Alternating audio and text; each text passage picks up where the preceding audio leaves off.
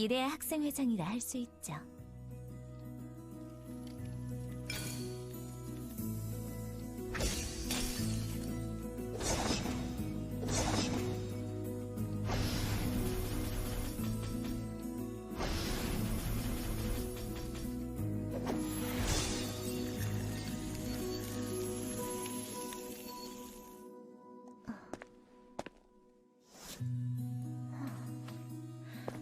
지도가 필요한 학생들이 꽤 있군요. 열정이 없는 학생은 시체나 다름없어요.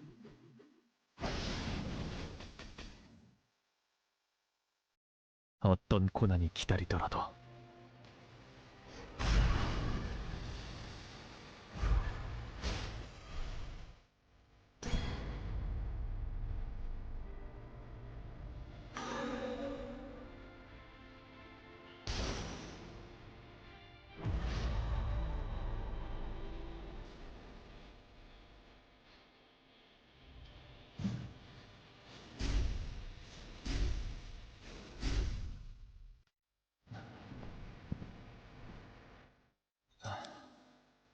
뜻대로 하소서. 이 또한 실현이라면 받아들이겠습니다. 나비를 벽에 고정하기 위해선 날카로운 핀이 필요했지. 이 죄인을 용서하소서.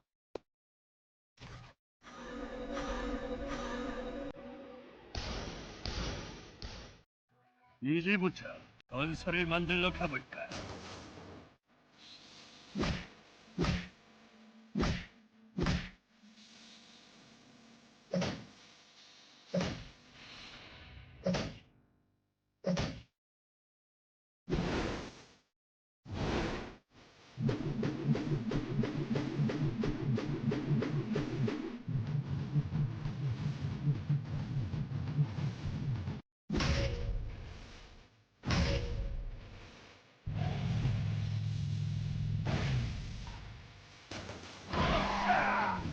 이 몸의 질주를 막을 수 있는 놈이 있을 것 같나?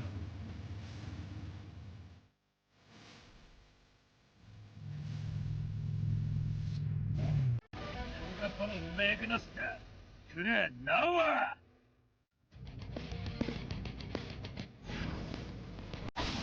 싸울 준비는 끝났어.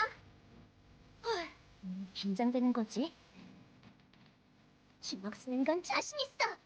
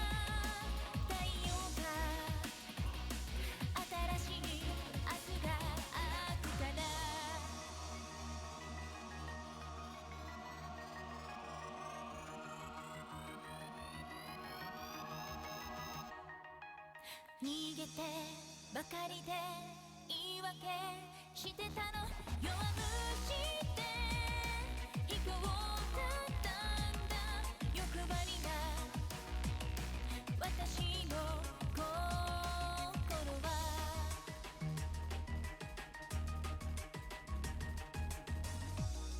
必ず守ろう何度も誓っても枯れてく心臓また火をつけて空から降る涙それは希望だ何度叫んでも答えないここで始まる絶えず締め付ける夜中にも朝は来るきっと来るから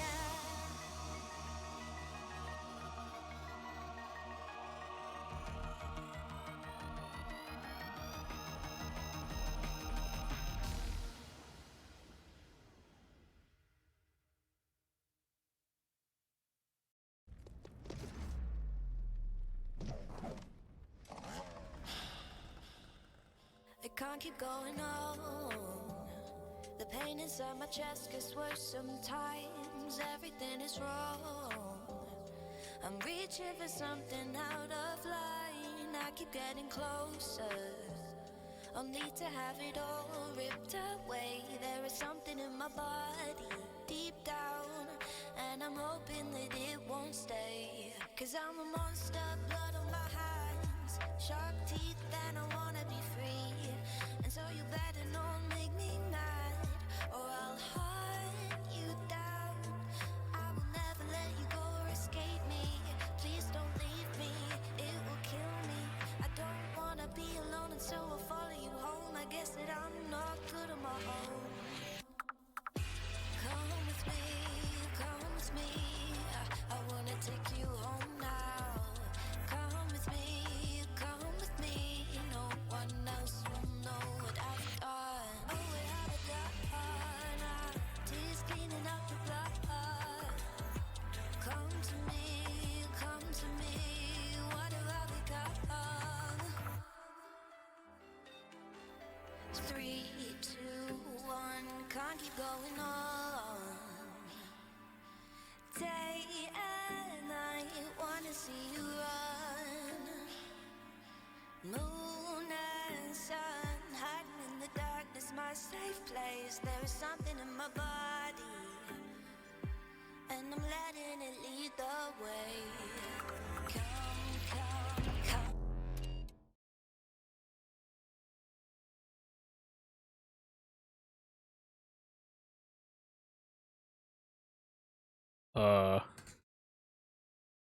Hi guys. I'm just gonna talk during the countdown because I don't know what else to do right now. So, hi.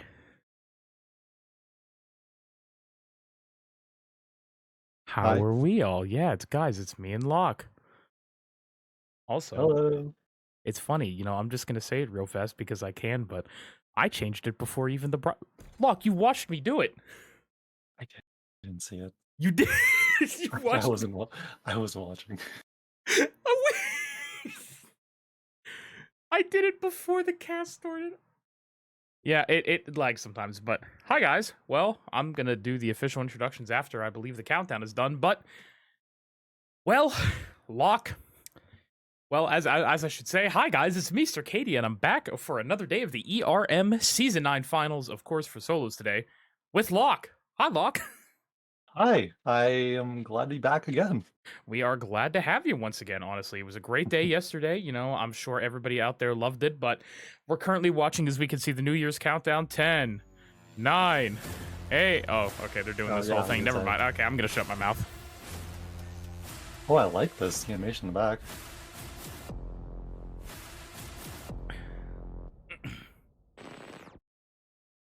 실험이 시작되었습니다. Yay, here we are. Okay. But, well, hello, everybody, once again, and welcome back to the Season 9 finals, of course, for your solo mode. We have our man up there presenting currently, but on the English side of things, it is once again Sir Cadia, your boy here, joined with the man himself, Mr. Locke. I'm going to take it over to us just for a while because obviously, we can't hear it nor understand him, even if we could, because Shuvi's not here. So, hello, everybody. Oh, we are back again for another day, and I hope you all are looking forward to it because, Locke, it is our final day of Eternal Return Early Access Competitive. Oh yeah, I can't wait. This is gonna be such a great tournament. Especially the big send-off tourney. Oh, man. Sorry, I had to turn something there real fast, but I am very, very excited for today. I was excited yesterday, but today's an even more monumentous day for not just me and you, but for the community as a whole, because everybody, like I just said, it is the final day of official Eternal Return Early Access, and I'm sad. You know what I mean, Locke? I am very sad. It's cathartic, I will say. That is the big thing. I'm going to take it back over to them real fast, because as you can see, there it is right there. Solo mode champion. We have everybody out there at the Daejeon Dream Arena watching. It's going to be a fantastic day for us. It's going to be so much fun. Like I said, I hope everybody out there in the chat, thank you all for joining us here today. I hope you all are. Oh, there we go. We have an interview. It's one circle. 여기 사람이 있어요. 나타푸나는. Oh, 사람이. 저는 에스텔 주로 사용하고 있는 What's netizen? 이라고 합니다. 안녕하세요. That's Manta's favorite. Magnani. One of my favorites too. I'm a big Netizen fan. I do love netizen, honestly. I was kind of sad not seeing him yesterday, but I'm glad I can see him today. Man, I'll let them talk for a second. In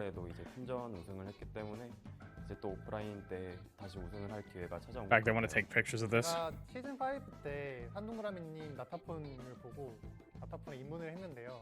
이렇게 If only Shuvi was here, but he's here in spirit, right? 감회가 새롭습니다. Of course, yeah. 근데 요새 좀 다른 실험체 많이 하시잖아요. And who knows, maybe Might be here Shuvi, later. yeah. Who knows, maybe Shuvi will be here later, guys. Eh? 강했던 것 같은데 제가 잡고 나서 수비적이기보단 좀 공격적인 이미지가 되게 강해진 것 같은데 이번 대회에서도 사람들 많이 잡으면서 좋은 모습 보여드리겠습니다. 사실 제가 LCQ 통해서 좀 흠맥에 올라왔거든요. Did Sir cry yet? Don't worry, I'll turn the cam on later. 실험 모고 1등에서 올라왔는데 준비를 많이 해와서 더 좋은 Yeah, and 모습 one big face that we didn't see yesterday, and I'm really excited. Other than Netizen, obviously. 보여드리겠습니다. One circle's here. 이번 두 번째 라운드에서 제가 우승한 장면이 제일 기억에 남습니다. That's Yeah. pretty exciting. Yeah, that's the one big thing. 그때 그 쾌감이 아직 Hold 기억에 on, 남네요. give me 저는 이제 1 second while these guys talk. 잘한다고 생각하는 사람 중 한 명이기도 하고 어떻게 할지 약간 경기 운영이나 습관 같은 것도 잘 알기 때문에 저도 이제 솔로 우승, 오프라인 우승 한번 해보고 싶을 텐데 마지막이지만 이번엔 내가 Circ, 네, 아기 막내는 translate 좋아서 for us. 개인적으로 꽤 Yeah, let me 이제 저 let me get that going. 헬기 호출이 있는데 I can do it, right? LCQ에서 경험했거든요. Oh, 그때부터 이제 좀 Fuck, look. 파이널에서 제가 영정 사진 한 번쯤은 Oh my God. 찍어드리겠습니다. 네, 이번 넷플릭스 보셨을지 모르겠는데 사이렌이라는 프로그램이 있거든요. 섬에서 서바이벌 하는 프로그램인데 이번 루미아 섬에서도 제가 소방관으로서 최종 우승 해보겠습니다. Shuvi, give me some pointers here. Okay, well, there of course were a few of our players here today to be able to play for us. And also, I figure I'll take it over and actually we'll go webcam for once, Locke. Locke, I don't think is gonna join me on the webcam endeavor. Unfortunately, don't have a webcam. That is okay. I Don't would worry. if I could. But yeah, as you guys can see, I'm here. I promise. I'm a totally real person. We just never actually use our webcams, which may but that's okay. It's okay. Don't worry. We have the VTuber over there, as you can see, the PNG tuber, along with a real person. We're covering all the boundaries. All the demographics, you know what I mean? Exactly. Of fandoms, you know. exactly. Yeah, it is an exciting day, Locke. I know I'm ready for it. I talk about it all the time, but this is this the part where I get to actually start crying for once and, like, I just start bawling my eyes out?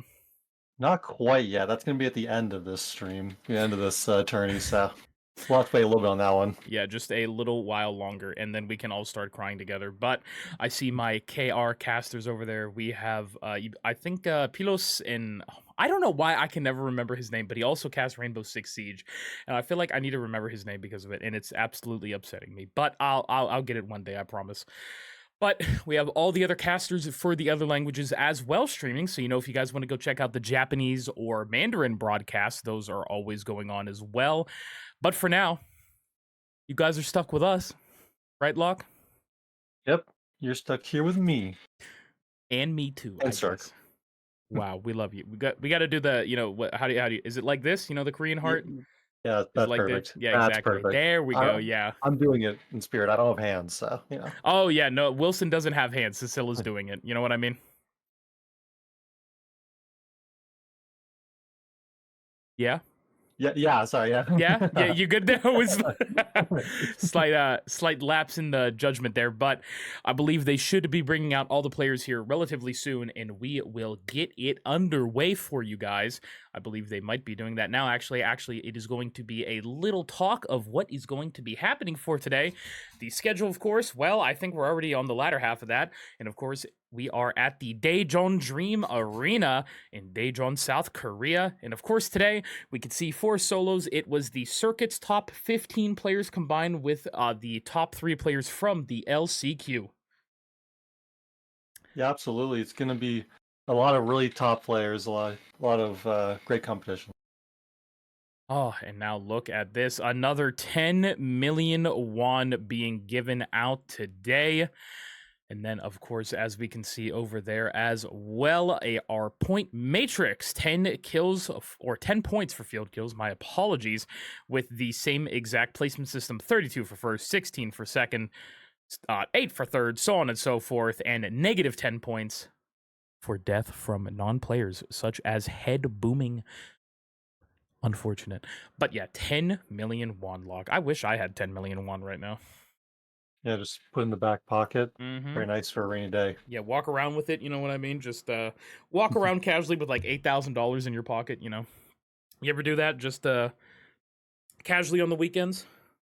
I don't do it enough. I might start doing that though. Yeah, walk around, just be like, "What's up, guys? I got 10 grand. Come find me." But like I said, it is going to be a very, very fun day for the both of us. I still can't believe it's the very last time we're going to be casting during early access. No, it's quite surreal to think, especially when you think about how much of a change the game is going to go through going into the 1.0 release. It's going to be such a big change, and we're going to be seeing so many differences going on. It almost feels like a whole new game. So yeah, it essentially is going to be a whole different game. I honestly am still I don't know how, some of the changes, like I said, I'm kind of iffy about it, but from what most people said, the testers that got to play a few days ago at the Nibble Neuron headquarters over there in Seoul, they all said it was super fun. They had a great time with it. So, it gives me optimism. You know what I mean? I am optimistic over here. I am not a doomer. I'm a hoper. You know what I mean? We are hopers in this chat. Hopium. The hopium has been strong. I've been here for almost 3 years through all the ups and downs of Eternal Return, and I am still here. It's time. We're going to go crazy. Absolutely. Straight to the moon. Straight to the moon, baby. We're getting on the rocket ship tomorrow. Me and you, a one-way ticket to the moon. It's going to be fun. Yep. We're going to be casting the 1.0 tournaments from the moon. Bit of a spotty connection, but no, it's okay. We're building the infrastructure currently, the deep rock technology there required on the lunar surface for us to be able to have a light speed connection back to the Earth. Gigabit.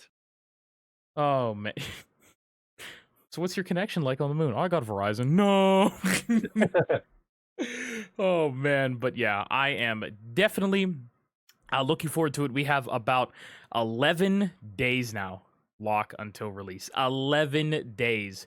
Can you believe that? 11. That's what? 264 hours we have left until release. We just have to count them one by one. Yeah, and it's crazy to think, especially how few days we have left to even play during this season. Mhm. Right? It feels like it just, through all the journals and everything, we've been getting so much content to look at. Time just kind of flown right by. Yeah, there is going to be, I believe, another dev journal on what is it, Tuesday, regarding the new crafting and boxes or whatever you want to call them, like I said yesterday. But I'm really wondering, the big thing is how they're going to get the rest of these out in time, because there's too many dev journals and not enough days left. But I believe we were talking about it. I don't know, my days are blending together. I don't know if it was on the desk yesterday or if we were talking about it just in Discord. But I believe probably during maintenance they'll release more of them, but at the same time I feel like they'll just do patch notes.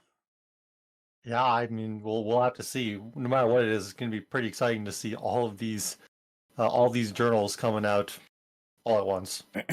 But now look at what we have here, Locke. We have all of our players being introduced up there on the stage. Man, it was such a great introduction yesterday, and we only had 9 teams, but now we have more people today, and I believe that is Mr. Soul Dobby coming up there on the stage, our resident Luke and Johan player. Let's see who pulls out the Johan. Hopefully, I want to see it. The Ahi Pokey cosplay, clearly, of course. I know Soul Dobby's been watching a lot of her gameplay, but Pokey, we love you out there. Our favorite NA Johan to the moon, of course. Absolutely. We'll see if he pulls the Johan, makes a bunch of traps in Pokey's name. Of course. And now let's see. I love watching all the people back there run. Yeah. And now let's see, who do we have coming up here on the stage? That is going to be the Estelle man himself, Netizen. He will be coming up here representing, like I said, probably Estelle here today. It's probably all he's going to play. And as we can see there, 12th place in Masters 16 with 2nd place in LCQ there. So, of course, that will let him be our 17th seed coming into the solo finals. Absolutely. And it's crazy to think that Netizen, such a, almost like a storied player, I want to say. Yeah. But such a, fan favorite, is only the 17th seed. Really goes to show the amount of competition that is here with these different just players. You know what I mean? There is so Absolutely. much riding on this. And now let's see who we got coming on up here next. Raph won't tell me just yet. I need to see the board. I need to guess. Magnani? Oh, yeah. Magnani. Yeah, I was trying to think, like, it's fire. I couldn't, I didn't see the underscore at first. I was like, is that a giant L or what is that? I was like... But yes, it is Magnani joining us up here in the 16th seed, 13th place in Masters number 16 with 1st place in the LCQ. Great job to Magnani. And what a performance from yesterday as well. Just the whole of Team Fire, I must say. Absolutely. I mean, I remember when he came in, it was like a whole different team. And now coming up next, I believe it is going to be Pokpo here, our Leon player there from yesterday. I believe he was playing a lot of Leon from what I can remember correctly. Duck diving all over Lumia Island. We have him waving to the audience out there. Look at him flexing those guns up looking there for us. Yeah, look at my man. There he is up there. We can see 11th place there in Masters number 14 with 130 total circuit points, allowing him to be here for the ERM finals. Yeah, Puckpo is going to be showing off his guns there, and he's going to be using those to punch a few people with the Leon. Oh yeah, I'm excited for it. The cannonball hitter. And now let's see, coming up next from what I can see, I believe it is going to be your resident Carla player. Does he have the crossbow with him? He does. Oh my gosh. It's Alto himself coming on stage with the whole crossbow. Wait, he has Carla's crossbow. Wait. That is incredible. What a man. He's going to shackle me down to the ground and force me to cast these next 8 games. Look at him up there. What a wonderful entrance. I love it. That's incredible. I love to see it. I can already hear it in my head as I see Intro talk about it in the chat. It's gonna sting a little. It's gonna sting a little. It's gonna sting a little. But I love Min, Carla's voice actor. They are a great person. But Min, as you know, it's gonna sting a little. I don't know if you're ever gonna watch this, Min, but we love you out there. I believe coming up next, we do have Violet, who will be our what is this? My brain, I cannot count in my head right now. I believe 13th seed, if I am not mistaken. Yes, 13th seed. yeah. Yes, my brain hurts there for a second, but look up. Well, there's Violet. Okay. Reserve the chair. Looks like they're not able to be here with us today. I guess they will be playing from home, as far as I can tell. Is Violet a KR player? Probably. I don't know, actually.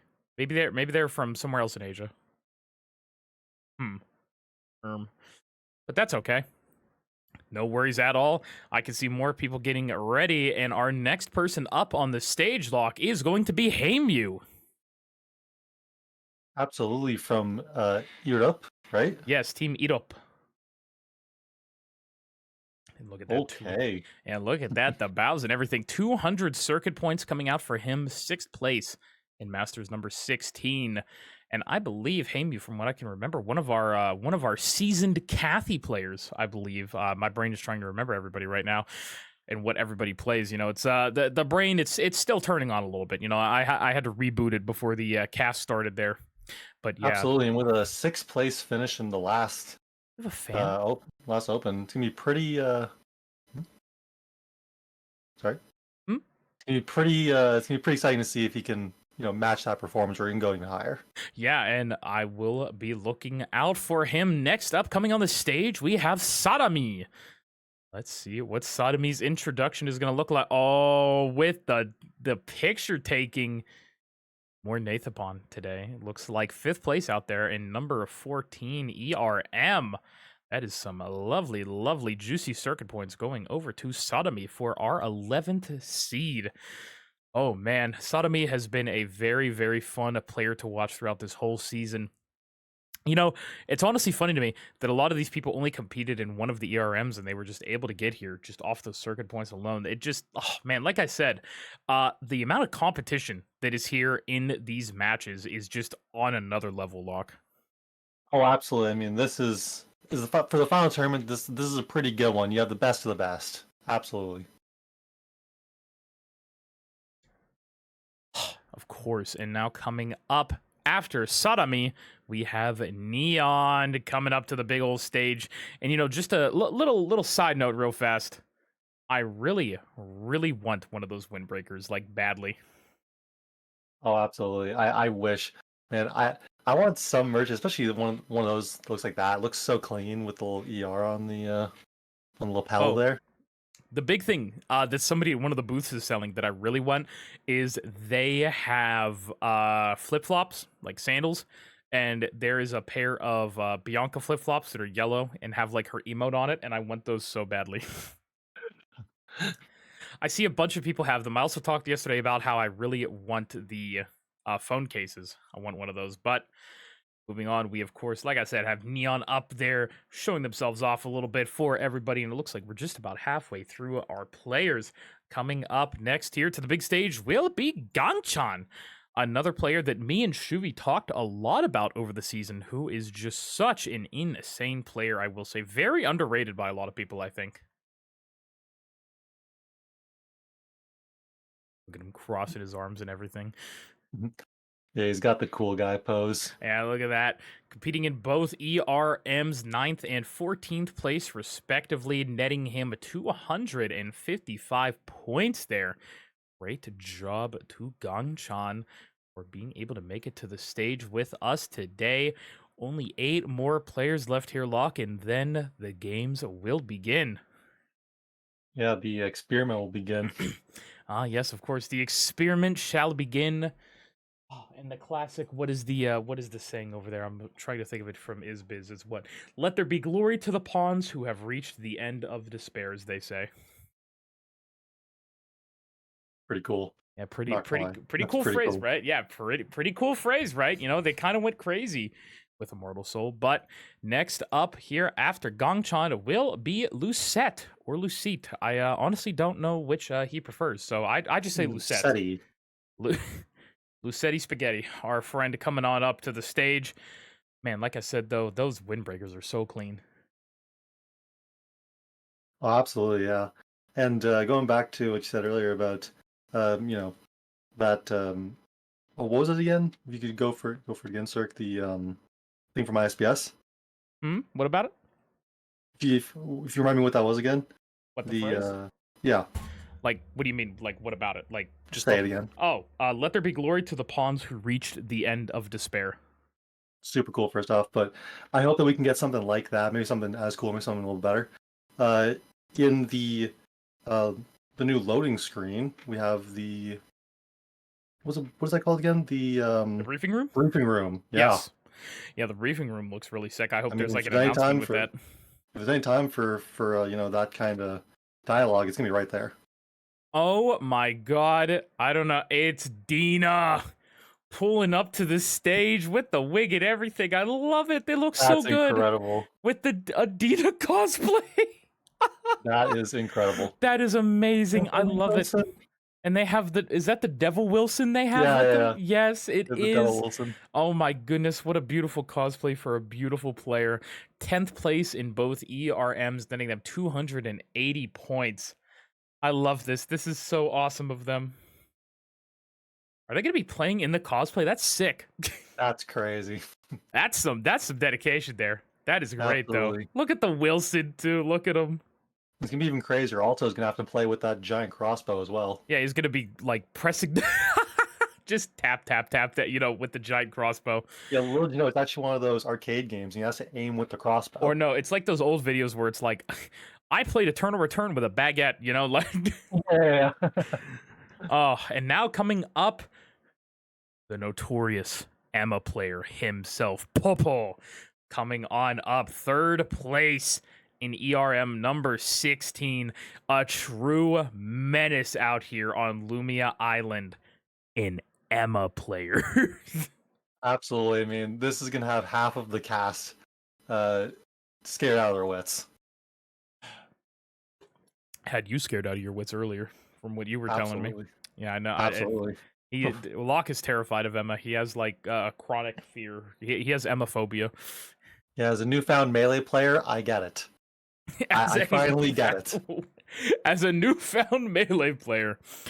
Oh, man. Yeah, look at that. I've never quite realized it until I fully shirked off all of the ranged portions of my characters and just gone Melee. Well, Locke coming up next, our 5th seed player will be JCP, who's going to be coming up on the stage. I believe we're going to be seeing the walkout there. It is JCP coming up on stage. And I believe we saw a few games of JCP yesterday as well from Team Irop. Oh, absolutely. I mean, that's the resident Fiora player, no less, right? Yeah, exactly. Fiora Gaming. Look at my man there, stanced up, ready to play his game today. 7th place in ERM 14 with 9th place in ERM number 16. 340 total circuit points for our man there. Absolutely. And, you know, those are some pretty impressive placements, very high placing constantly. So, you know, all it takes is one lucky break while being consistently good player, and you can jet yourself right up there into first. Oh man, only a few more players left. Like I said, it's getting closer and closer till these games start. Up next, the resident Rozzy player himself, Locke TNT. Let's go. Where's the Rozzy cosplay? Where's the Rozzy cosplay? We saw the Rozzy cosplayer in the crowd. If only they would have, you know, maybe they could have like Swap places. just swap for a while, you know. TNT's just in the crowd with a just be like, "Hi guys, it's me." Oh man, but yes, with a little sign. Our 4th seed player, 2nd place in ERN number 14, which I remember he absolutely went crazy that time. 350 total points going over to him. But yeah, his Rozzy is incredible to watch. Him and Sad Hand are some of my favorites ever to watch play Rozzy. Oh, absolutely. I mean, a good Rozzy is just so clean. movement all over the place. You can't track it. It's just you're just getting melted. Agreed, 100%. And now going up to our third seed, Mr. Locke, we have Eliso, who I believe is about to come up. I can see them all waiting there in the wings. Let's see, are we going to have Eliso come out there? Oh, my God. The Drip King himself with the Adela cosplay. Eliso, the man who is going to checkmate Lumia Island. There he is. Look at that. I am here for it. 445 total circuit points coming out from Eliso. Look at our man. He's a little shy, a little nervous up there. But you know what? If I was going up there, as confident as I am, I'd still be a little bit nervous. You know what I mean? A little bit embarrassed with the swing, but honestly, the cosplay, he knocked it out of the park. He should have brought out like a golf ball or something and just like tapped it, like it's like golf, like just putted in. But of course, Locke, after Eliso, we only have 2 more players left. And dare I say, these players need no introduction, but I think we have to. We have to do it anyways. We all know who's going to be the next couple players. Of course. Coming in, your second seeded player, the man, the Demon King of Lumia himself, Mr. G-Work. Locke, like I said, does anything more need to be said? Oh my God, he has the cat. The cat. He has the cat on his pocket protector. It's perfect. But yes, ladies and gentlemen, it's G-Work. Again, what more do I have to say? The king himself. So, what does it say? Sali Cha-Cha? I love it. Of course, the handsomest man himself, G-Work, coming out here. He is going to be playing for us today. An absolute legend. I wonder what we're going to see from G-Work. I mean, he's been such a great player across so many picks. He was playing a bunch of Adela yesterday. Who knows what he's going to be pulling out today? And Locke, there's only one more player after G-Work we have to talk about. Would you like to inform us of who we're going to be seeing walk up on this stage? Well, I mean, it's got to be the one, the only. Can we get a little walk out first? I mean, it's such an incredible player. Of course. I think we all know who it's going to be. The bomb expert of Lumia, the man himself. Feels like the camera expert too. The camera expert as well. Yeah, the photographer, the man, the myth. We talk about how G-Work is the Demon King. This is the man always vying for his throne. Coming in at your first seed for Season 9 with 530 total circuit points. 1 circle. The man himself.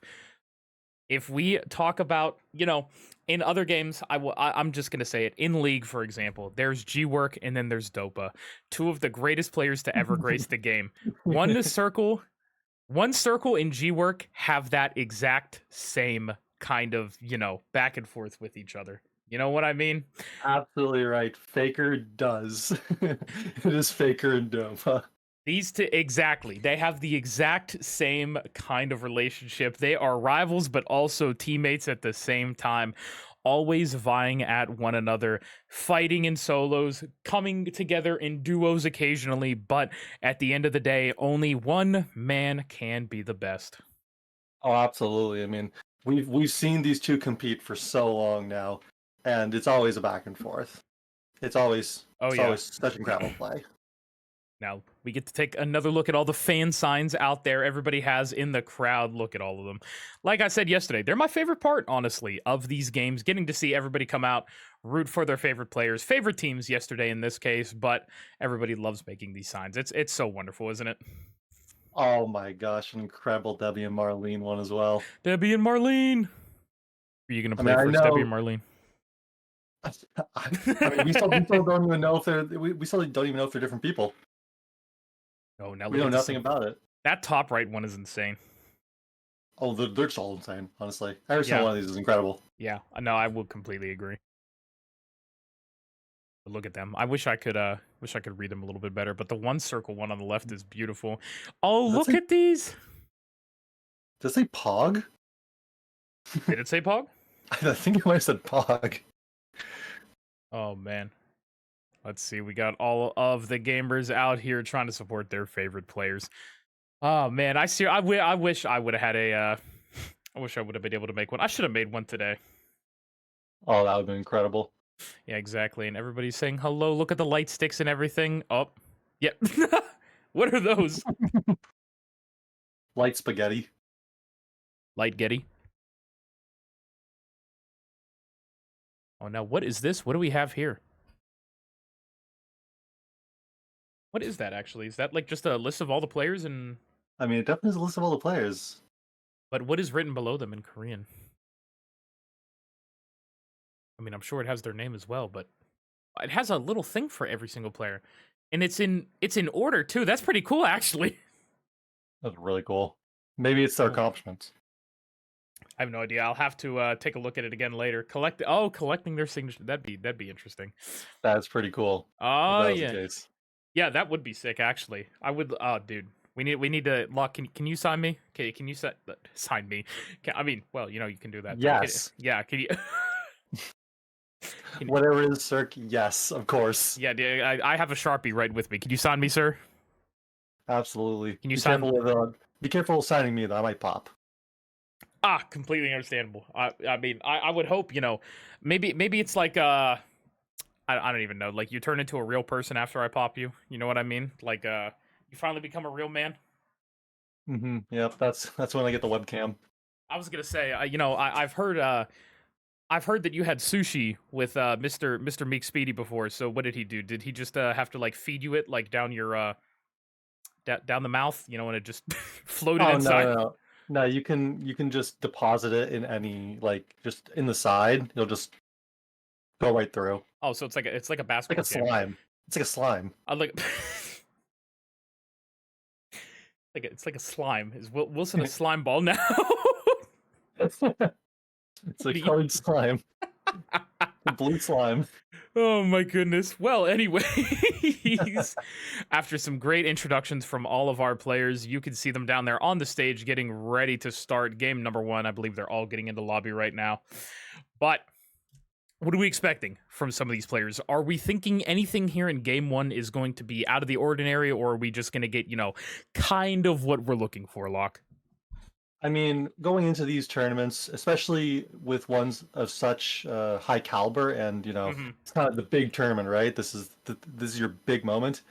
The nerves have to be high. Oh, of course. Whenever the nerves are high, you gotta buckle down and play what you know. And I think we're gonna see a lot of comfort, especially at the start. Yeah, and look at this. It's a lot of what I am expecting. One circle? There's no way. Was he just doing it to be nice, you know? Oh. Is it gonna be a Tazia game for him? It's actually looking, yeah, a lot of what I expected. Sol Dobby actually going off of the Luke and going on to Mai for our game 1. Has he been playing a lot of Mai? I'm trying to actually remember. I am not sure, but it's definitely interesting. She's definitely a strong pick. Oh, look at that. He is chilling. I love it in the cosplay. It is beautiful. Oh, man, Athena looks so good. Incredible. And look at the Wilson on the desk, too. Oh, that is wonderful. We can see G-Work over there at the computer as well. Goated PlayStation right there. I was just going to say. Yeah. Yeah, that's what I need that. I need some kind of ER figure on my desk. Like, I have the boar, but the boar's not enough. You know what I mean? I need more than the boar.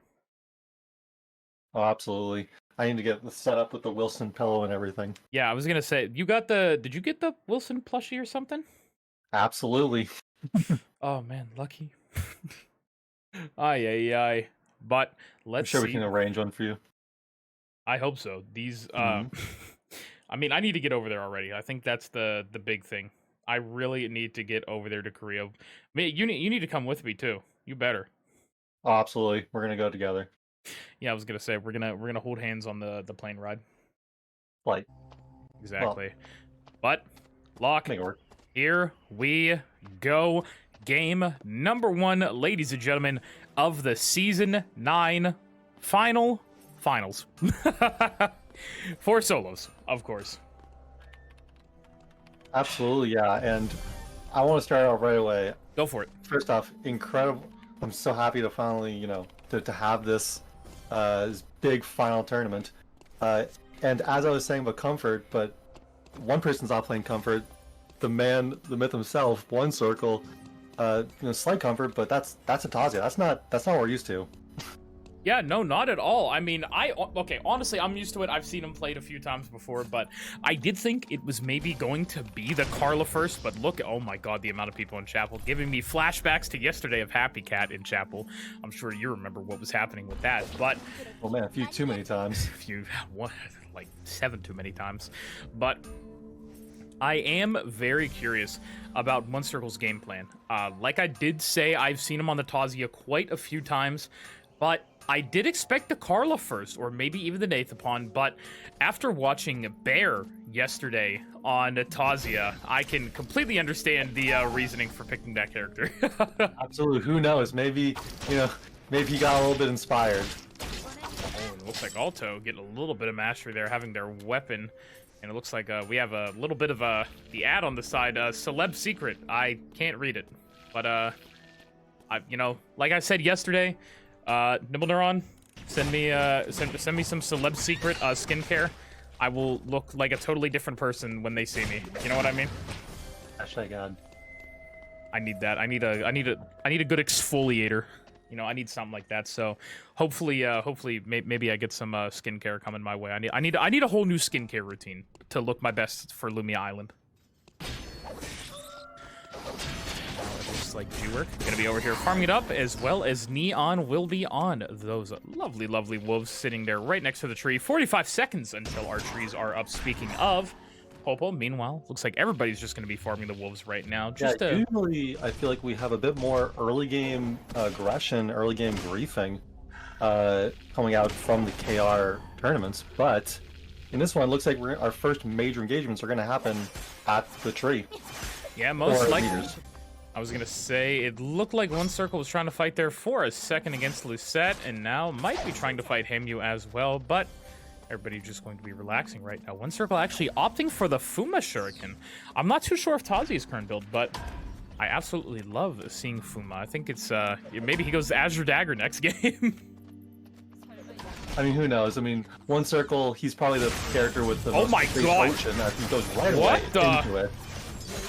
Wait, is he actually going to keep going, though? I think that was his first dash. No, it looks like it was his second, actually. He absolutely blew up Neon, though. That was disgusting. Neon was forced to ult away there. And it looks like he's going to go grab a camera real quick, probably stop the tree. He wanted to put a camera down to make sure no one's coming behind him. But Aliso gets the tree. Yeah, Aliso able to just grab it. That is so great for them. Neon losing out on 10 seconds of timer, but it's Barbara. Lock, come on. We're going to be able to see more timer. If they get a few kills, it'll be fine. You know what? It's like a wash. I mean, absolutely. I mean, Barbara not only needing the timer, just needs to be able to kill someone. So much kill pressure coming through on that character. People running away from her. Now looks like set up here. Oh, we have a battle of the Fioras. They're just getting... Lisette, unfortunately, you are lower health. I do not think you win this, my friend. Oh, this is... Oh, they miss! JCP missed an important skill shot, unfortunately. And I think that's going to be Lucette getting out of here. That was so insanely close. Neon Absolutely. There's a lot of poking going on there, but it looked like it was an all-in. Neon as well trying to fight Dina, our resident cosplayer over here, in the pond, but just was not working out. Looks like now Dina's going to be fighting One Circle. Stun not coming through, but just a little bit of mastery there. Magnani also getting that Arcana skill, that VF... What is it called? VF Distribution. Disruption? Is it VF Disruption? I don't know, somewhere around there. Has a very long name, honestly. But now another fight.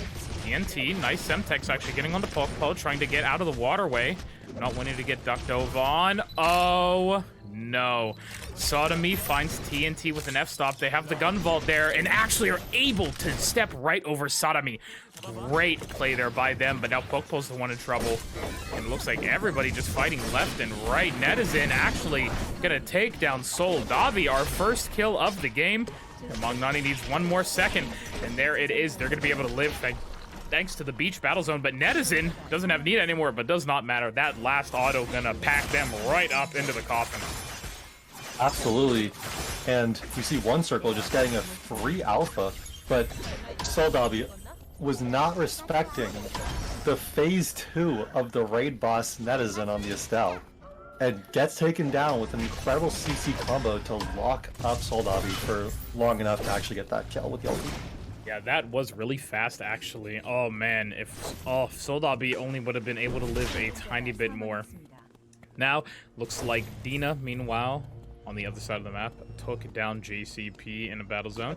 Pokepo now just trying to rest on up, trying to dodge out on a lot of this damage from Netizen, who still does not have that ultimate up, so it is going to be a while. This is Netizen's time to fight, if anything.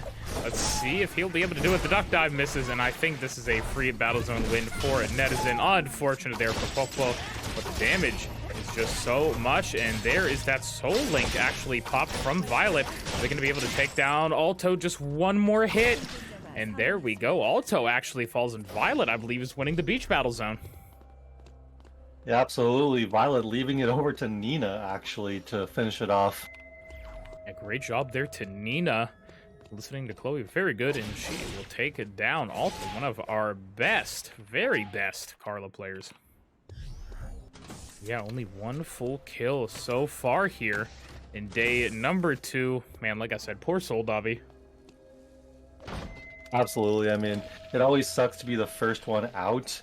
We'll have to see if Soldabi wants to rethink his strategy. Maybe he's gonna pull it back, just play it better, but who knows? Oh, As one circle goes really aggressively, but it's into the shield. and now Neon actually looks like, oh no, I think that is gonna be a free kill right there for somebody. Gangchan gets found out by G-Work. Neon, meanwhile, I believe called something in from the kiosk there.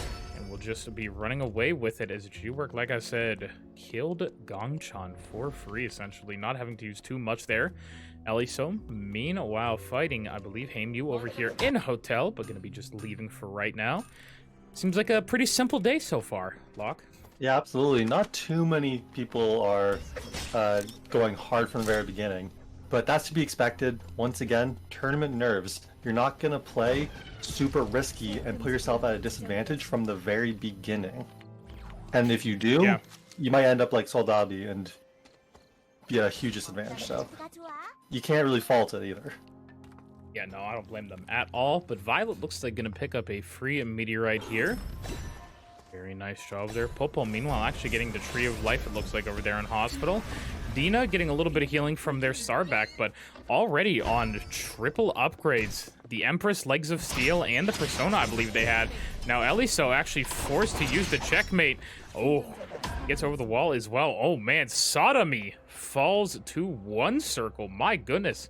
Picking up a Tree of Life from him as well. Magnani, meanwhile, popping the ultimate down in Factory. Looks like people are starting to kick into overdrive here. Yeah, and I mean, we have... Oh, quickly, JCP is getting run down now, actually, by Popo after missing their ulti. Oh, yeah, man. Could have been very close there, actually. Let's see. Popo still has that Surf's Up available if they need it. But now, back up to Temple yet again. We have our Star Forger running around. Dina actually has the Persona already going into this Omega. Yeah, that is kind of insane. I wonder what her next upgrade with the Force Core will be. Possibly a Holy Orders? Holy Orders. Yeah, that's what I'm thinking. Yeah. I mean, Holy Orders is going to be so good in the solos mode. You're going to have the ability to negate some matchups. I mean, Holy Orders into an Adela is a really, really important thing. Can't get queened, so we have to start the fight out a different way. Now let's see. Speaking of fights over here, Ellie, so unfortunate. Has the Queen actually. Nice knock up there onto G-Work. Good disengage, but we're gonna back off now. And here we go. Dina versus one circle. My goodness, the damage from one circle. That is a massive upgrade for him as well, getting that persona online for free, essentially. Now, Popo gonna be fighting Heimu here. Surf's Up, like I said, still available.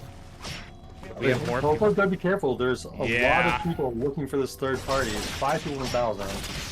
And now Alto barely just living thanks to that battle zone.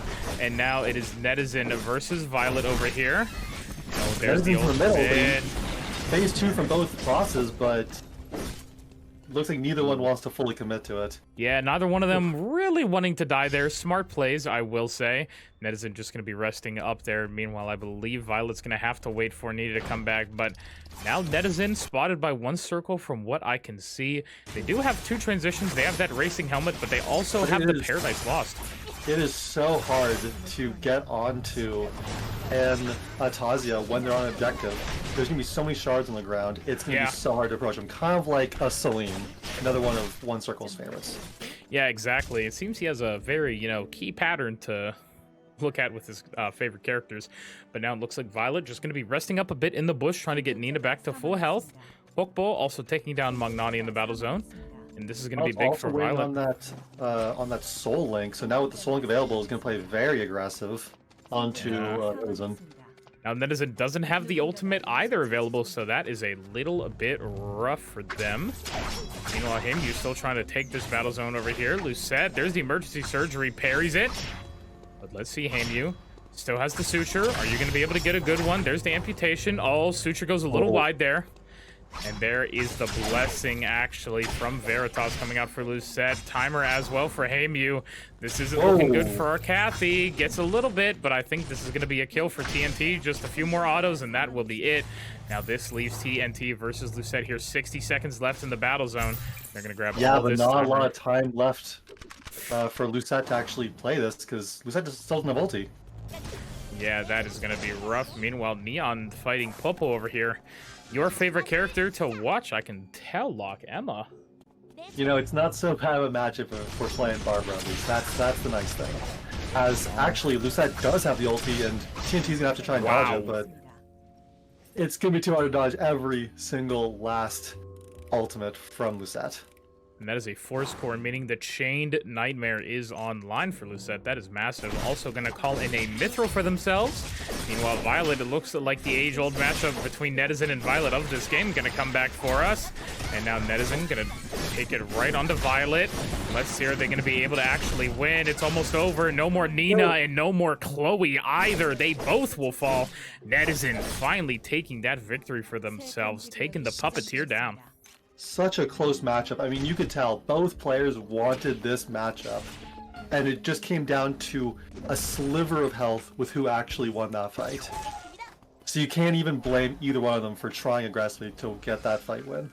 Yeah, both playing it very, very well, but unfortunately, therefore, Violet Netizen was just the victor in the end. But still, like I said, well played to both of them. Absolutely, as now we see Lucette, you said, with that Force Core Amp 2-hand. Chain Nightmare, the new Amp 2-hand weapon. Such a scary weapon. It's got so much damage.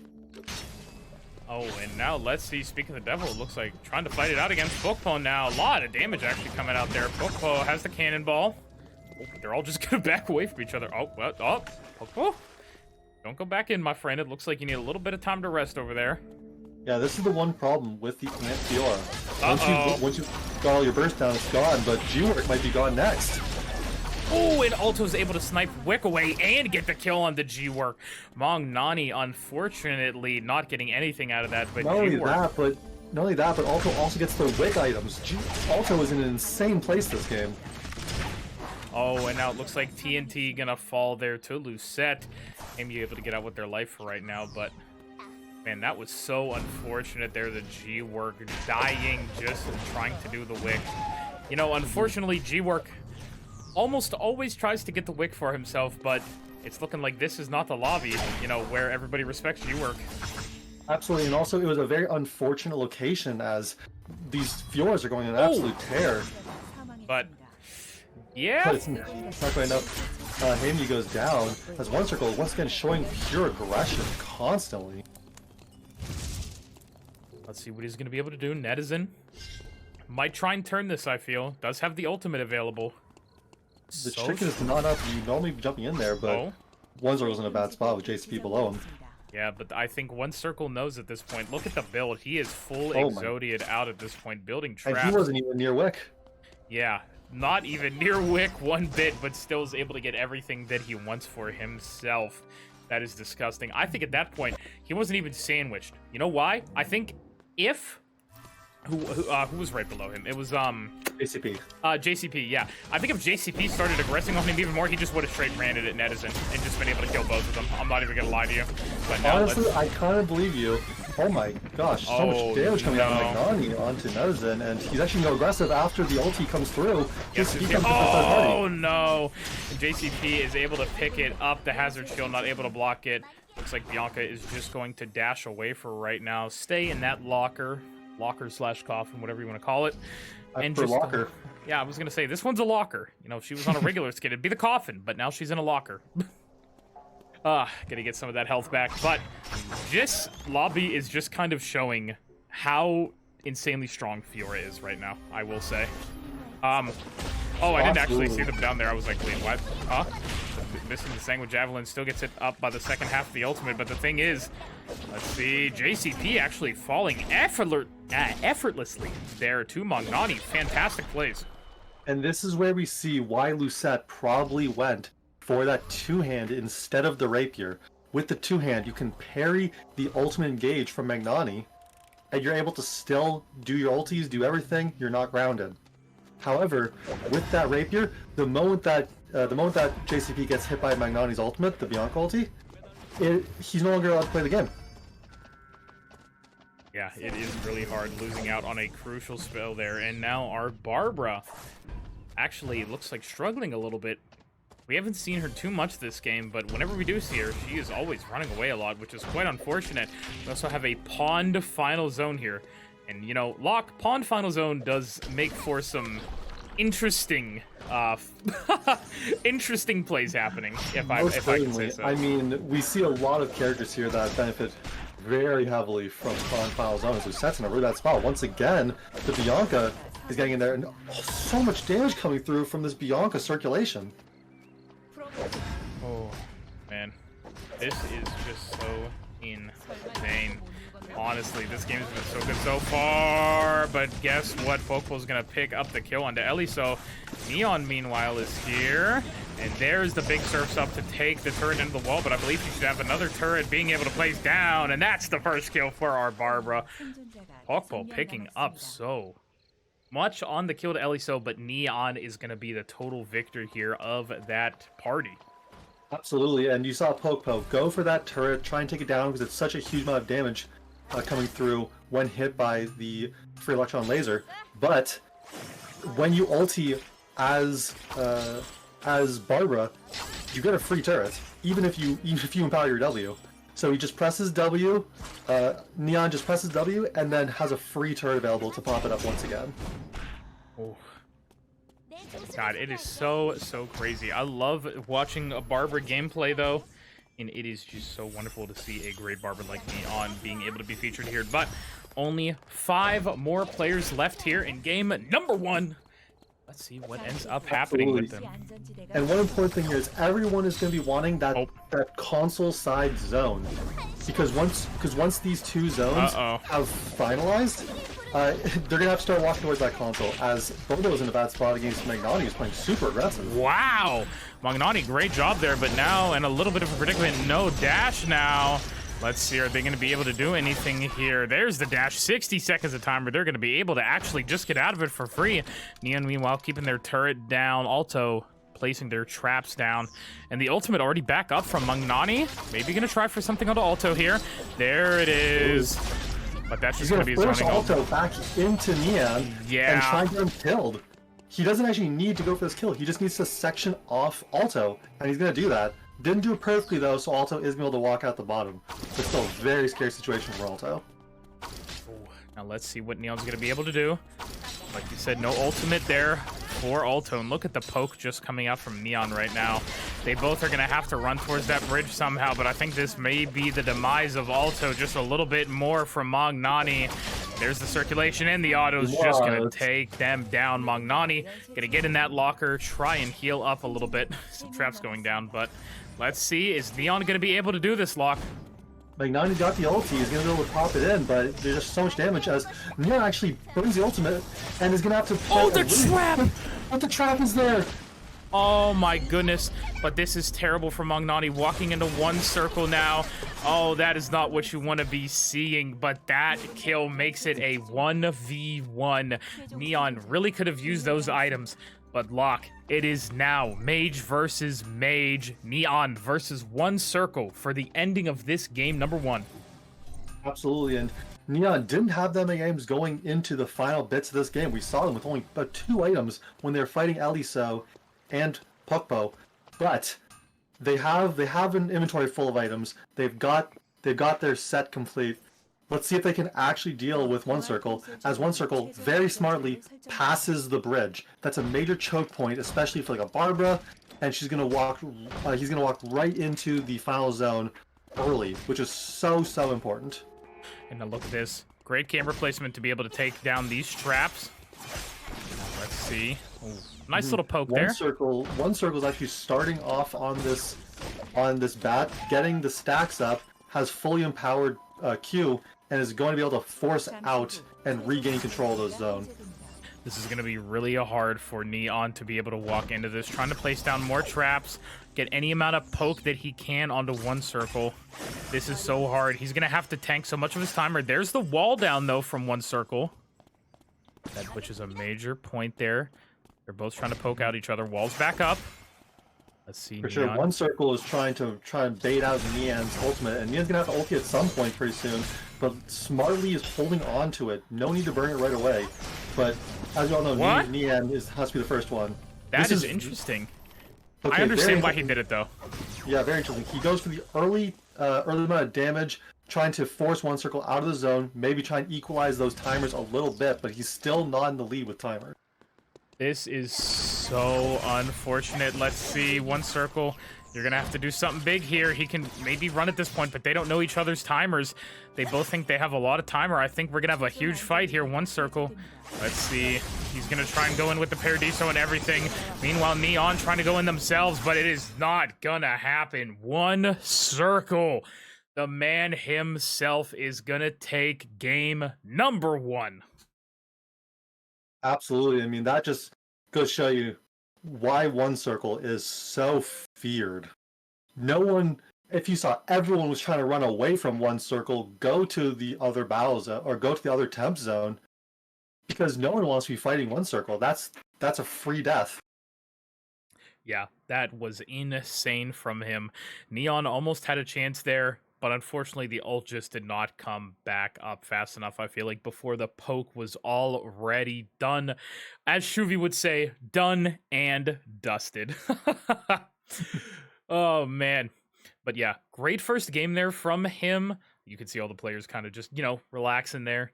But game number 2 now, I'm wondering what is going to be his angle, if he's maybe going to go Tazi again, or if we have something else coming out from him. Neon, I feel like most people are going to be staying on their picks for most of the game.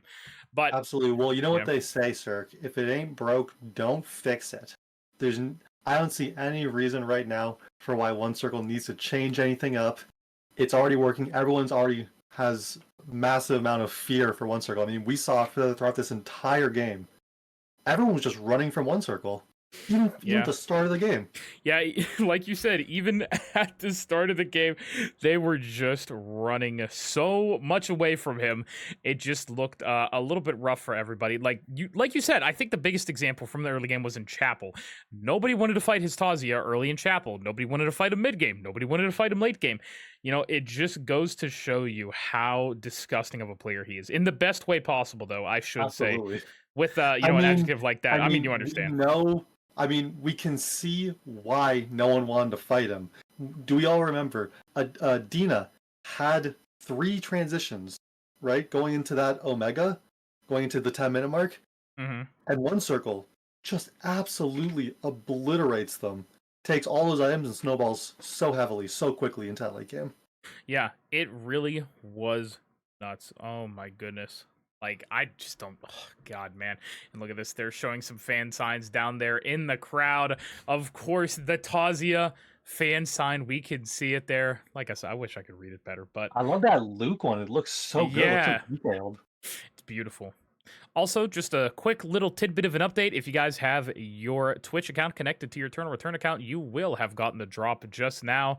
Or, well, you can connect it even after you got the drop. Everybody got the drop. So don't forget to go claim it in your Twitch inventory and be able to redeem it in-game for something. I don't know what you're going to get, but, well, you know, you can come back and yell at me if you get something bad. Because I'm the one that did it. I made the balls, surely. Yeah, yell at Cirque. Don't yell at me. Just pass by. Just me. I can be your punching bag. It's okay, guys. But even more so, my man was surprised he got up on screen. But we have another little poster for support over there.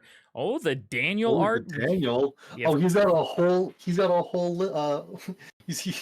a bunch of them on his lap right there, ready for any situation. Oh, look at that. Yeah, honestly, he has them already. Just maybe he has 18 for whoever wins. You know what I mean? That's exactly what I was thinking. Yeah, exactly. When one circle wins, he pulls up the one circle. When G-Work wins, puts up the G-Work. You know, I love the chat there. Cirque balances the game, gives out drops, and casts so busy. Yes, if you know, your Steam reviews need to just say, you know, Cirque did this. You know what I mean? Oh, that's like, cool. Is that are those signatures? I think it is. That's cool. Oh, look at this. We have a jersey as well. And look, yo, my man's getting up. Show us all. Yo, hold on, he's putting it on. Oh, I see a neon fan sign behind him as well. Yo, Yes. I love it. Oh, the Wilson as well. Look at how adorable. Oh, I love the Barbara in the background too. I mean, everything's so incredible.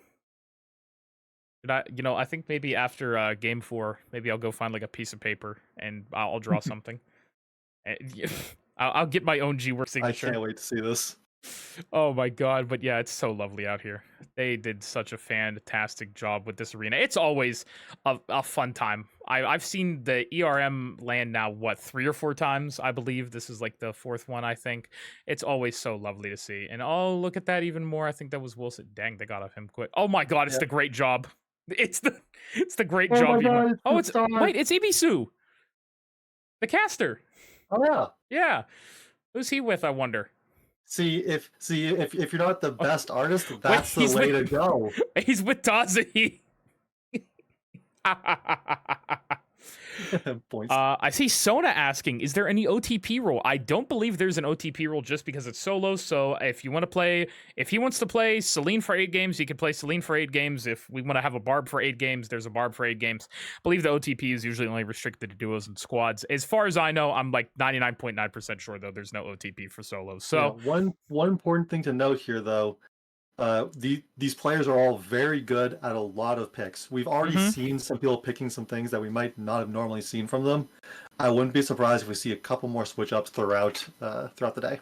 Somebody else did say that Soldabi actually played more Mai than Luke this season, which was really interesting to me. I also hear, are all the players Korean? As Kwong just answered, there is one non-Korean player, which is Violet. I'm not sure where they're from, but I know they're from somewhere else in Asia, but I am uncertain of where. I know a lot of... I don't actually know where he's from. I'm trying to remember if I can think off the top of my head. But, I'll see if I can find out any more information on that later.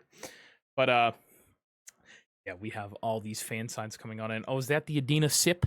You can see the good old Adina, I love that one. Adina Sippington. Absolutely lovely. Dang, that guy's not. Oh wait. Oh yeah, he's up there. Dude, that was actually, in the bottom left. Look at him. He is clocked. Oh my god. Who's the player that just got absolutely one shot the hardest by one circle? Jeez. Try to think back. It wasn't Neon. Magnani was already kind of low. God, I don't even know. Well, whoever that was, I think we found him. That's gonna be. Oh, dude, that guy in the top is in his uniform. He's clocked out too. He's tired. He's tired. Okay. Our poor boys. Yeah, they must be tired. I know. Poor Dodo must be tired as well. He didn't sleep at all last night. He only slept on the bus from Seoul to Daejeon. Oh, which is man, I wish we were over there seriously right now. I keep talking about it, but like I can't tell you how much I envy these people. The fact that I wish I was over there. You know what I mean? Oh, absolutely. I mean, it would be such a cool experience to be there live in person. I mean, even just as a spectator, but to be like cast there with everyone in the arena as well would be such an incredible experience. Literally, I feel if me, you, and Shu, dude, imagine the TriCast there. You know what I mean? Like, Oh, that'd that be would so. go turbo. Yeah, if we were on a desk like that, I believe for LCK, they have it on like the left side, like they have the Korean cast, and then on the right side they have the like the English cast. I was like, man, that'd be so cool. Just, dude, imagine me at suits and everything. You know what I mean? I was just gonna say, are we matching suits? Of course we're matching. We got to match ties at the very least. You know what I mean? I think that's the big thing. But Let's there's, just go the whole 9 yards. Let's match cosplays. yeah, I was gonna say, there's one thing they'll never take away from me. I'm wearing my hat. They will not take away the Cirque hat. Nobody will ever take away the Cirque hat. So we It's just gotta find you. We just gotta find you matching attire for the hat. and according to what most people know me by now, I have to come with like a flag behind me. You know what I mean? I have to come like wrapped in a flag. You know what I mean? Like, I always have a different flag behind me on my wall, so I feel course, like if yeah. I go, I have to come wrapped in like a South Korean or an American flag or something. You know what I mean? Just get a flag to represent all of NA. Oh, isn't that Just get that one guy's. Little banner thing from yesterday with NA represent. Oh yeah. Yeah. The NA Fly represent. that above you. That was great, honestly. I'm trying to see. I told Dodal, and if you guys don't know Dodal, he's a Korean caster. I said try and get on the camera. I said he should go make a fan sign that says like North America, let's go or something. You know what I mean? But we did have Windy there yesterday. I know maybe some people missed him on the cast, but he did actually get on the camera. He was in his uniform yesterday, and he, little lore there. Yesterday, we were talking in my Discord, and he told me he had to go back to base yesterday. Because for those of you who don't know Windy, Windy used to be one of the GMs at Nimble Neuron for the English side of things, and he had to go to the military, right? And he's still in the military till next February. And he he went back to base with a bunch of ER merch, and they almost took it away from him. Oh no! Because it would have been deemed inappropriate, but he almost got his stuff robbed. I felt so bad. But now we can actually take a look at the replay here of game number 1. A lot of good kills, got a lot of good early aggression from these players, huh? Oh, absolutely. I mean, as we saw the first kill onto Soldabi, who knows? Maybe that was Soldabi who's taking a quick nap after game 1, trying to reset himself in the stands. Oh, and now here was another kill as well. Violet going down to Netizen. That was such a fun fight to watch, honestly. I absolutely loved it. Absolutely. I mean, we saw one of our Titans, G-Work, going down on that wick, as you said. G-Work, big wick contester. Big, I want to say, not coin flip, because I don't think it's a coin flip when you're talking about G-Work. But he's definitely a risky player. I will completely agree. G-Work is another player I thought was going to go further here in game number 1, but as we saw, he got really just caught out there. Oh my god, what was that? Did you see that? Oh, I saw it the first time, and it was insane. I mean, the frame there for a second, it just like dragged. It was like, I don't even know, but that just looked funny. Yeah. Or Eliso as well, getting the good old sandwiched up here, but then of course Neon was able to take this fight against Popo. But yeah, no, really surprising that G-Work actually got caught out at Wick like that. I think he's so used to in these tournaments, a lot of people just leaving him alone.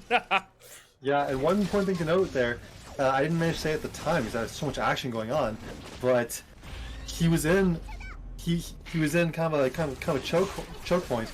There wasn't anywhere to go. Once he was doing Wick in that area, there's just everyone's going to be coming on right over to him, and there's nowhere to run at that point. So he just gets sandwiched and gets taken down. Yeah, it is really rough. Oh man. Look at One Circle over there looking so relieved to win game 1. But speaking of, let's take a look at the leaderboard after it. We can see One Circle all the way out there in first, of course. 72 points currently, with Mong Nani following up with 48. Neon in third with 26. And a tie for fourth currently right now. Lucette and Netizen both out there at 20 points. But only the first game of the night. Still a lot to go for us. Yes, absolutely. And we can see right here, one circle, even though he won, only managed to get 4 kills. Right? This is solos. You're not going to rack up the kills like you do in the team modes. So every single kill, every single field kill here matters. There's a lot of players like Bobo, like Eliso, who made it really late into the game. But if you don't manage to pick up a field kill, you're going to be lower on the scoreboard. Yeah, no, I definitely agree. You will be lower down there. But actually, my apologies. I took it back over to us. But we are going to be getting into game number 2. The brain still doesn't work sometimes with formatting. But as we can see, a lot of the same characters coming out for everybody. I believe I don't see any switches yet. No, but we might see one from Alto. We weren't really sure what Alto was going to bring into this one. He really has played a lot. It wasn't a very good game 1, as he does, though, bring out the... what's her name? Carla. Nope. What, Soldavi, Alto? sorry. Soldavi, I meant Soldavi. Yeah. You were talking about Alto, and I was like, he's bringing out the Carla again. But yeah, he is bringing out the Maiga. No, you're good. For sure, yeah. So he is confident with his game plan. And I mean, he was very close to beating Nezen in that first game. And who knows? You kill Nezen there, maybe it's a whole different story. Yeah, no. Oh, look at that. There's that cosplay again. It looked like he was praying there for a second. I like it, honestly. Looking up, trying to pray for good faith in this game. I'm hoping the best for Adina as well. I think that is... I have to give MVP to Adina purely for the day, just to play in cosplay like that. You know what I mean? Absolutely. That's incredible. I love to see it. And we talk about Adina there.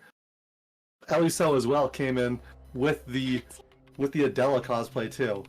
Both of them looking absolutely incredible. So you love to see it. Yeah, hats off to them, but not from me. The Cirque joke of all time. Lovely, isn't it? But yes, here we go. Everybody gonna be crafting early. Oh wow, man, little grief from Adina there already. Actually, onto Violet, man.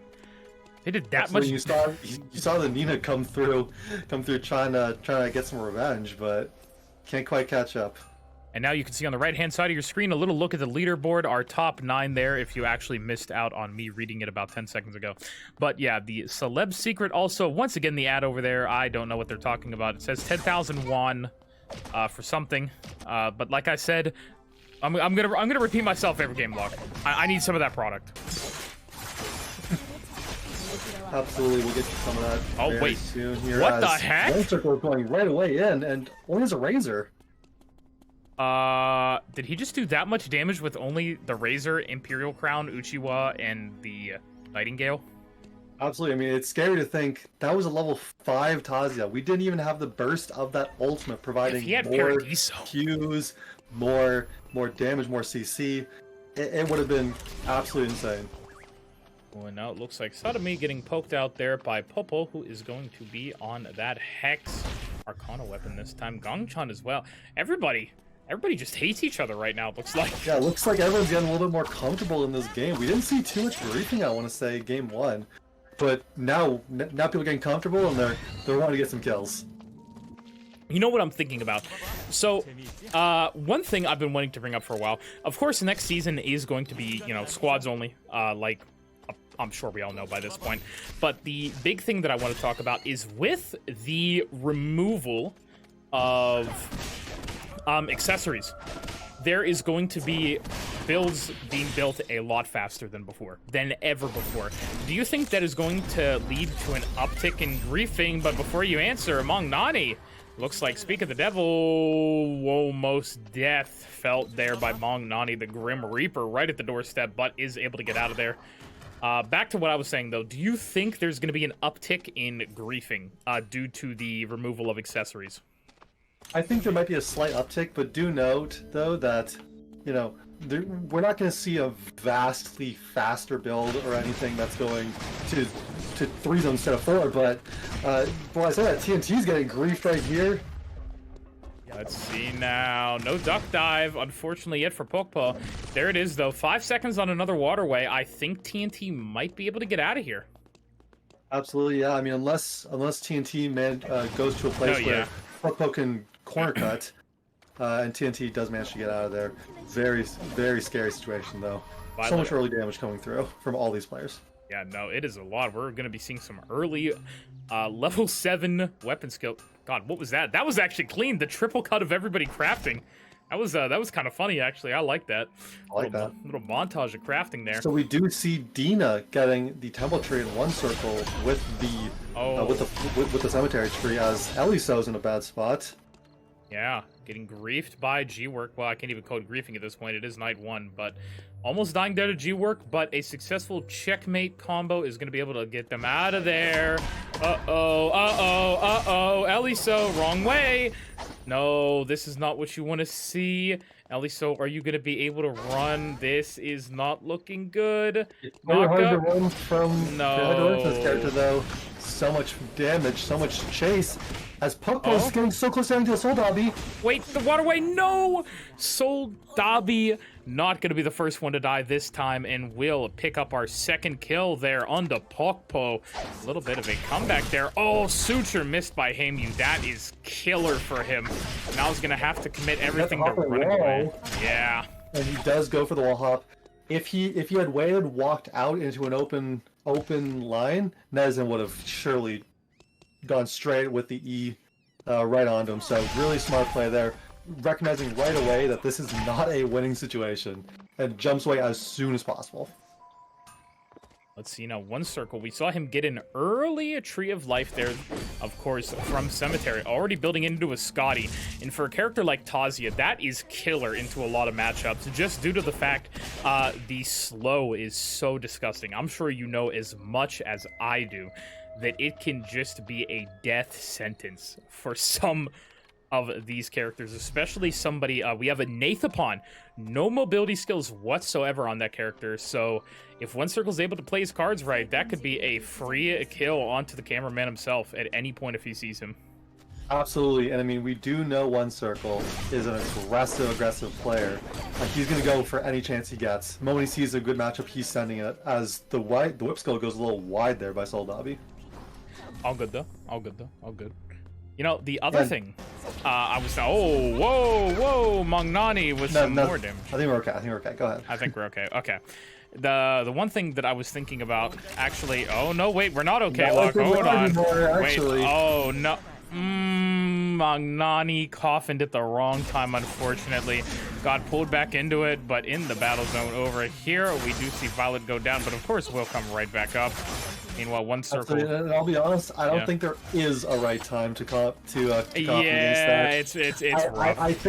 I think that's unfortunate. The moment you're hit by that, E, yeah, you're done. You're toast. Yeah. Yeah, and now Popo also following the JCP in the archery battle zone, meaning we have our victors over the battle zones, Dina and JCP. But yeah, oh my god, what was I going to talk about? Oh, jeez.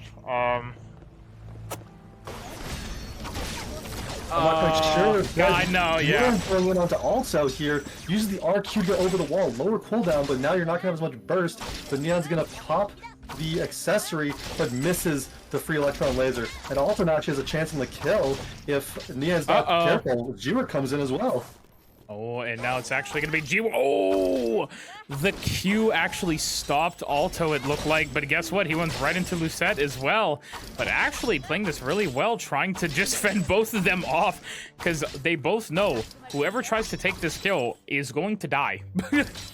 Absolutely. Alto is getting right into the center there. Oh my god. This is disgusting from Alto. Look at this. Just successfully zoning 2 people off. Back. Back, I say, back. Look at him. Really smart by Lisette, getting the HP of Alto low again. Oh my god. Wait until his ulti comes up probably to actually get out fully, as Alto is in such a bad spot. HP is going lower and lower. He needs to get out now. No. Jiwik is going to take the final kill, and Lucette is out of there right away. Oh man, that was beautiful from Alto, even though he ended up dying there. Can we get a standing ovation for Alto right there? Stuck between a rock and a hard place and was keeping them there forever. That was disgusting. That was crazy from Alto. Well played. That is definitely a highlight right there. Being able to fend off 2 people, like I said, even though he ended up dying, still be proud of how you played that. Absolutely. I mean, think about it. Who else but Alto could actually have done that? That was such an incredible play. Something that you could only really see that player doing. Yeah, exactly. Now it looks like we have the Soul Link pop from Violet, but it is not gonna matter, my friend. They will go on down to Artazia. One Circle picking up his first kill here of game number 2, and that is whenever One Circle starts getting a kill, I start to get worried.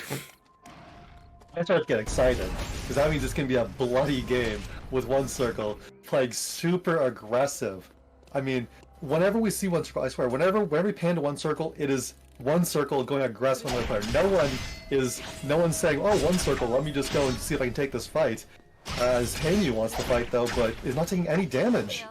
Oh my goodness, yeah, a lot of damage coming out there on the Lucette, but misses the amputation, unfortunately, which means they are going to be able to get away with that 4 score in hand. A Chained Nightmare, I believe, about to come out, it looks like. Yes, absolutely, and if Lucette can get that online, maybe there's a chance, actually, in this matchup. I mean, it's a big, big power spike. It is going to be one, and there it is, their first transition of the game. I'm actually surprised to see they have an Amazonas Arbor. I was actually going to mention that, Yeah, right? I'm surprised to see that as well, but, you know, I mean, I can understand it. Though, I do like it. If you look at this lobby, there's a lot of amp, especially coming through on the top end of these seeds. I will agree, yeah. I mean, I think if we look at the top, more than the top half, there's a single person who isn't playing amp right now, so getting that anti-magic damage is going to be so important. Actually, yeah, who is... Actually, yeah, the only... TNT, Violet, and Popo. and Popo. Soul Dobby too, actually. Maybe Soul Dobby, Yeah. Yeah, well, 14 out of our 18 players are basically going to be mages. Oh my god, Gongchan getting the work put into them by at least Sadami. Gongchan was, at least this was the battle zone, not a permanent death, as now Netizen is going to try and walk around a bit, but One Circle does not want to go for these battle zones, just wants to go for the guaranteed kills and objectives. Oh my god, that was so close there. Great plays. Also Neon picking up the kill on the Popo. Look at that shield as well. My god, that is disgusting. Man, now, one thing I love to see here from Neon, a lot of people look at Barbara and they say, oh, that's just an RW bot. But no, Neon, I think we've seen more RQs coming out of Neon just to go ahead and finish a bunch of kills. Yeah, he's poking out really well with the turrets, the QW, I will say, and then he's following it right up. But here we go, G-Work actually gonna put him in a coffin. Sodomy goes down. Disgusting. Yeah. I love the ultimate combo into, while still knocked up for the ultimate, goes for the D skill for another in-place knockup. The chain CC, it looked like for almost 2 seconds, which in terms of Eternal Return, 2 seconds, if you can't move, you're dead. It does not matter, especially with a character like, oh, that is unfortunate there for him. You gonna be forced to use that ultimate to get on out of there. That emergency surgery, so critical to how they fight, but here we go again. The overclock still not up for Neon, and I think, unfortunately, this might be the end for our Barbara. He's actually playing it really well, trying to get a shield right now, but unfortunate there. Yeah, and one thing to note, we haven't seen quite as much aggression coming through from these Fiora players. In the last game, it was all over the place. It was almost always a Fiora on screen, knocking someone's health super low. But not this time. Looks like people have adjusted a bit to the Fioras, and are playing a bit, well, I'm not really sure how they're playing, but they're playing a bit different. No one's getting knocked down by these Fioras too often. Now here we go. Let's see, we may have another fight going on over here. Soul Dobby actually has the Phantom jacket up and ready to go. And you know, that arc reactor from TNT is very interesting there. I wonder if he's going to try and fight Popo with it. It's going to be a little bit hard for TNT to fight the Emma, but, God, I mean, we've seen I didn't even realize the arc reactor, but yes, arc reactor on the Rozzy, going to be able to get himself up close and personal with these mages, which is kind of what Rozzy wants to do, right? So if he's able to get in there and stick close to them, it's gonna be really hard for them to hit their skill shots. Here we go. It looks like Netizen able to build that Tellurian timepiece out there. Meanwhile, JCP taking Wickeline out here for completely free. Gonna have to use the dash and everything. One little more auto, and nobody's actually gonna be contesting that whatsoever. Honestly, very surprising. We don't see G-Work there. We don't see any of the usual faces there. Fior's not exactly the best Wick taker, as we saw. Yeah, I mean, took a lot of damage. That would have been pretty easy to third party, but nobody wanted to lose their game off of a bad Wick. I mean, we might just see that's the reason why G-Work is there. Oh! A huge trouble comes up in here. Oh, but let's see, is Lisette going to be able to do anything about it? No, they're going to pop their ultimate and get on out of there. A little bit more damage coming out onto Heimu. But let's see, Heimu's waiting for all their cooldowns to come back up. Sodomy, meanwhile, with a huge F-stop. Gonna pull them back in, but back on down to the force fight. My brain's trying to keep up with everything. Misses the suture, but doesn't matter. That empowered auto from the passive means Heimu sends Lucette back to the lobby. Yeah, very well played from Heimu, knowing that Lucette, without that ultimate, needs distance. And so immediately when Lucette jumps away, Heimu's jumping after Lucette and closing the distance, and you can't get those tipper Qs to get a bunch of stacks and a bunch of damage.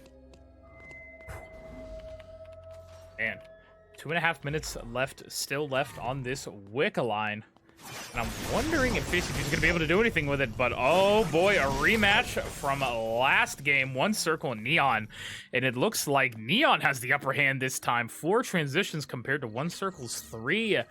A little bit, almost 100 more amp on Neon. That is crazy. I believe it was 615 to 709, which is actually disgusting in terms of amplification.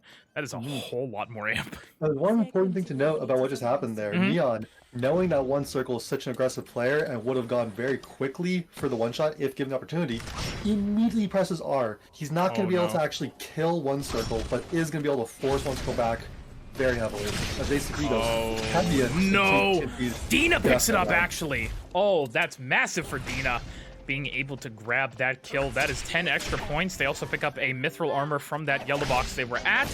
And now here we go. Heimu gonna be forced to run away from Gongchan at this point. Oh, great! Unstoppable to be able to dodge the F-stop. But they have to keep on running. They're at 1 health right now. They have the dash. Are they gonna be able to do it? 30 seconds left. Yeah, they're gonna have to run all the way through. Yeah. Oh, Neon, actually, it looks like One Circle getting the upper hand. Hold on a second. This time we're flipping a little bit here. And I mean, it's the same thing with last game. We saw the constant fighting between, who was it again? It was Violet and Netizen. And this game, it's between Neon and One Circle. So much repeated fighting. Everyone thinks that they can do it better the next time. Oh, and here we go. JCP. Okay. Wow. Yeah, I think that. There's not much more to say than wow. JCP just takes down the raid boss before it can even enter phase 2. Yeah. I think he's got a bit of a glitch going on over there. Yeah, if you guys don't know, Estelle's ultimate helicopter, the shield does take a second to actually proc until you get it. So JCP was able to kill him in that little, I believe it's about like a third of a second or something like that until the shield pops, but JCP trying to go at it again, trying to get the most they can out of the Wick buff. 30 seconds, or 20 seconds I should say now, left on it. Oh my god, man. This is just... call that the Netizen skip. Oh my god. Oh, the Netizen skip. As we see, Heimu is gonna be looking for a pick onto G-Work, but G-Work actually luckily managed to go all the way around. I think had G-Work gone straight through, this would have been the worst case scenario. Oh, here we go. G-Work. Oh, a lot of let's all. Oh my god. Oh, but Popo actually picks it up. The kill onto Heimu. G-Work. What a beautiful whip skill over the wall. But unfortunately, our Emma picking it up. That was absolutely insane from G-Work. And, you know, he doesn't manage to pick up the kill, but he does manage to take down a competitor, give himself a few extra placement points. And that was just absolutely insane from G-Work. As much as I love Bobo for getting the kill there, yeah, that was a chaos. Yeah, no, I completely agree. But now, let's see if Popo's going to be able to do anything with this. Does have the Eye of Horus in their inventory as well as the Tindalos Monarch, but what they have currently on their build, I'm pretty sure they prefer. I saw Scotty as well, and I know they love that Veritas, even though Eye of Horus is good with the Biotic Infusion. Veritas. Wow, that's interesting. I think we saw Soul Dobby with the red whip, the blood whip. Yeah, no, it makes sense. A lot of Mai's build it. I mean, she can use it. Like, I don't know. I've been seeing, on Mai at least, I've been seeing a lot more Bloody Ninetales compared to Oranos, which is the Biotic Infusion whip, which honestly surprises me. I mean, I can understand why. It's just, honestly, it's a great whip It's overall, just a bit surprising as JCP's gonna have to try and make his way into the zone. Bad TP, no, it's a good TP, so he's gonna be just fine. And now he's gonna try and get console vision, but there's so many players here. One Circle knows he's a lot of timer, so he might just hold out Sarami, but I don't know, would you want to waste all your timer for this one kill? I mean, honestly, it's one circle. At this point, I would, and it looks like he's not going to waste too much time as he just gets the one shot anyways. And he's going to pick himself up, I believe, a Cabana for his efforts. Yeah, that is unfortunate for Sodomy, but I mean, you know, great try there. But one circle is going to be coming on down into the final zone. We still actually have 8 players going into this final zone lock. Absolutely, and this is the factory battle zone. So I'm not sure how much we're going to see. A third-party angle onto the battle zone. We might just see people disconnectedly fighting outside the battle zone, and then everyone going back into their battle zone once it's all over. As Dina's in a terrible spot, G-Work's gonna go right in, but now G-Work's in the center. Oh, and now there we go, a big old fight. Dina, are you gonna be able to outlive this? It looks like it. Neon trying to come on in right now, pops their ultimate as well, but Dina has a lot more timer, actually, than I thought they would right now. They are trying to do it up as best as they can. There's that star healing coming through, 30 seconds left, but still 50 on the clock. How are any of them going to be able to survive this lock? Well, it looks like they're going to do it by going on to one circle here. So much damage coming on to one circle, but the timer difference here, no, neither one wants to leave the zone. And it looks like maybe Gangchan and Neon Gangchan gets it! Gangchan's able to pick it up, and look at the timer on both of them. One circle, they almost all of them have no timer. If G-Work actually steps out, oh my god, they all have like no timer whatsoever. What is happening? Looks like Gangchan pops, G-Work's able to pick up the kill, and is able to get another one onto one circle, which means now we only have 3 people left. I want to see what is happening over here. Soul Dobby, 6 seconds left. Popo full health. I don't know if this is what you want to be seeing if you're a fan of Soul Dobby, which means now it is going to be Popo versus G-Work. Emma versus Laura. Lock. My god. Yeah, and one important thing to note right here, Bobo wasn't in the best spot, only had 3 transitions, but he has the pick of the litter. He can get anything he wants now. He's going to come in with an almost full inventory of golds, and now it's going to be G-Work on this Laura versus Bobo on the Emma, and I don't know which way this is going to go. Normally it's an Emma angle when it's melee versus Emma, but that's not a normal melee, and that's not a normal player either. Yeah, whip skill. Almost good there, but unfortunately that temporal refraction just going to be blocking it for right now. Now Popo trying to get rid of all these traps. Even though Emma is ranged, it still is hard for a lot of these traps to be existing and for Emma to be able to fight it. Now let's see. Poke is trying to go out as much as possible. Calling card gonna get procced. There goes the bunny morph going down. One important thing to note here, G-Work has the whip skill back up right now. If it's any there time it is. right now, oh, but a great job from Bobo to get out of there right away and to negate the traps. engage. Oh my god. G-Work.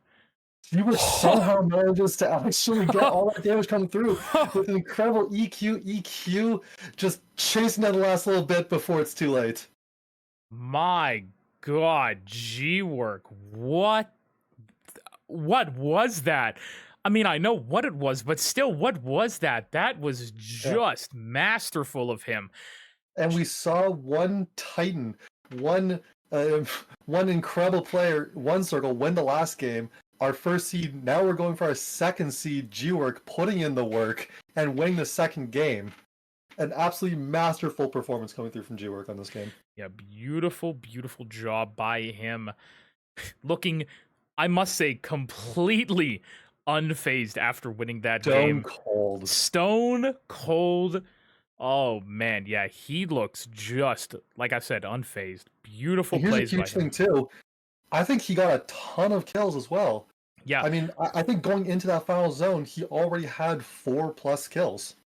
yeah, no, it was crazy, honestly.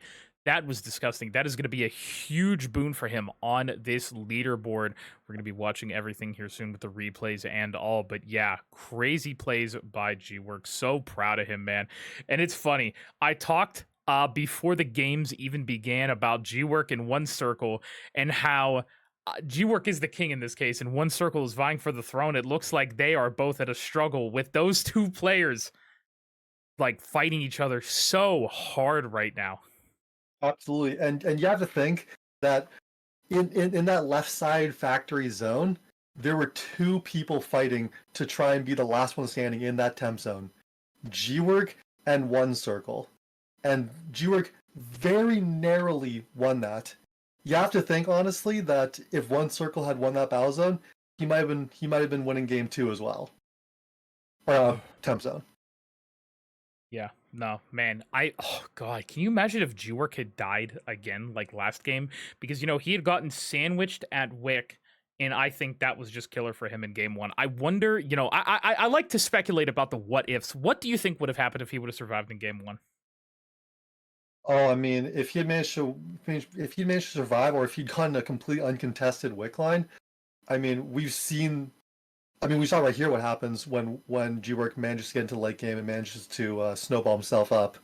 So, I dare say he would have had a hard fight though into all these players. But if there's one thing that really separates the good from the great, it's how they put themselves in a good scenario, how they put themselves in a winning position in those late stages of the game.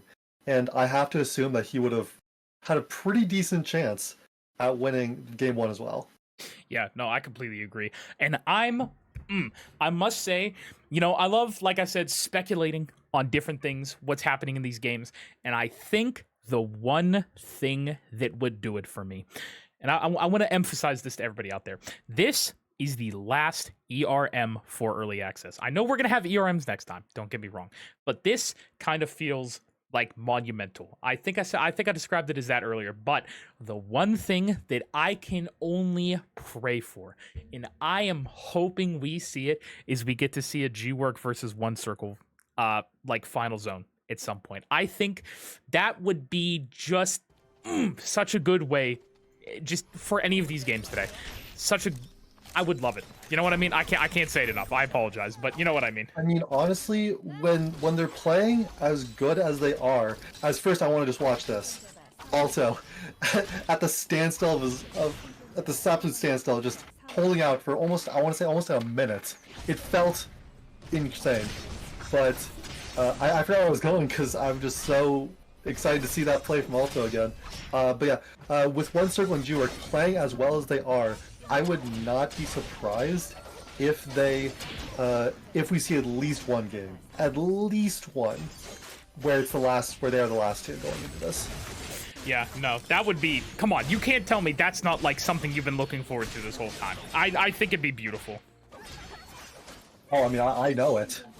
I mean, that's exactly what we're hoping for, Yeah. to see some great games and see some great plays, and there's almost nothing better than that. As G-Work, if you saw, was 1 HP going into that and just manages to absolutely burst down One Circle. Oh, I'm curious to see if they will be able to fight each other at some point. But yeah, G-Work, honestly, great fight here against Popo. I thought he might have honestly died to the traps. I thought he was going to die to the traps. It was so incredibly close. He was... I say it always. Oh wow! But it feels like it's so impossible to play as well as these guys. These guys play so incredibly well, as we see at the scoreboard. Look at that! One Circle in G-Work, only 4 points away from each other, with Magnani sitting in 3rd, Soldabi tied again actually for 4th place with 38 and 38 respectively between him and Neon. JCP currently sitting in a tie for 7th. What is happening? Oh my god, there's so many ties right now. Soldabi and Bobo are tied. Sorry. My brain went down automatically to him. My apologies there. But yeah, that is crazy. Yeah, absolutely. It's absolutely insane, especially how close it is. And we can see right there just how much the kills affect the score. Both G-Work and One Circle have 6 kills apiece, and the scores are right neck and neck. Yeah, I am so surprised. Oh man, 4 points! Can you believe it? 4 points. I believe the KR casters are also doing an interview with one of the players right now. I'm not able to see them yet, but yeah, Sha. I want to give, a big, I think it's One Circle. I'm going to take it over to the camera real fast. But I am so happy for Sha, but I'm also sad. If you guys don't know, Sha's been a long time caster of Turn Return Masters as well as a host. And the thing is, this is her last day here. She is going after this to study, I believe, in Australia. I think it's Sydney. And this is her last time. And so she was very, heartbroken, of course, that she's not going to be able to cast for a long time. And I'm happy she's going to go study, but man, that is so unfortunate. But I'm happy. Absolutely, yeah. But I'm glad we can still see her here doing the interviews, and we get her still on the broadcast one last time. Yeah, exactly. One more time for her. Yeah, and I hope she has a great time over there in Australia studying and everything. But we want to see her back on the desk eventually. You know what I mean? Oh, absolutely, yeah. I mean, who knows? Who knows? Maybe we'll get her back in a couple of years' time. Yeah, exactly. Maybe I promise I'll be over there on the Korean desk one day too. I promise you'll see me, Locke, and Shuvi up there somehow. I can you imagine how surprised everybody would be seeing the 3 of us up there?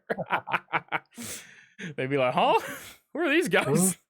We got a little cameo by Windy as well. Yeah. Oh yeah, Windy. We got to get Windy in his uniform to come up there, but I can barely introduce myself in Korean. I could just hit him with the 안녕하세요 여러분, 나는 사키디입니다. Welcome guys, hello. We get the good old. We gotta practice more Korean, Lock. We gotta be able to get up there one day. Yeah, for sure. Yeah. We'll start studying together, I think. Exactly. Handshake. We got Shuvi right there. He can teach us. You know what I mean? That is true. It's yeah, exactly. He's like a living Duolingo, dude. You know what I mean? Like he can help us out. Hopefully only the good parts, none of the scary parts. Yeah, none of the Jinja some words. You know what I mean? Like no NA team names, I guess you could say in this case. Yeah, Mr. Locke. Name like that. I don't know who would ever suggest to have a name like that. Oh man, but. Just so we all know, I was not the one who suggested the team name, okay? I was not the one. Guilty by accomplice, you know what I mean? Yeah, guilty by association, I should say. Well, I guess I didn't necessarily stop him as long. Yeah, you did really say. So what do you think? Yeah, that's fine. Yeah, so what do you guys think? Yeah, whatever. Oh man, but yeah, there we go. Gotta get some water in there. I'm almost already out of water for the time being, but more fan signs. Look at that. That's incredible. Look at that one on the left. That's just incredible. Shoichi. That's the new Shoichi skin that's coming out after release. That looks wonderful. Oh man, I forgot about that skin there for a second. But also on the right, we can say Handugorami. Of course, One Circle. The light stick lighting up Leon here as well. I think that's for Pokpo. Absolutely beautiful. Is that Adina on the left? I love it. Look at it. Oh my goodness. Yeah, it does. It says Adina. Yeah. Oh man, the Sis and Nathapon as well. This is so wonderful right now. I love seeing all of these signs for everybody. Yeah, it just makes me wish that I was better at art. Yeah, I cannot do any of this. I would say I'm a creative, but not in the artistic department for sure. For sure. Yeah, exactly. But here we go, Locke. Getting into our picks for game number 3. Yet again, I think we're going to be seeing more of the same. And hold on, wait. Are we cooking somewhere? It looks like there's one switch up TNT from our previous winner, potentially. Wait, there's no way. But look at TNT. Okay, yeah. Okay. Whatever. Okay. Man. Calm down. We still have two chances here. Hold on, TNT and Soldavi. You shouted out the Luke earlier. There it is. This is going to be the Luke and the Camilo coming out from TNT. There it is. The Rapier Camilo as well. Obviously the Bat Luke because he has nothing else. But yeah, lovely. Here we A go. very interesting pick coming out on TNT, especially, I think, with that Rapier Luke. I feel like we don't often see the Rapier Luke coming out, or not the Luke, sorry, Rapier Camilo coming out. Ah, man. Rapier Camilo, always fun to watch, but I'm excited for Soldabi's Luke. You know, I did, like you say, shout it out earlier, you know, talking about how he is a absolutely insanely good Luke and Johan player as well when he was playing with KCW on Clean Guard. He always looked good. I'll look at everybody up there. Eliso in his cosplay as well. I know we talked about Dina's cosplay there of, well, Adina, but Eliso also in the Adela cosplay, looking very dapper, I must say. I was going to use that Yeah, word as right, well. dapper, come on. It looks so dapper and clean. I love it. It was such a good cosplay. I mean, everyone here is doing such a great job. Especially us. Are you? I know you're sitting in cosplay right now too, right? Oh yeah, for sure. Yeah. I'm cosplaying as Wilson. Yeah, makes total sense. Mm-hmm. I'm cosplaying as Circadia. You know him? Yeah, no, I think I've heard of him once or twice. Yeah, okay. I thought you told me you're gonna cosplay as Marcus though. So True. If only Raven was in these games. If you guys are unaware of who Raven is, a very great Marcus player actually. Been in a few ERMs before, a few tournaments we've seen, but I believe he's somewhere in the top 20 on the leaderboard or top 30, I think, right now in KR. I think number one Marcus KR, technically, well, world at that point, you know. Yeah. I was like, well, Marcus, I mean, number one character Korea probably means number one worldwide. I want to see some of our like one tricks go over there to KR and fight the other one tricks. Like I want to see Superior versus all the other ones over there in Korea. I also want to see Frankie try and, you know, fight like Kamtatong or something. But well, you know what I want to see? I want to see Hanyu run away There's here. no as way, he's yeah. getting chased down. He gets the speed gate, so it's gonna be just barely enough. But he's in a terrible spot, getting chased down by Violet, who has a finished weapon. yeah, that is insane. Heimu goes down already. You know, we talked about the bloodlust here in these games, but that is not what I expected, and especially, actually, Violet gets the kill as well. Medicine also falling below half. My God, what is happening? Yeah. And, I mean, we see the power coming through from that early grief on the Nathapon. Only a blue weapon, but it doesn't matter. You still have a ton of damage, and manages to bring Heimu down to 1 HP, and unfortunately, Violet, right place, right time, and Heimu, the polar opposite. Man, it goes down, unfortunately. You know, I'm seeing a seeing a lot of discussion out there in the audience about buffing characters. Locke, give me one character you think needs a buff and one character you think would be stupid to buff. Oh no.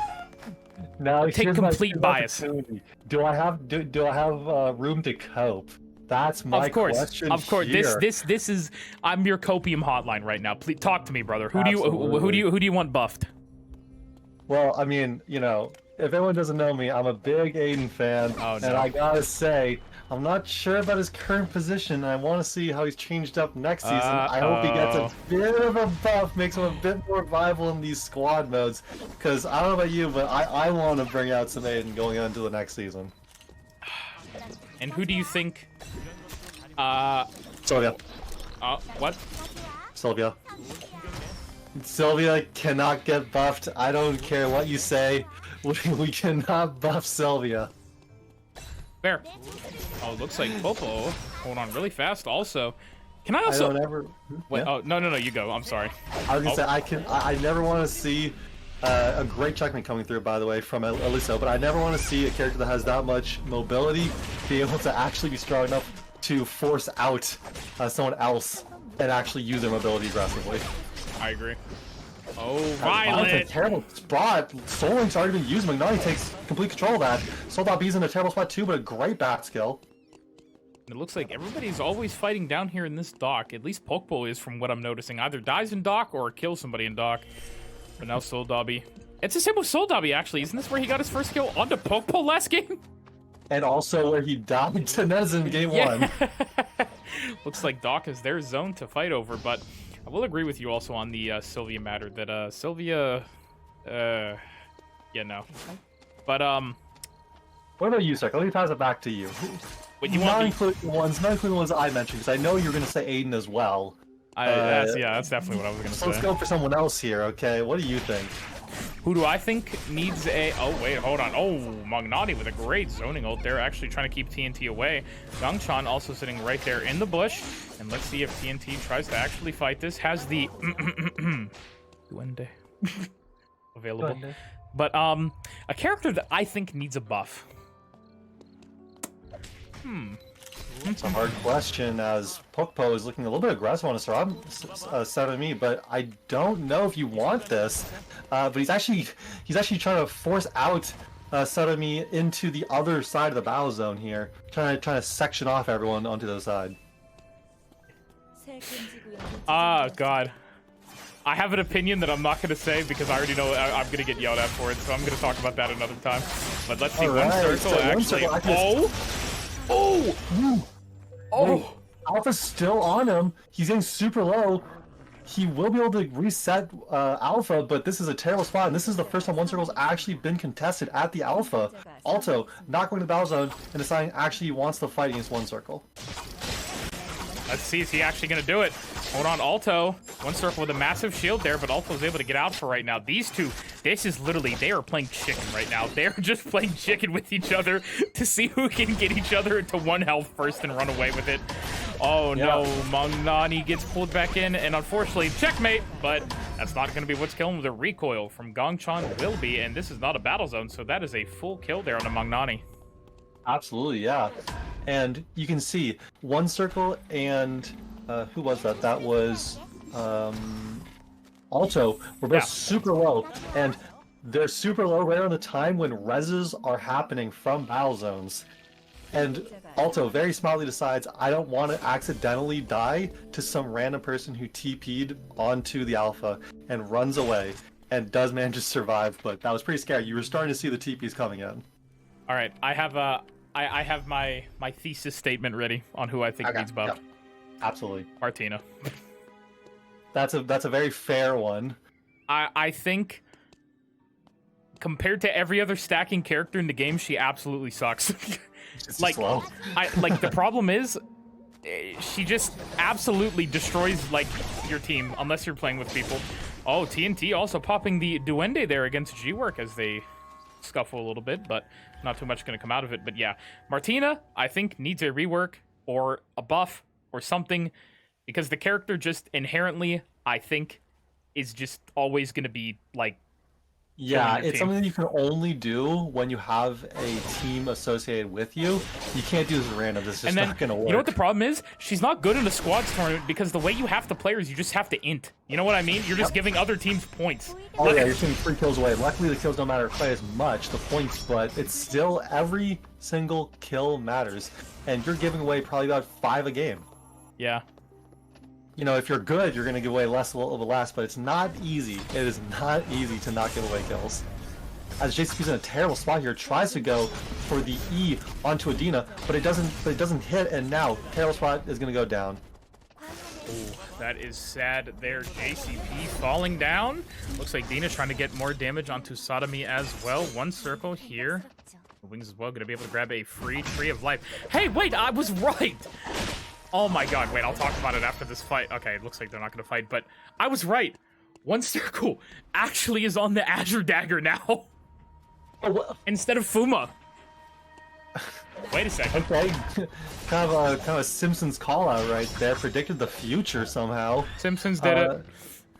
But surprisingly, I don't know if you noticed it, but Dina didn't get the kill. So Sarami got the kill onto JCP, and there's just so much kill stealing going on.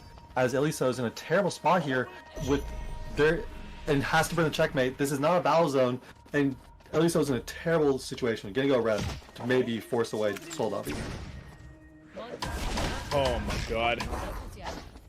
Let's see now, Elisa, are you gonna be able to get out of here? One more until that queen, but Soul Dobby hits that clean sweep. There's the slow as well, but there's the queen in the knockup. Is Elisa gonna be able to get out of this? But there is that dirty work with another clean sweep. Soul Dobby sweeping Elisa right off the island.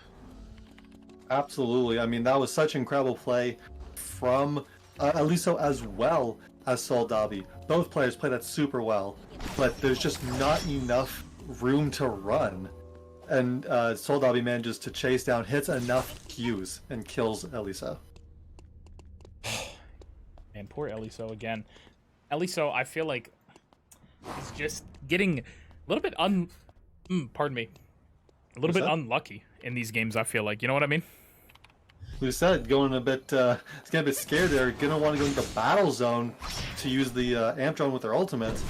But Telpus were on top of, was it Gangchan? So... I believe so. Alto now. G-Work trying to get whatever out of the box. Hold on. What that was actually Alto's Mithril. buy I saw in the chat. It's That unfortunate. that is really sad there for Alto. I'd be crying. I believe Alto was going for that headpiece upgrade. The, what was that, Racing Helm? Yeah. As OneCircle, once again, is completely avoiding battle zones. Battle zones do not get you any points for kills, so no point going to them, OneCircle says. Yep, and now let's see TNT almost able to take down Soul Dobby. Oh, that is some great healing there, but some more healing going to come down from the Duende as well as the clean sweep. But there's that final auto, and that is going to be Soul Dobby falling down there to TNT. Popo, meanwhile, in the set. Oh, look at that Veritas. That is so disgusting. That healing is just insane, Lock. So is the movement from Lucette, but the Hex is coming through, and I think that's going to be it for Lucette. If Hex wouldn't have killed, I think Popo actually might have lost that. There was a pretty good chance. Lucette definitely had some good movement, but the hat actually not used to seeing that, but the hat change was very well played by Popo. Yeah, beautifully done. Now Gangchan versus Popo, and this is where Popo actually died in the last game. If you remember, he's gonna check the bush. Actually, very smart of him. Puts Lennox as a bunny. Oh my gosh. Gangchan with some absolute blue suede shoes going on right here. Yeah, right. Doesn't get hit by a single thing except for the click on as Nian is going aggressive against the Duende. Oh, and here we go. More Duendes, but guess what? Poor Netizen. Actually, poor TNT, I should have said. They're going to find each other. And this is actually wonderful from TNT because Netizen can, like, barely shield dash through this. And now TNT just has that Siete to get back over the wall. But Popo is going to lose that factory battle zone down there to Gangchan. Yeah, a great decision there from TNT to cut those corners and not give any long hallways for the super long straight dash of Estelle. Wonderful job. Man, still 13 people left here in this lobby. We're about to head into night number 3 here relatively soon. Wake us up, and we're about to see who's in the area as G-Work's actually going on to into the area, but Nian's getting chased out by TNT. Now TNT's in the center. See ya. But it doesn't look like Sarami wants anything to do with this after missing that panorama. Oh, man, some of these fights. Yeah, some of these fights are so close, Log. It is crazy. Well, I mean, of course. I mean, when you put players at the absolute height of their characters, and any fight that they want to opt into is going to be a close fight, because both players know that they have a good chance of winning it. As OneCircle, though, knows he absolutely wins this matchup and just one-shots Lucette, but gets stolen by G-Work. Unfortunate there. Lucette, my friend. How weak is Fiora? Nope. Oh, that's the answer to my other question. Fiora never needs a buff. I was actually gonna jokingly call reference to our good friend Galazor and ask for a buff on Fiora. Mr. Sus himself, Mr. Sus Imposter, of course. Absolutely, Mr. Vent himself. Yeah, the Mr. Vent. Truly the vent of all time, but like Wick, OneCircle is gonna aggro her. He's completely alone. G-Work has decided he doesn't want to deal with it, and I can understand why. Tazia, another great character on Wick.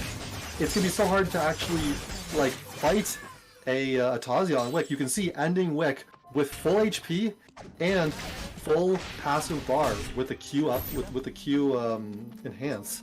So if anyone's coming over there, they're gonna have a pretty hard time actually walking in. Now let's see, Pokpo. Almost trying to fight Sodomy there, but not really gonna happen at all. Now let's see. He does have 4 upgrades, so if he does manage to get onto that Natron, he's gonna have a pretty good time, I think, as he's just gonna check the box a little bit, see what's in there. Maybe someone left a 4-score, who knows? Hey, you never know what's going on over there. Now Alto fighting TNT. The Wende is out, dancing all around the Alto. Yeah, now But one again- thing I want to point out here, Alto, after getting his Mithril stolen, that's 0 gold items. That's not a good place to see if you're an Alto fan. Oh, wow. Wow. Dina actually going down to Neon there. Wow. Fantastic. Yeah, how did you even get that kill? What even brought the kill over? Was it just an empowered, was it a free electron laser onto the turret? I believe so, I think. I like barely just saw it there. Yeah, I thought Dean was out, but no. Wait, what? Oh, I mean, okay. Man, go back to the other fight. I wanted to see that. And as I said, Sarmi gets absolutely one shot, but TNT's in the tail fight against Alto. Alto doesn't need that many items apparently, but needs probably one more as he goes down to TNT. I'm so sad. Pokpo had a just, oh my god, I almost said a bad word. Just absolutely fantastic. I'll say, fantastic instead of the other word. A fantastic duck dive. Oh my god, Pokeball. That was just beautiful to kill Sodomy Absolutely like crazy. that. I mean, I did mention earlier, he has those 4 items. If he manages to get on top of Sodomy, he can get some work done. And I think we saw it there. Okay, most likely absolutely one-shotting him. Yeah, with that surfs up and everything. Also, I love the constant OST change when you go between all these zones. And the camera just keeps going. I still need the Herbs OST. Like, I need that as like a soundtrack or something. Like, we need one of those like 2000 CD commercials where it's like, oh my god, that's not what it sounds like. But Gangchan able to pull in Netizen. Netizen's just gonna take all that damage there. But guess what? Winston's in a terrible spot here. No ultimate. Everyone sees it as well. Salvavi's gonna try and go in, and I think he's gonna take him down. If Bobo notices, he maybe get a kill steal, but that's gonna be it, I think. Oh, the beautiful dodge with the hazard shield, but there's like 10 people here. Oh my lord. Incredible play somehow, actually not taking any damage there, but Jewick picks up the kill, and now he's gonna threaten Soldabi, who has no one over this wall, because Gunchance is waiting for him. My lord, Locke. What are these players doing, and what is this? We also have a hospital final zone that I wanted to say there real fast. Soldabi is actually staying behind the bear, knowing that Jewick cannot even touch him without aggroing the bear, and that's a immune bear. That's going to deal a lot of damage. Really well played from Soldabi, actually somehow living from that situation, but maybe not for long as he gets full comboed by that Lennox. Oh, but is gonna have to try and run away as fast as possible. And now TNT gonna go in on the Lennox Gangchan. Let's see, no ultimate there for our Lennox. But has the yellow zone to walk back into the caution. Now I believe, was that a Guardian suit actually built up there for TNT? Very nice. It's gonna be hard though. Hospital final zone. And is a also... great play I want to point out from Gangchan there, getting the one-shot combo, and then for those who don't know, teleport actually counts as movement. So by camera hopping, or by camera hopping, he actually takes a ton of damage, and just like one circle, one-shotting. Oh wow! Almost getting jumped himself. Gangchan manages to get the one-shot onto Soldabi. Oh, that is unfortunate there for him. It looks like TNT now wants to fight onto Gangchan. There we go. There's that Wende. The stun coming up. Gonna try and auto a few times now. Get as much off as possible. Not gonna get the stun again, but that is still a decent bit of healing there for Gangchan.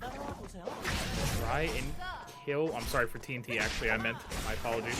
And now just a little bit more, and that is our Lennox falling down to the deadly dancer himself, Camillo. And interesting enough, we actually see TNT on that Meteor Claymore. Very interesting pickup from him. Makes sense though, but just I feel like it's something we haven't seen in quite a while. As TNT's have to teleport into the zone, nobody where he's going.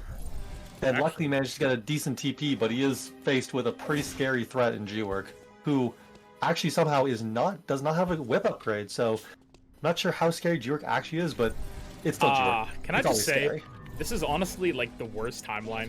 If you're TNT, these characters you have to fight up against. Yeah.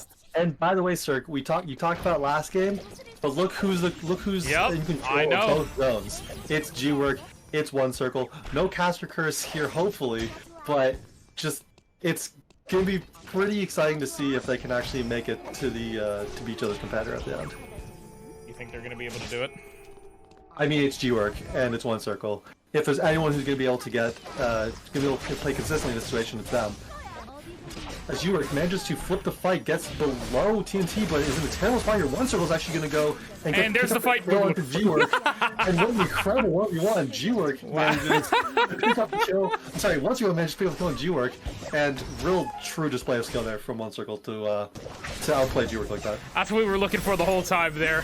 Maybe we'll get what we actually hoped for, but it looks like TNT actually trying to get as much damage onto Pobo as possible. The pullback's not going to come through, but now he's going to have to Wendy his way out of this one, which I don't know how it's going to happen, but honestly, this Guardian suit, allowing him to just tank so much damage here. Oh, and there's the stun actually going on a Pobo. Is he going to get the kill? No. What just happened? He killed them both. He killed them both. I think he had Spada, the empowered Q, and I think he just destroyed them both. Yeah, he came for the Camilo when he got a 2-for-1 deal there. Picks it up as he's leaving, and One Circle. We hyped up him and G-Work, and they're really showing why. The two absolute titans of the field, and One Circle picks up his second game. Oh my god. That was wonderful there by One Circle. Such great plays from him as always, and it is just looking... He's just different. You know what I mean? I don't know how else to describe it. That man is different when it comes to playing this game. Absolutely, and I mean, I'm just gonna say it. I think after this, there's gonna be a slight uptick. I want to say in the amount of Tazias as G-Work, or I mean, as One Circle is showing the insane power level that Bear kind of showed yesterday. Just how much damage this Tazia can provide when you know what you're doing. Yeah, no, it is so just great. He took the torch from Bear and just said, I'll run with it, my brother. And is really just going wicked with it. I'm so happy to see it. Maybe, I would have liked a little bit of a, more of a 1v1 between G-Work and One Circle, but... I don't know what you're saying. That was pure skill through and through. One Circle with the complete outplay to find G-Work at the right time. Yeah, I mean, okay. You know what? Okay, I'll give it to you. Maybe next time. Maybe we'll see a true 1v1 going into later games. I mean, these two have gotten this opportunity so many times already. It's not a stretch to say it's going to happen again. Oh, man, that is just... Oh, that was such a fun ending to game number 3, but wow, I cannot believe we still have 5 more games left here today. For those of you that are just joining us here recently, it is a total of 8 games today here for the solo finals. It was 8 yesterday as well for the team finals, and I think after the finals are done, I think I'm just gonna go cry in bed for a while. I'll see you there. Yep. Yeah, you're gonna see you in my bed. What? But anyways, yeah. This guy, look at him. But yeah, we are going to have a great rest of our day here. And like I said, guys, don't forget, after all the finals are over and everything, to go queue up for ranked tomorrow night. Squad ranked was popping tonight with a lot of these players, but tomorrow it will be duo ranked. So don't forget, grab a partner and go queue up, because we only have one more weekend left. Absolutely. This is your chance. If you want that rank, if you want those rewards, or if you just want to experience duos again for the last little bit, this is the time to do it. Yeah, exactly that. So you only have one more weekend left for that, and a little over, 8? My goodness, how many more days do we have? We actually have 8 days. 8 days.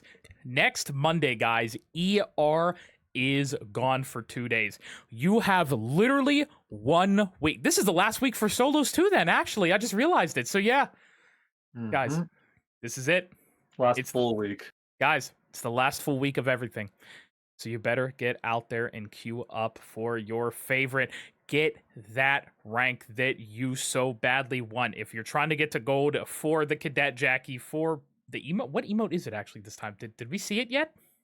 I think we might have seen it. I I'm can't gonna remember what it is. grab it. Yeah, if you I'm want just to gonna look grab it. for it for a second, my brain's like just kerfluffled.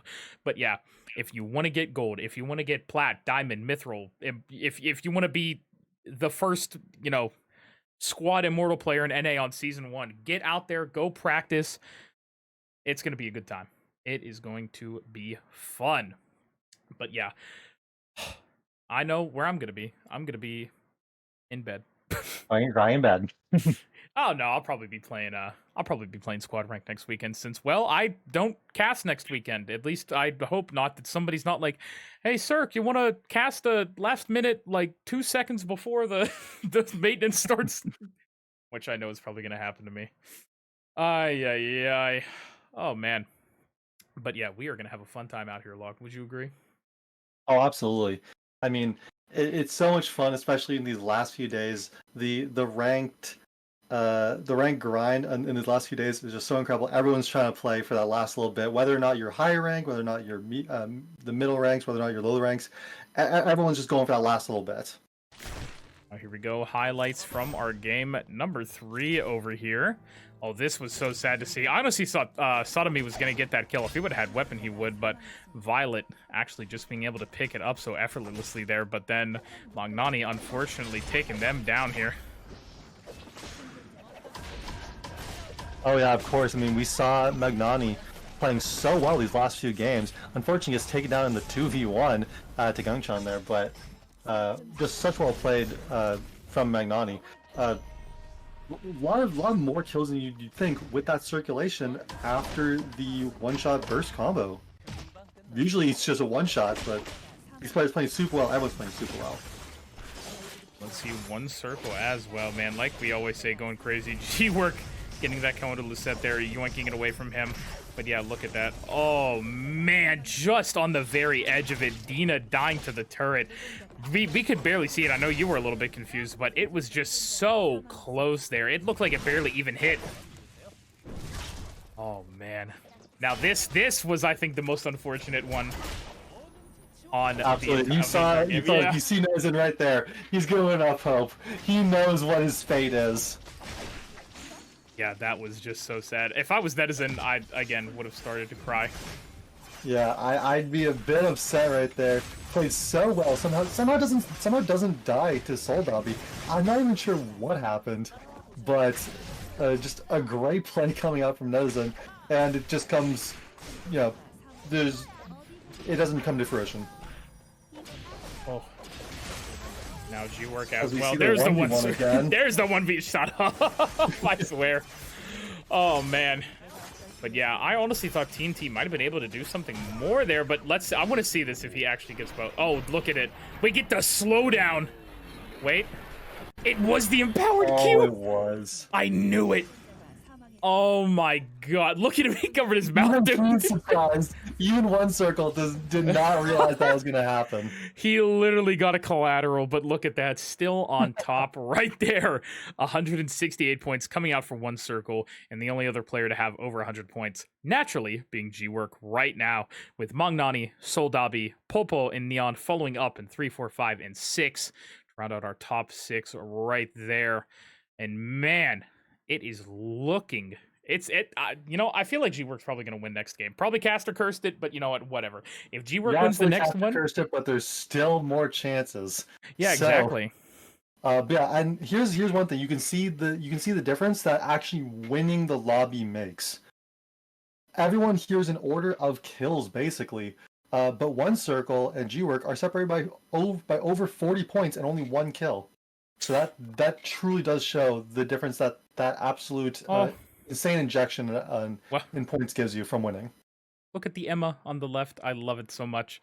And then I believe that's Chloe right there on the right. Absolutely, is the Chloe. You can even see Nina poking out in the little back there. Oh, look. Oh, my God. That's beautiful. With her sword and everything there. Tazia. Yeah. Oh, my goodness. Yeah, look at all this. I want one of those light sticks, too. Where can we get one? Oh, look at that. Oh, my God. That's adorable. That's great. Dina. I'd be rooting for Dina too, Absolutely. especially in that kind of cosplay. Heck yeah. I mean, honestly, I want to root for everyone. Honestly, know. everyone's playing so well. Like it feels like every single time I watch like someone make a play, and I'm like, oh man, now I want them to win. Oh yeah. Man, yeah, it's so hard. It's like, oh yeah, G-Work, let's go G-Work, woo, let's go What's Circle, woo, let's go Dina, woo. It's every time. You know, the bias has to switch to whoever you're looking at on the screen currently. But I believe these guys, they're all typing R in chat right now, probably. You know what I mean? Wait, can you hear the R? You see, Cirque, my bias right here is whoever's playing well, and I mean that's constantly flipping across the board. So, you know, I can definitely say I'm biased towards good play, and everyone's got it. Let me get some R's in chat. Yeah, let's get some R's. Come on, let's show them how ready we are to watch this while we look at Wilson. Can we get some R's? Show us how ready you are for Game 4. Look at that. We're getting R's out there. R. Look at that. There we go. There we go. That's what I'm looking for. Look at all these R's coming out. Yep, I think NA is about ready to play. NA is ready to go. We also have our EU gamers out here because it's a nice, lovely, I think, 8 or 9 in the morning for some of our EU gamers, depending on where y'all are out there. But from wherever you guys are joining us in the world, we always welcome you with open arms here on the ER game. The ER English cast, I will say, at least. You know, we have a wide audience out here, diverse audience. But yeah, we love them all out here. South Americans, Europeans, North Americans, wherever the hell you guys are from out there, we love having you. Oh, yeah, baby. Absolutely. And we love to see all the support going on for this game that we love, and this incredible tourney coming up right here, happening right now. I mean, got his hands crossed and everything. You love to see it. Every player, I believe, has hopefully a drink next to them, because I know if I was down there, I would, I'd be tweaking if I didn't have water. I'm already. Well, especially if I was in cosplay like Dina is over there. Yeah, I'd be sweating. Literally, I'd be sweating bullets. My God. Oh, but yeah, currently over here on the east coast of the U.S. and Canada as well, it is currently 3:16 in the morning.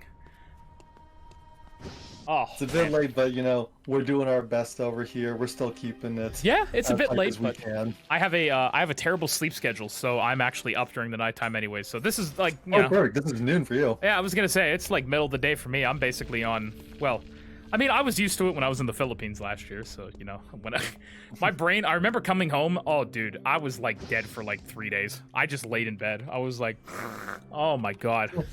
The different schedule or the sleep or the jet lag? Both, dude. Oh, my God. I remember when I got to the, dude, I can't believe I was there for 2 months. My God. But it was great. Oh, I can't wait to go back. Can't wait to go to Korea as well. Can't wait to go. Oh, yeah. You gotta come with me. Absolutely, I can't wait to get that going. Yeah, exactly. I'll get our flights. Don't worry. Oh, okay. I'll get the rooms. Yeah, exactly. You got the B&B covered. Oh, I've already got it covered. Don't worry about that. Oh man. Let's see now. Everybody's just gonna be crafting. I saw a little bit of a poke coming out there from Sodomy again, but you know that is to be expected. We saw it last game too. I mean, that's how. I mean, we see the early griefs come out, but usually we see what really ends up being a full kill coming through from full build, which happens very early. We're only a minute and a half left, and we have so many full builds already. Okay, there is 2 things I want to talk about. First of all, I see Ori in the chat talking about it first thing. Daniel Gaming, which is completely true. Hey Mew is switching over here onto the Daniel, which we haven't seen yet from him. Another thing I would like to point out for the last few games that I kept forgetting to actually bring up this point, that Pobo was on Amp Drone Emma, but now has actually switched over to the red sprite. Oh no. As Soldobby is going right on this new Daniel pick. There's no way, right? Hey, Ori? I think KMU's okay, but we'll never know. A good camera hop. Oh no, I see that. Camera, though. Oh no. But hey, Mew, this is such a bad spot. He gets taken down on the new pick. I think he chose this Daniel to not get griefed by Sodomy, but instead gets griefed by Soldobby. Oh man, Hamu just cannot catch a break Not at all. right now. He gets griefed on one build, switches over, doesn't want to get griefed again, and gets griefed again. I did not curse that. Ori said it first, not me. I didn't talk. I was going off his point. He's like our third. He's over on the analyst desk, so he did it, not me. I'm starting up a new thing. This is No, chat I didn't curse. do it. Yeah, This is chat curse. You guys are cursing it. I know you're thinking about it out there. There's a lot of you out there. I have the chat on my other monitor right now. I can see you all out there. Absolutely, we see a little poke battle coming in from the two tipper players as they're just trading Qs over and over again. Yeah, and let's see. We did have a. But JCP burns ulti first, and if Lucette just holds out long enough, JCP's not gonna have the ultimate to actually play the game. And that's a free fight now for Lucette. JCP has to run away, but Alto comes in, and now it's gonna be another stalemate. Alto will never know the lore of what just happened there. Oh, hold on. One circle actually getting aggressed upon by Popo there. A lot of damage coming out, but not able to do it. And now Lucette doesn't know what to do. It looks like JCP's actually still hanging on here. If this keeps on long enough, JCP's gonna have their ulti up. As Lucette's gonna run away, but run right into Alto. Oh. JCP. Soldavi. Oh my gosh. As one circle once again goes aggressive and takes down Soldavi. Yeah, unfortunate there for Soldavi, falling down to the man himself. One circular. Absolutely, and one circle manages to take revenge for Hamu. Does not like what Soldavi did to this new Daniel pick. Wants to see some diversity and takes down Soldavi. Oh, is this what I'm looking for? Hold on. Walk at each other. Walk at each other, please. Come on. Do it. No, G-Work, not that way. Third party instead. Go the other way. Stop third partying. Cringe. No. So Nian just runs away instantly. Does not want to deal with this right now. But it's still in a bad spot. But luckily managed to go back in. But is going to have to walk back into this battle zone. And it's not going to be easy. Oh, here we go again. These two are Fiora players going at it with each other. Doing the exact same thing. So and there we go. goofy Oh watching my too. god. Oh, and there's the Veritas. Lucette has Gojian. Not Veritas. There's the dash. Oh, I thought he was actually going to wait for the wolf and try and just dash off of it, but not going to happen. Meanwhile, one circle looking like he is going to get a free alpha down there in factory, but Magnani packing up Gongcon, sending him back to the lobby. Meanwhile, G-Work getting it packed up right there by Netizen, gets the kill. And I believe now it is going to be Netizen and Dina in the cemetery battle. And that's a really interesting matchup here. If Netizen has the ultimate, because Magnani doesn't have one either, so it's going to be pretty easy for Netizen to walk up first. But if Magnani gets it, the low cooldown, he's actually going to have a decent time as Violet goes in onto Alto. But it's so hard for that Chloe to actually do anything against the Carla. Now here we go. Working TNT. Let's see. The Duende still trying to get as much healing as possible. Oh, he actually gets the second. There's the stun. Pulls it back in. That's G-Work going down to TNT. Yeah, and a rare misplay coming through from G-Work, as you said, gets hit by the second part of Duende, and TNT now has to go aggressive onto Magnani. And now the ultimate coming in from Magnani, but not gonna be enough to take TNT down. We'll live to see another day, but now Netizen trying to fight Dina out here, but we know how this fight goes. I thought he was in there with Bianca, but no, he's in there with Dina, and that's a way worse matchup, and that one, there's no dealing with that. Oh man, Eliso. Meanwhile, let's see. No, Neon takes down Eliso. That was such a close fight from Eliso. Manages to almost sneak back the kill, but it's not quite enough. And Neon actually manages to pick up the kill. Now, Folkboy, here we go. Alto gonna be fighting him over here in Beach. At Battle Zone, only 40 more seconds. Somebody's gonna have to die over there. Now it looks like Popo wants a piece of one circle. That would be huge if both one circle and G-Work both went down. Popo's gonna be the one to fall over there. But what? That healing, my god. What did that look like? That looked like, what, 600 healing, I think? Something like that from the ultimate? I want to say just about, but it kind of makes sense when you see how much damage Oh, of course. that Bianca takes herself just to use the abilities in the first place. Well, a meteorite coming over there for TNT. It's probably going to be a meteor claymore. Very nice. And this is a scary situation. One circle with 2 kills already is not something you want to see. As he goes for the view bears instead of the tree that Netison's going to get for free. Oh yeah, that is rough. He's looking for something on the Pokeball instead, but now it looks like Netizen actually has the tree. One circle sandwich right now. Popo does go over the wall though, so I think this honestly is just going to be one circle maybe getting out of this. I'm not too sure.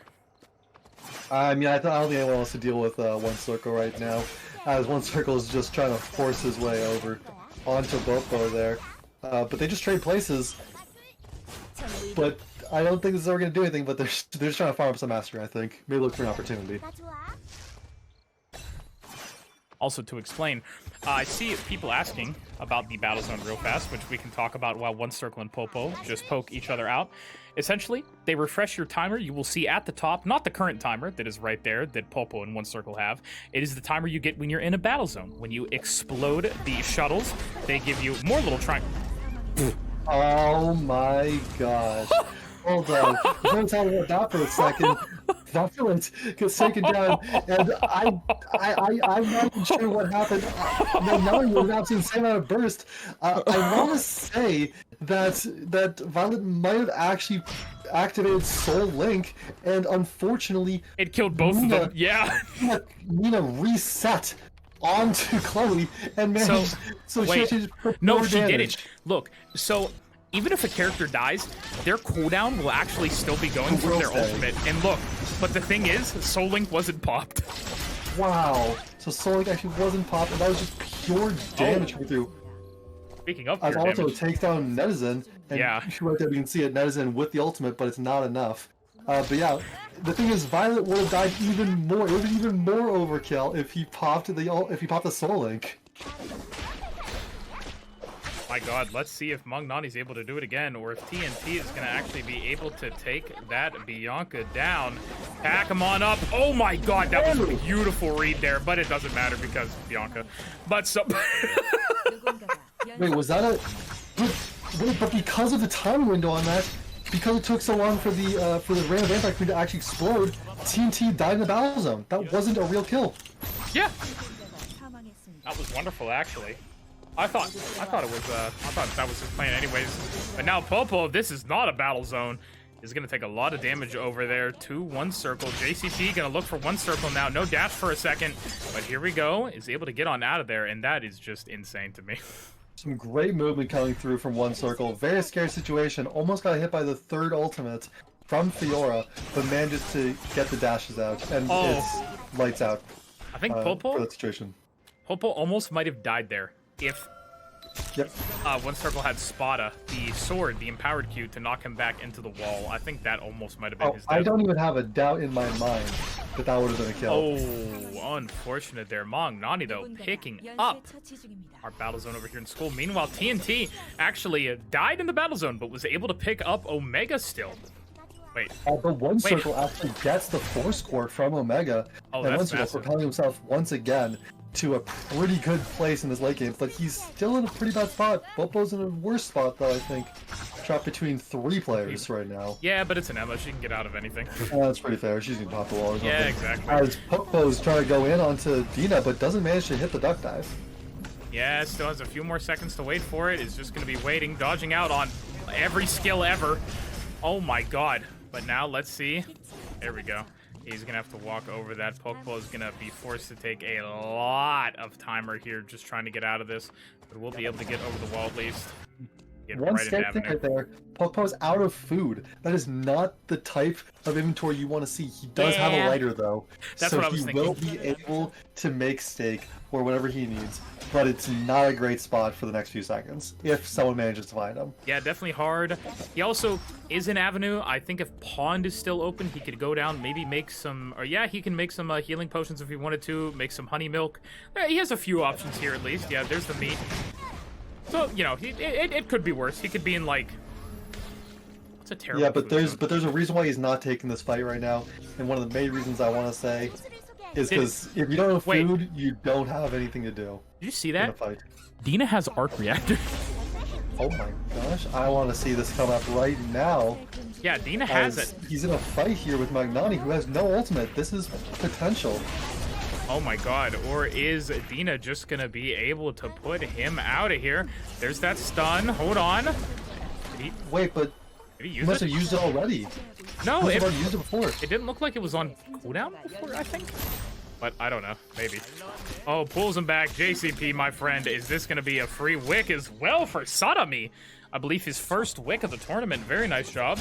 Meanwhile, TNT is gonna be fighting Popo. Oh, not able to dodge all of that, unfortunately. Let's see. Yeah. Unfortunately, Khan does the opposite there. Dodges away, but it's pretty easy to time a Camila when they're going back on their Duende. It takes a ton of damage in return. Now let's see. One circle. Gonna be making the death rune, as we can see in the inventory. There it is. No more Azure Dagger. Moving on and up in the world. Oh, I'm seeing in the chat, actually, apparently Dina used it into the wall.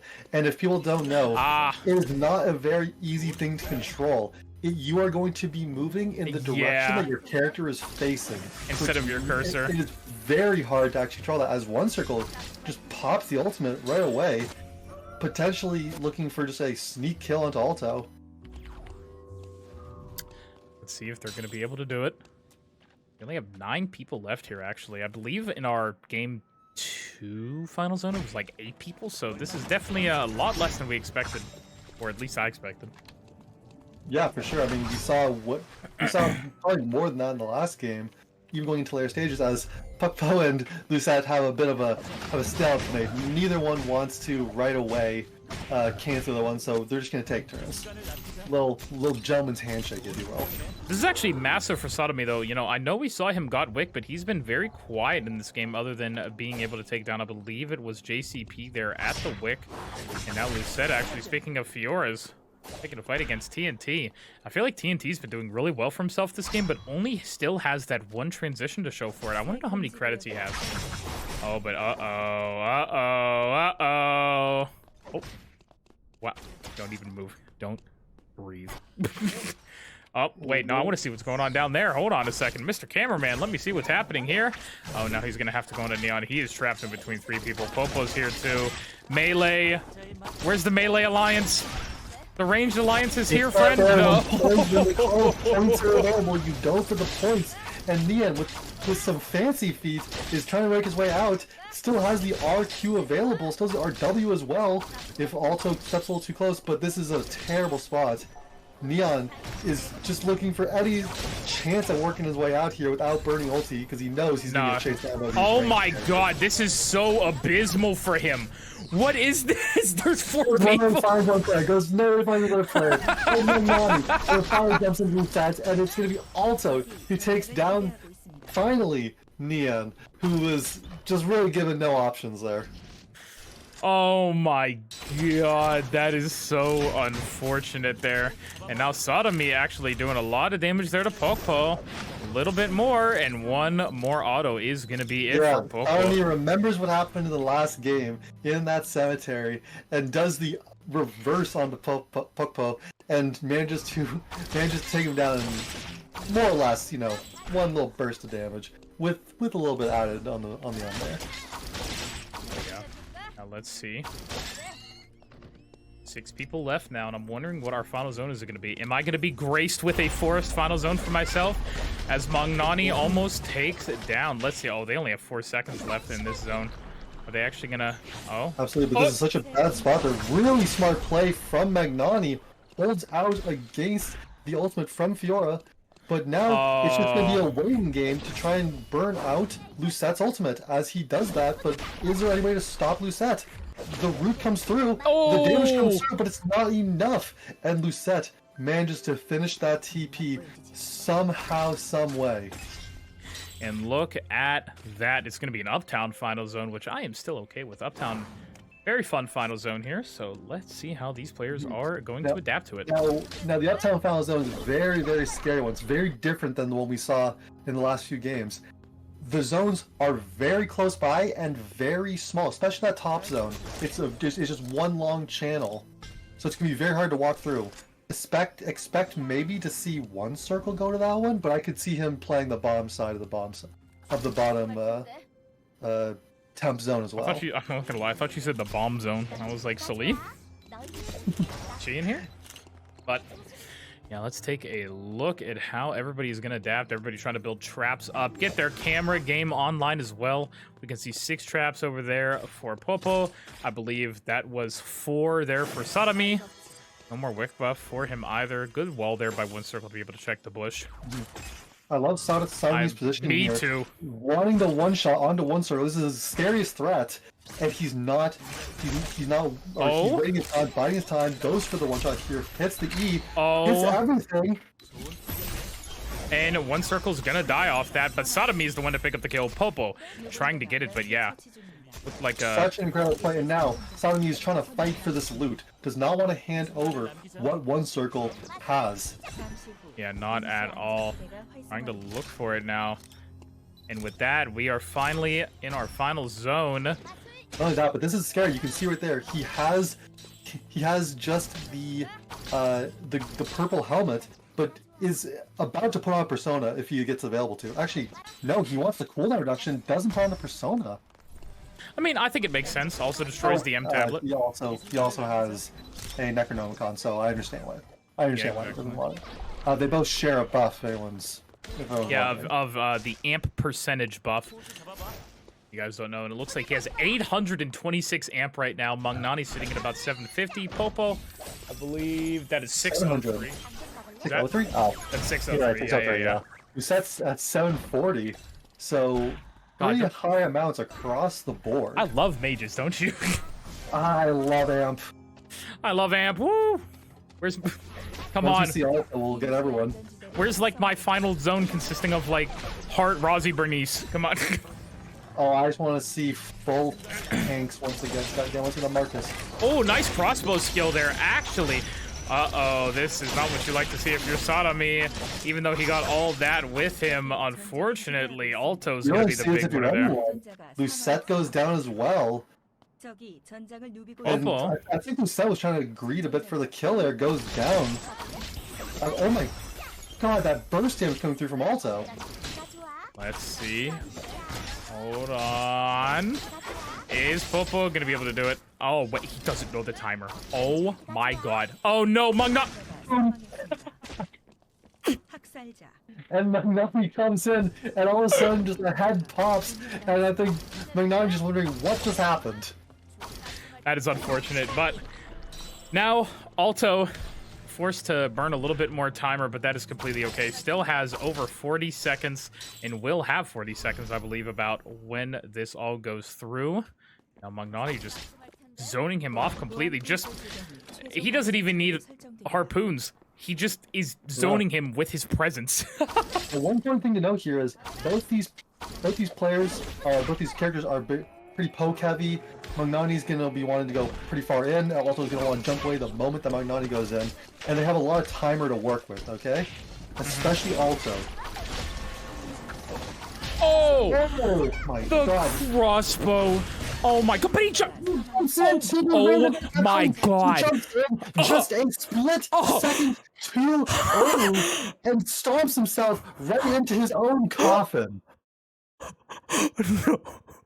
An absolutely stellar play coming through Alto with the crossbow skill, and then a fumble on the reverse end, but a great pickup by Magnani to actually finish that kill in a huge game for Magnani.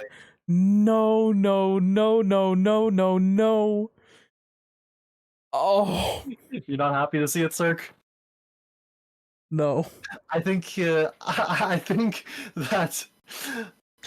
Alto was a bit riding the high of that crossbow skill and said, yeah, I've won this. This is over. Potentially as well, he might not have had vision of where the Reign of the Vampire Queen actually finished. If you don't have vision of that center, I don't think you actually have vision of the ability.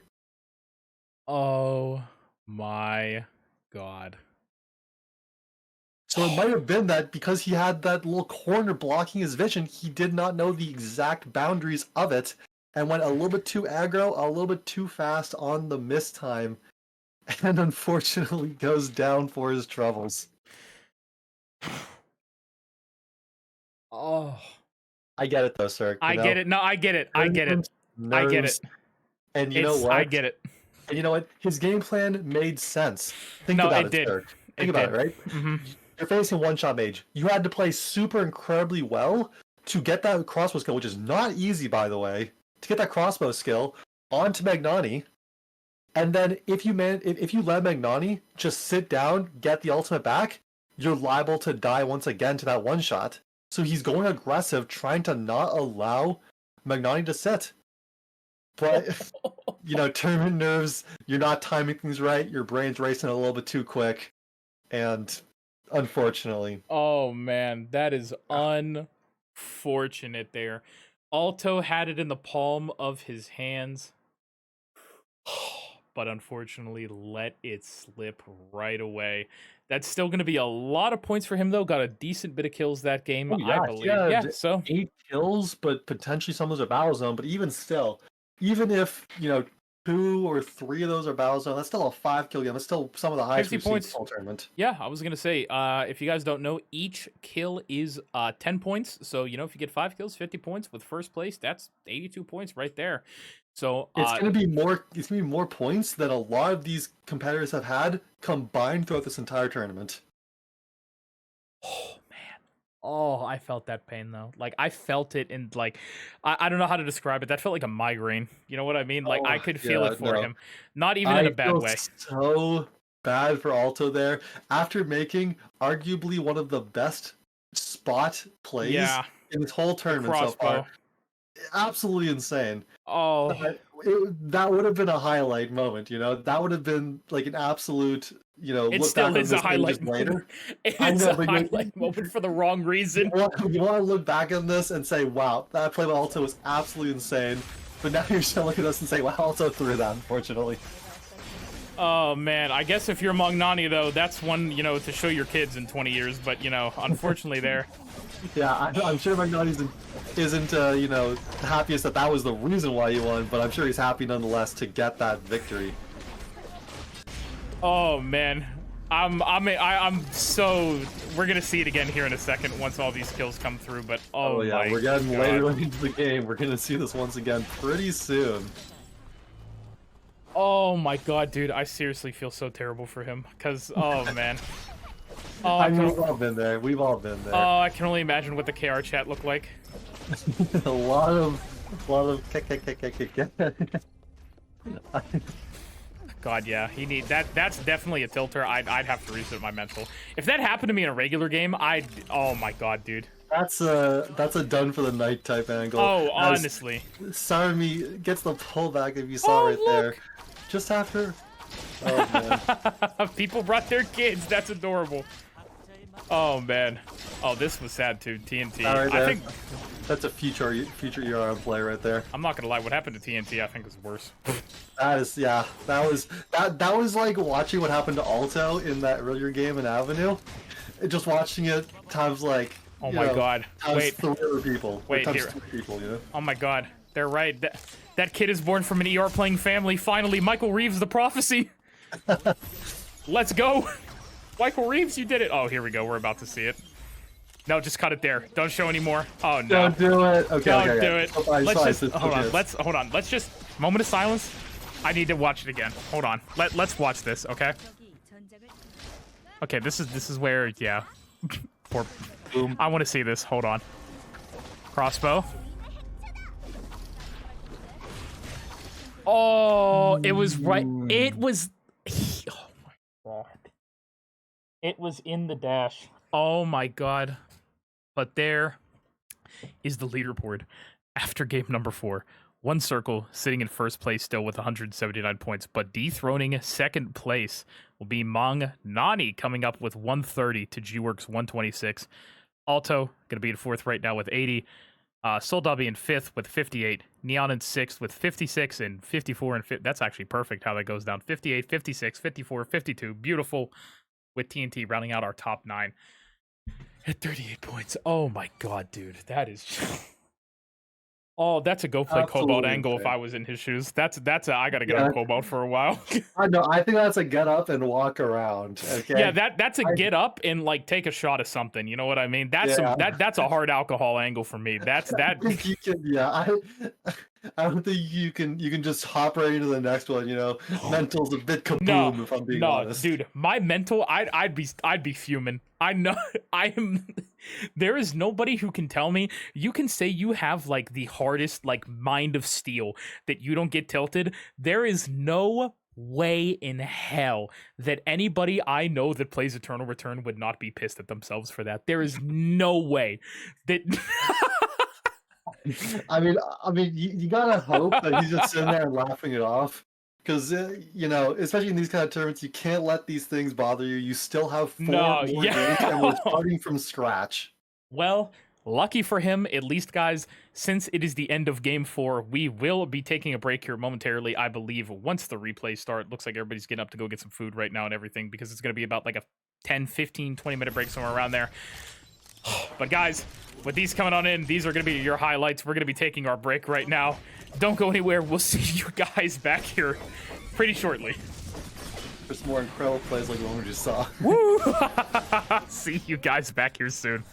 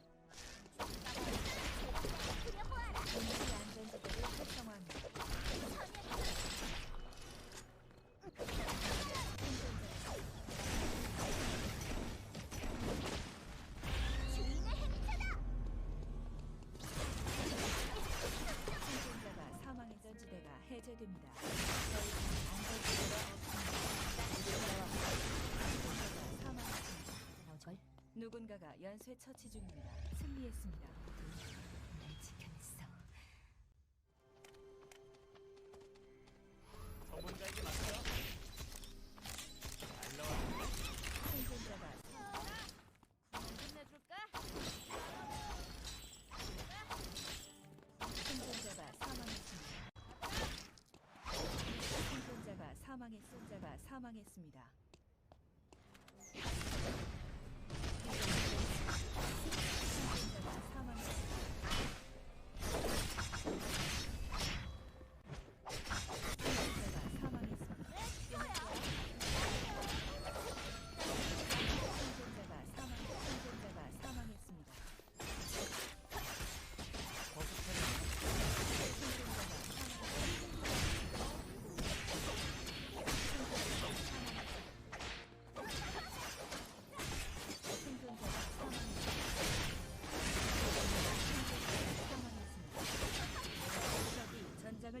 전장을 누비고 있습니다. 생존자입니다. 생존자가 사망했습니다. 전장을 누비고 있습니다. 어디 못했지?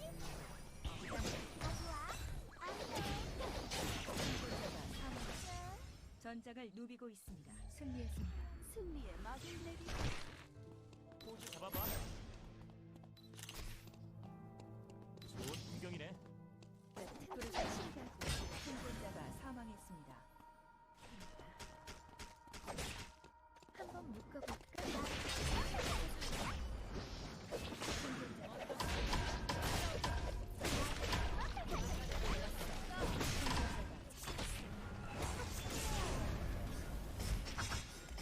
새 금지구 더블 킥. 먼저 각오해. 금방 끝납니다. 생존자가 사망했습니다. 저희들이 필요합니다.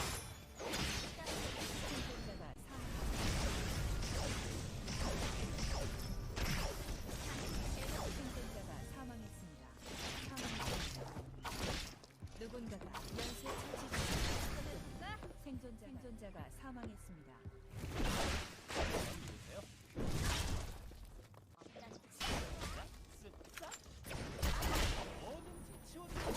생존자가 사망했습니다. 내가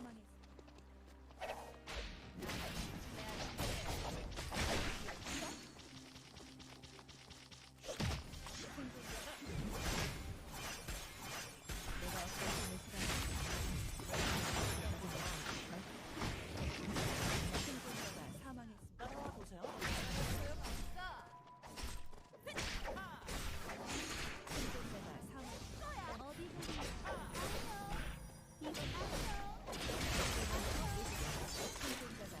사망했습니다. 생존자가 내가 어떤 힘을 살아왔는지 모두 돌아와. 생존자가 사망했습니다. 생존자가 사망했습니다. 누군가가 연쇄 처치 중입니다. 승리했습니다. 생존자가 사망했습니다. 생존자가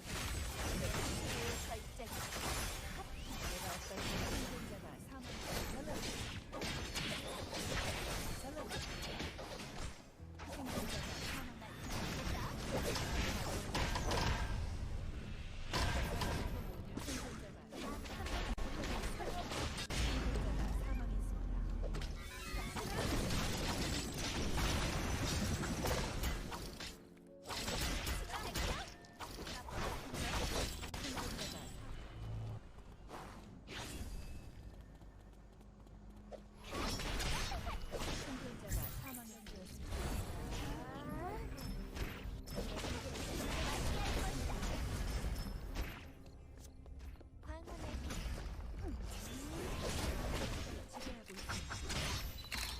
이제 생존자가 10명 남았습니다. 잘 나왔네. 생존자가 사망했습니다.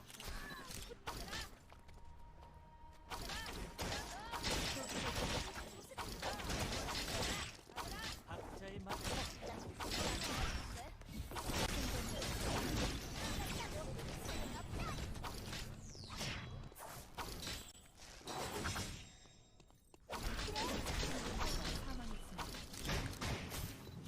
잡아봐. 이 순간을 남기자. 생존자가 사망. 잘 나왔네. 나 좋아. 좋은 투견이네. 생존자가 사망했습니다. 내 생존자가 사망했습니다.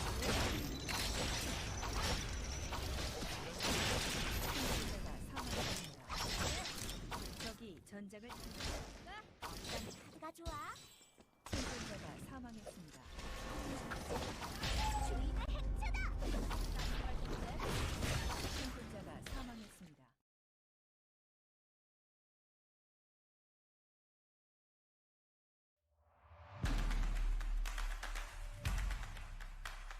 첫 번째 우선 가져갑니다. 핸디캡은 모르고 있는데 여기도?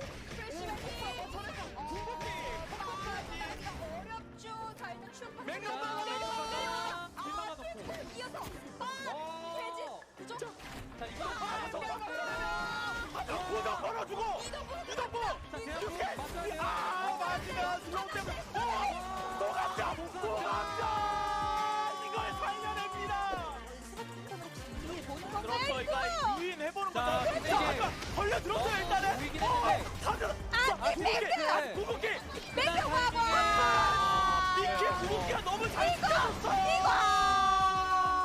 아니 필드기 때문에 또 여기 에스퍼 패밀리 특급이 있나요? 나뉘었어요. 나뉜 그렇죠. 상황에서 자, 생명 보면 들어왔는데 이거 쉽지 않습니다.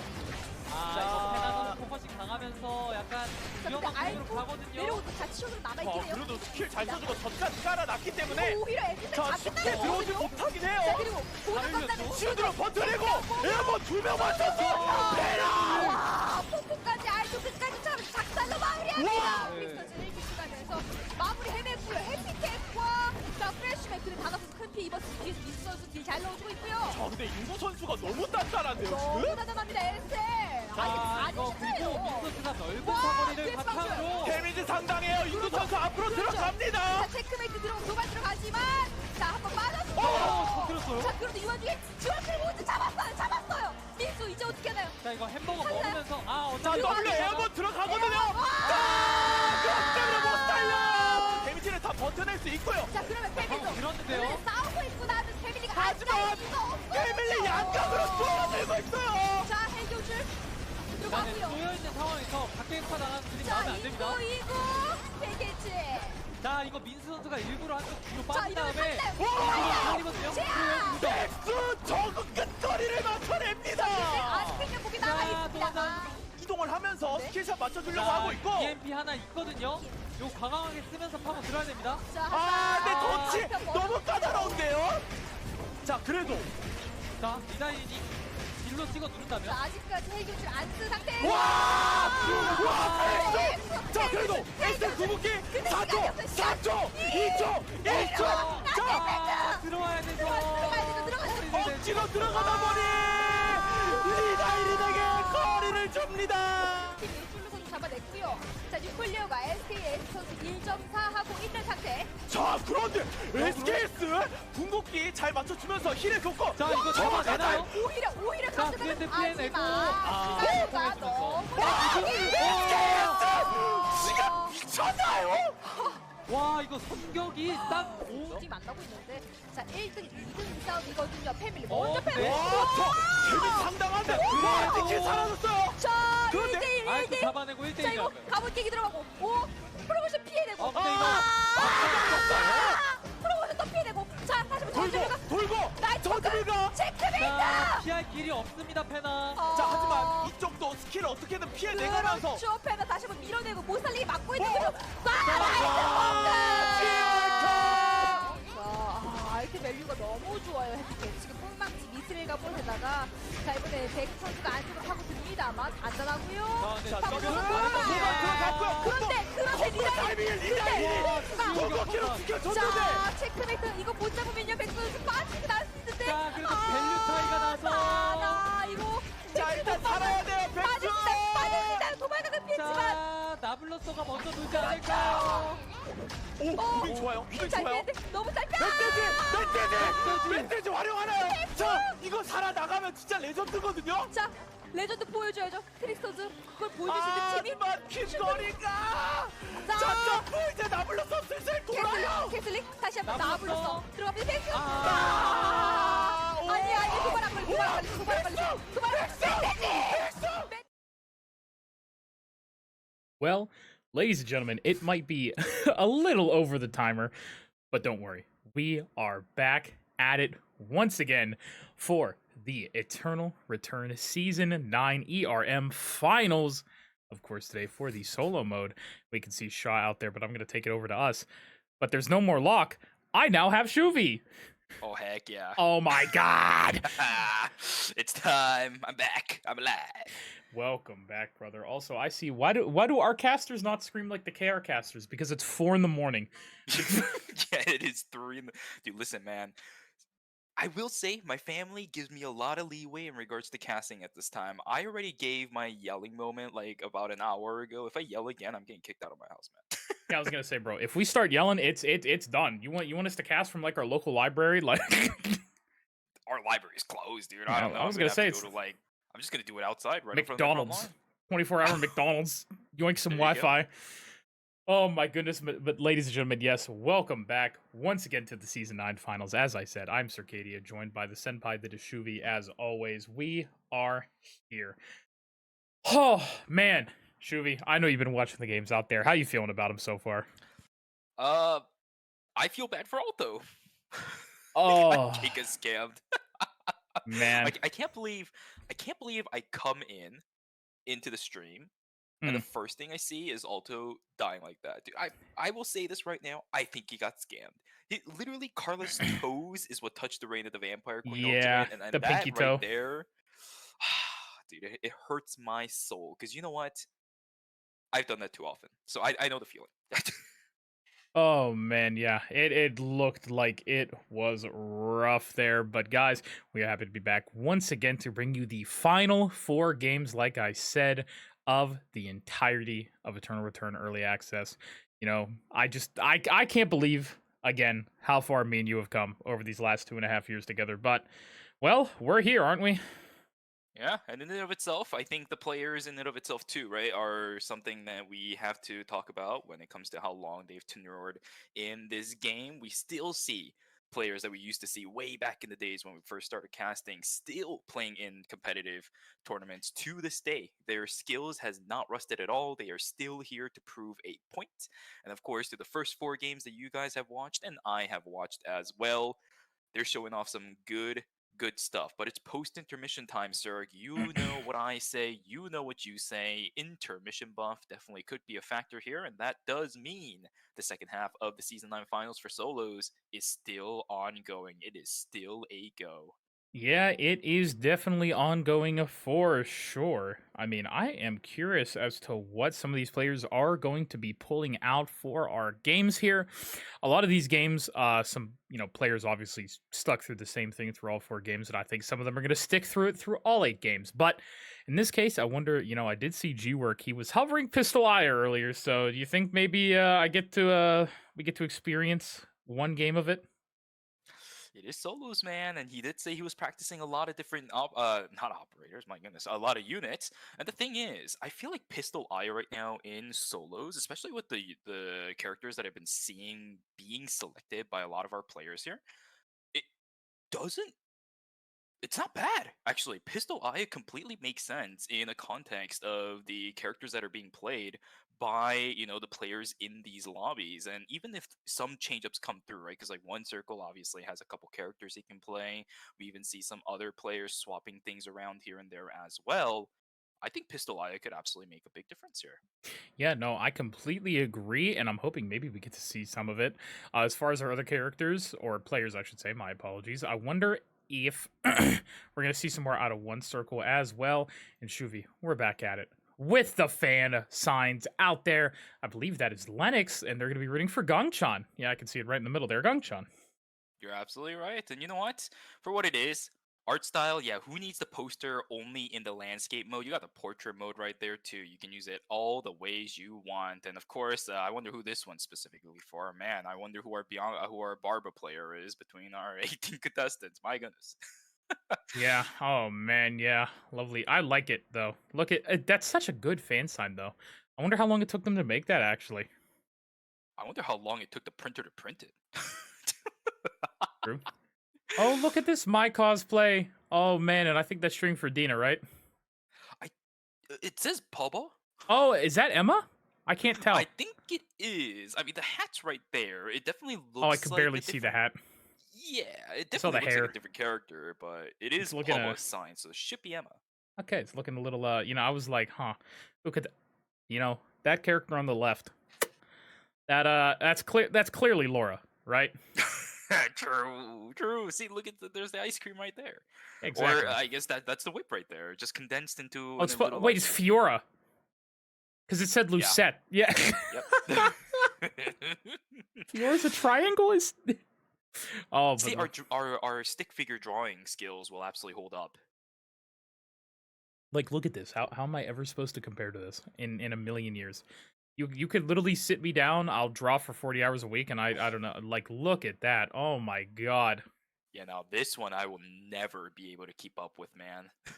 Like, look at that. It's supposed to be the JoJo. You see the go all around him. Exactly. Like, cheering on Aliso, who, from what I've seen so far, has been struggling just a tad bit. But yeah. You know what? Aliso on the Adela, I feel like Adela in general, especially at this stage in the season, is still very difficult to pilot well, especially when everyone else in the lobby is going to have really low ping to react to a lot of things. Aliso has always been that type of person who really likes to kind of catch people off guards. But as we've seen throughout the course of the season, especially at this stage too, for the professional players in Korea, they don't do anything outside of grabbing information first before they do anything, which really sets up an awkward moment for Aliso because he can't find those picks. There it is. I was correct. It is going to be Pistol Aya out there for G-Work, with TNT moving on to the dual swords Yuki, and Dina getting off of Dina and moving over to Ava. Indeed. But the thing is, looking at that character change up, especially for TNT, I think this Pistolaya hurts G-Work more so than it helps, because the only thing that really hurts Pistolaya is characters that can make a bunch of distance all at once, keep the Aya locked down in one specific spot, and kill her before she's able to react to anything. And a dual sword Yuki is the perfect catalyst for that here. So G-Work has a lot more work to do than you thought, just transitioning over onto the Pistolaya. And again, I thought it was going to be completely fine, but I forgot TNT exists, man. If he was on the Razi, yeah, Pistolaya 100% fine, but if he's on the dual sword Yuki, now that's a scary unit to go into as a Pistolaya. Oh, definitely. I'm looking forward to seeing what these players are going to be able to pull out. I do want to kind of pay attention to some of these players. Like I said, the ones that picked new things such as TNT. I'm really going to be looking forward to seeing if the Yuki's going to be able to do anything. But, you know, of course, that's a caster curse, so, you know, whatever. Maybe not going to only get to see it for like 5 minutes here in this game, clearly, because I, you know, cursed it. But, as well as G-Work. But anytime I talk about seeing something new, they just die anyway, so, you know what? I can't even say it. It's so much easier to cast a curse in Eternal Return than anything else, man. It just always happens. Again, you're literally soul linked to the camera person itself. That means you're soul linked to the game itself too. So say anything, Cirque, and it'll just immediately happen. Just like that. As Sadami almost got taken out there. Pistolaya, very, very good. Who knew? You know, I'm actually, I don't know if you saw the chat or if you know about that, but did you see that Dina is cosplaying Adina? Yeah, I saw the white hair, man. Yeah, and that Eliso is Adela. Yep. I like that. You know, I feel bad for them, though, because cosplaying, it might get uncomfortable sometimes, and when you're playing in very high-pressure situations like this, My dude, God. sometimes that uncomfortableness will kind of screw you over. Yeah, no, I completely agree. You will start burning up in one of those cosplays, definitely. I can only imagine. Like, I barely could survive in my regular clothes with how hot it gets sometimes. But, ugh, man, being in that cosplay. Although, I was saying, you know, if I did this, I'd be cosplaying Marcus on the caster desk. Oh, one circle. Actually, already getting aggressive with Pokpo. There's the duck dive. But I think Pokpo, honestly, at this point, don't even try and dodge the, I think dodging there was, like, wait, hold on a second. One circle has changed every single time. Almost every single time. For the first 2 games, he was on Fuma. For 3 and 4, he was on Azure Dagger, and now he's on Wind and Fire Wheels. Well, there it goes to show the versatility of Kazuya nowadays, man. Eliso in a lot of trouble here. The checkmate comes immediately through, but One Circle trying to chase this down. Speed gates are available here for Eliso, but look at how far behind he is on his build. I feel like that's been consistent throughout the entire course of the series here. Eliso really needs to get those early kills, especially even finding those early on aggressions to start building up the weapon mastery, especially if he's gonna be on the bat. The only reason why you run that, because, you know, you have really good scaling, bat skill is extremely important and fully comboing. If you don't have access to that because you're so far behind them, why run bat to begin with? Let's see now. Actually, ooh, I like the Rocker's jacket actually on TNT for the DS Yuki build there. I feel like I rarely ever get to see it. And now Dina gonna get taken down by that double shot.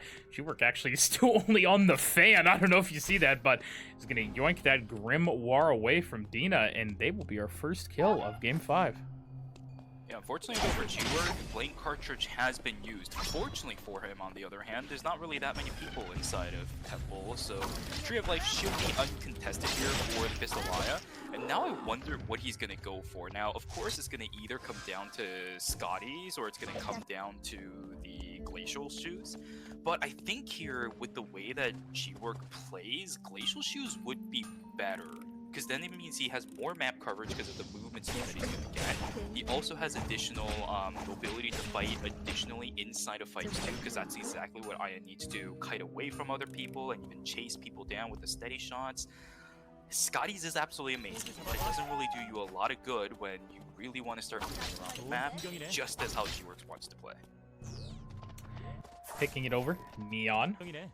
Curious to see what they're going to be doing, actually. You know, they have been having some good games themselves, but speaking of good games, the man who has dethroned our second place, G-Work, Long Nani back on the Bianca, who I'm sure you remember what's been happening with him. Of course, he was our victor there of game number 4, but curious to see if he's going to be able to take that tempo he got from the game and kind of convert it over into more wins. Sure, and for G-Work, you did see the Scotty confirmation there for him.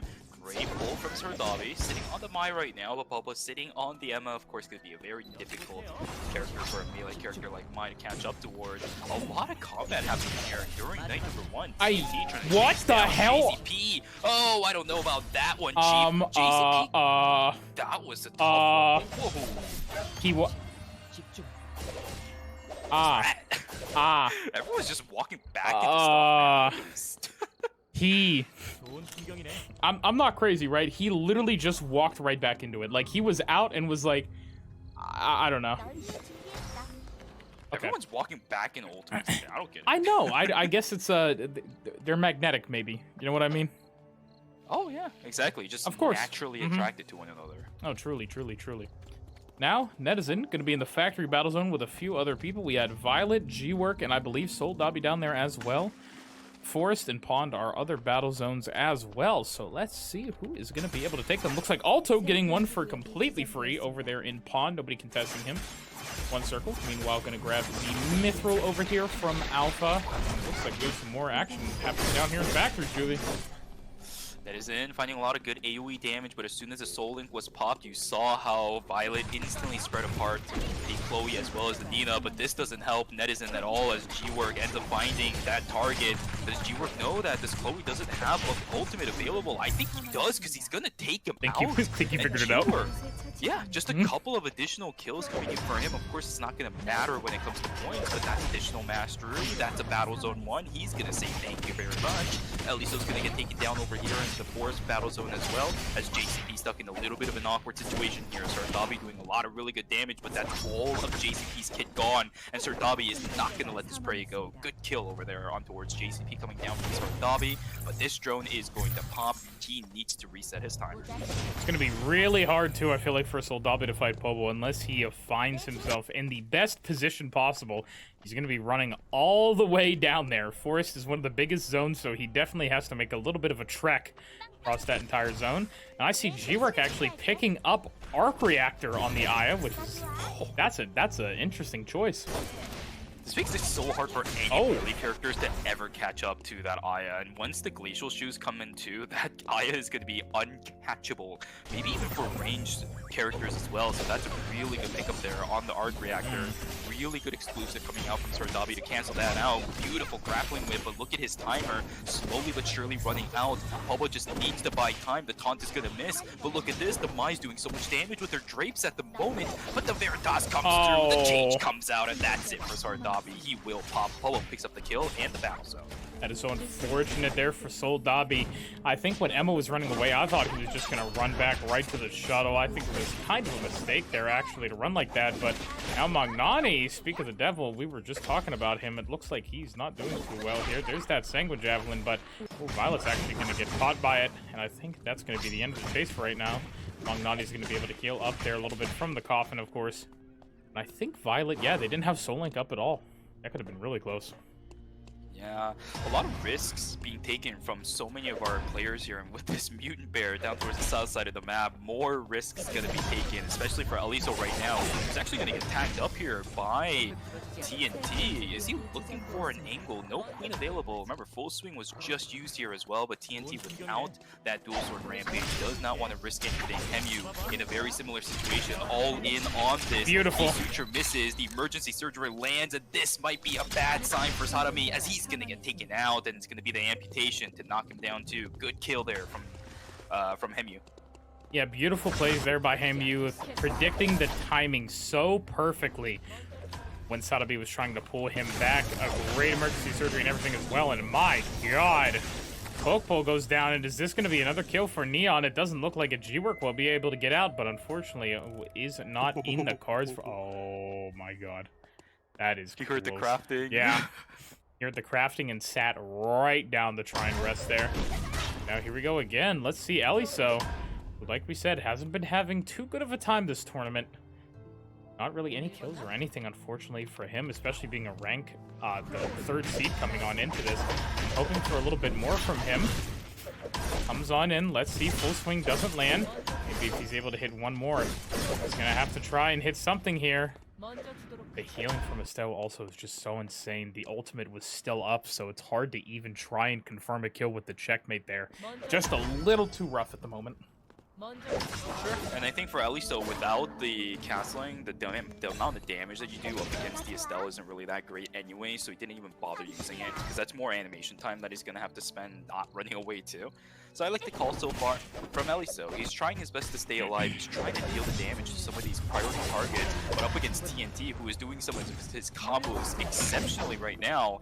Oh, yeah, that dual sword rampage, not going to get you over the wall. Eliso lives here yet again. I mean, this Adela is struggling a lot. These characters extremely difficult to kill when they have mobility up the wazoo. And as an Adela, you gotta land your skills, but it's just not happening. More battle zones, more kills. It is time for that, actually. Neon gonna be running back to the safety of his turret, getting a little baby shield from that. But this is not a shield zone, actually. It is going to be an attack zone. One of my favorite, the offensive zone. And now JCP gonna be fighting one circle down here. This is gonna be rough. JCP's trying to use Omega as cover, but he accidentally tags up the Omega. He's gonna have to give up his positioning here, trying to pull the Omega away in towards Hotel, but with force closed, that is not gonna happen that easily. And now one circle just has complete inside track on towards his objective. The Fiora completely backing away here, not gonna give that a shot at all. So another objective going on the side of one circle. A very quiet game from him so far. 0 kills, but that completely works out for him as he's slowly building himself up towards the later stages of the game. And with 15 players alive, he has enough prey to feast upon. Isn't falling there in that battle zone. I want to see what TNT's going to be able to do as well. Alto, gonna go down, unfortunately, in school. Not a battle zone either, but the Battle of the Fiors is back one more time. Rapier versus two-handed sword. I almost keep winning. I've been doing that for years. I almost keep calling it dual swords versus two-handed sword. It's so close. You know, the dual two, whatever. So close. I get you.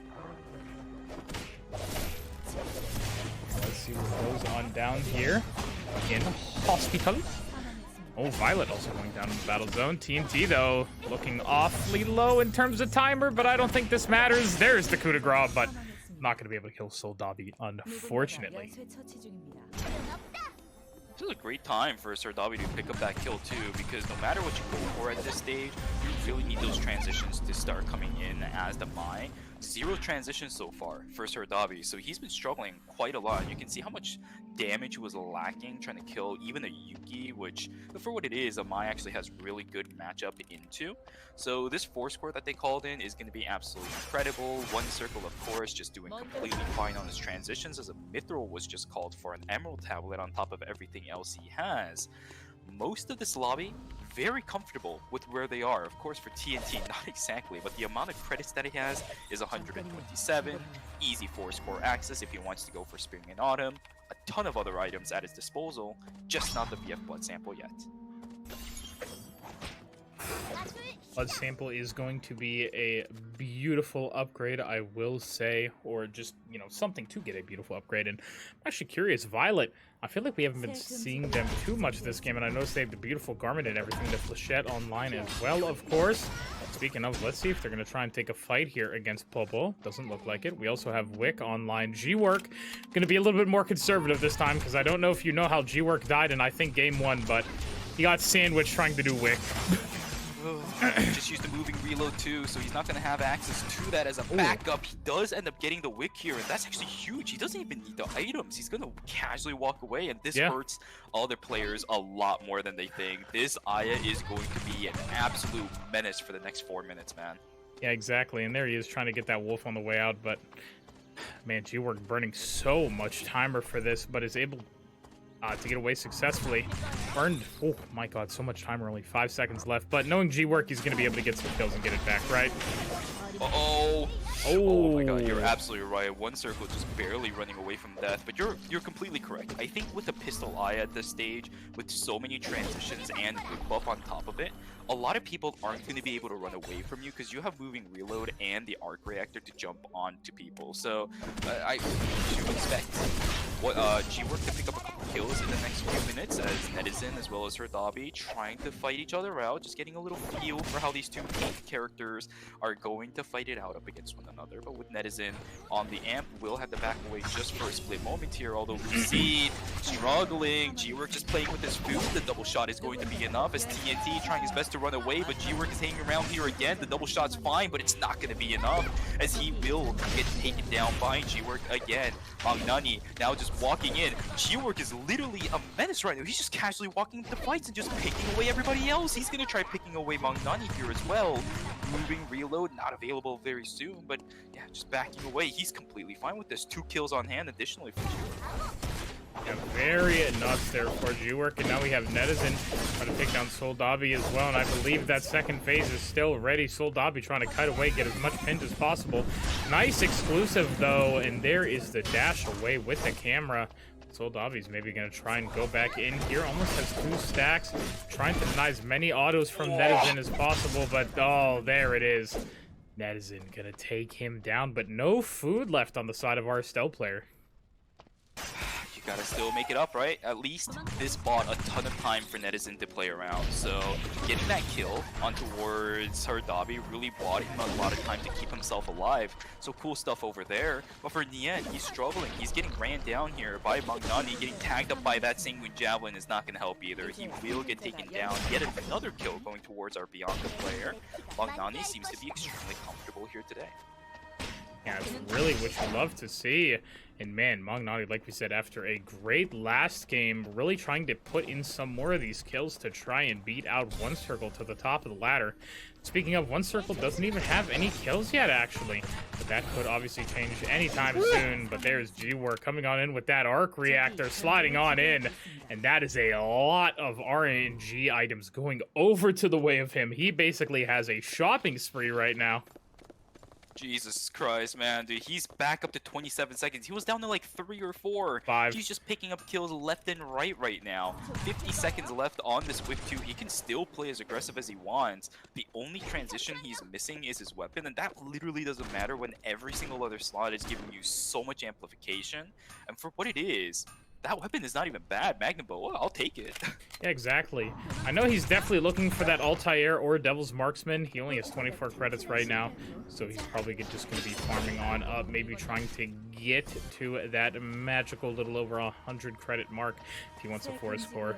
But let's see what he ends up looking for as we have a school final zone, our first of the day. So taking a ton of damage here. Double shot is going to land up here as well. At least they're forced to use the checkmate right now. Very good. Full swing. But this is not good for JCP. He's the one that gets thrown away as a scapegoat.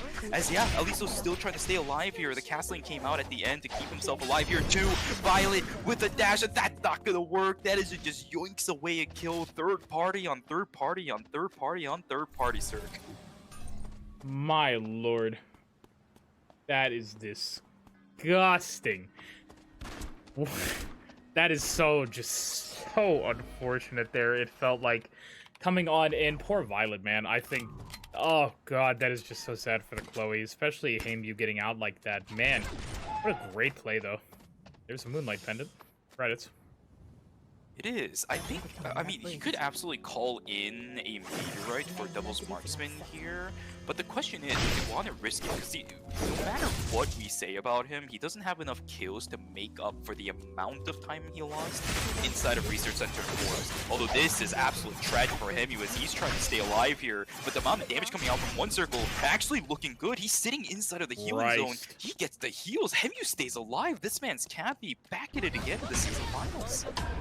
That was insane. There's the checkmate, but unfortunately, G-Work does not care about this, my friend. There's that steady shot to be able to take him down. Now Magnani looking at Netizen, it looks like. Here we go. Hold on. There's the ultimate. Sanguine Javelin gonna go down. There's the ultimate, though, from Netizen. And now one more Sanguine Javelin. Gonna take him down. That Bianca Q is disgusting. Big and chunky. My lord. And now, should be going into our final zone. 5 players. What the heck did I just watch, man? That's disgusting. That kind of at least gives me affirmations on the fact that me dying to Bianca in similar situations is absolutely fair. Happens to everybody. It's just a circle of life there, Shuvi. Exactly. Or might as you say, maybe one circle of life? That one, right? That's okay. Oh! Gangchan not able to hit that whip skill, unfortunately. I think that might have been a dead one circle if he actually had it there. I'm curious to see who's going to come up and contest Magnani. It looks like most people are going to be sitting in that school right now, the school temporary zone.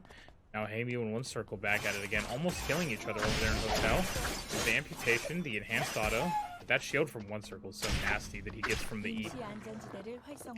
Makes it really difficult for a lot of, especially Kathy, to try to knock that Kazuya down.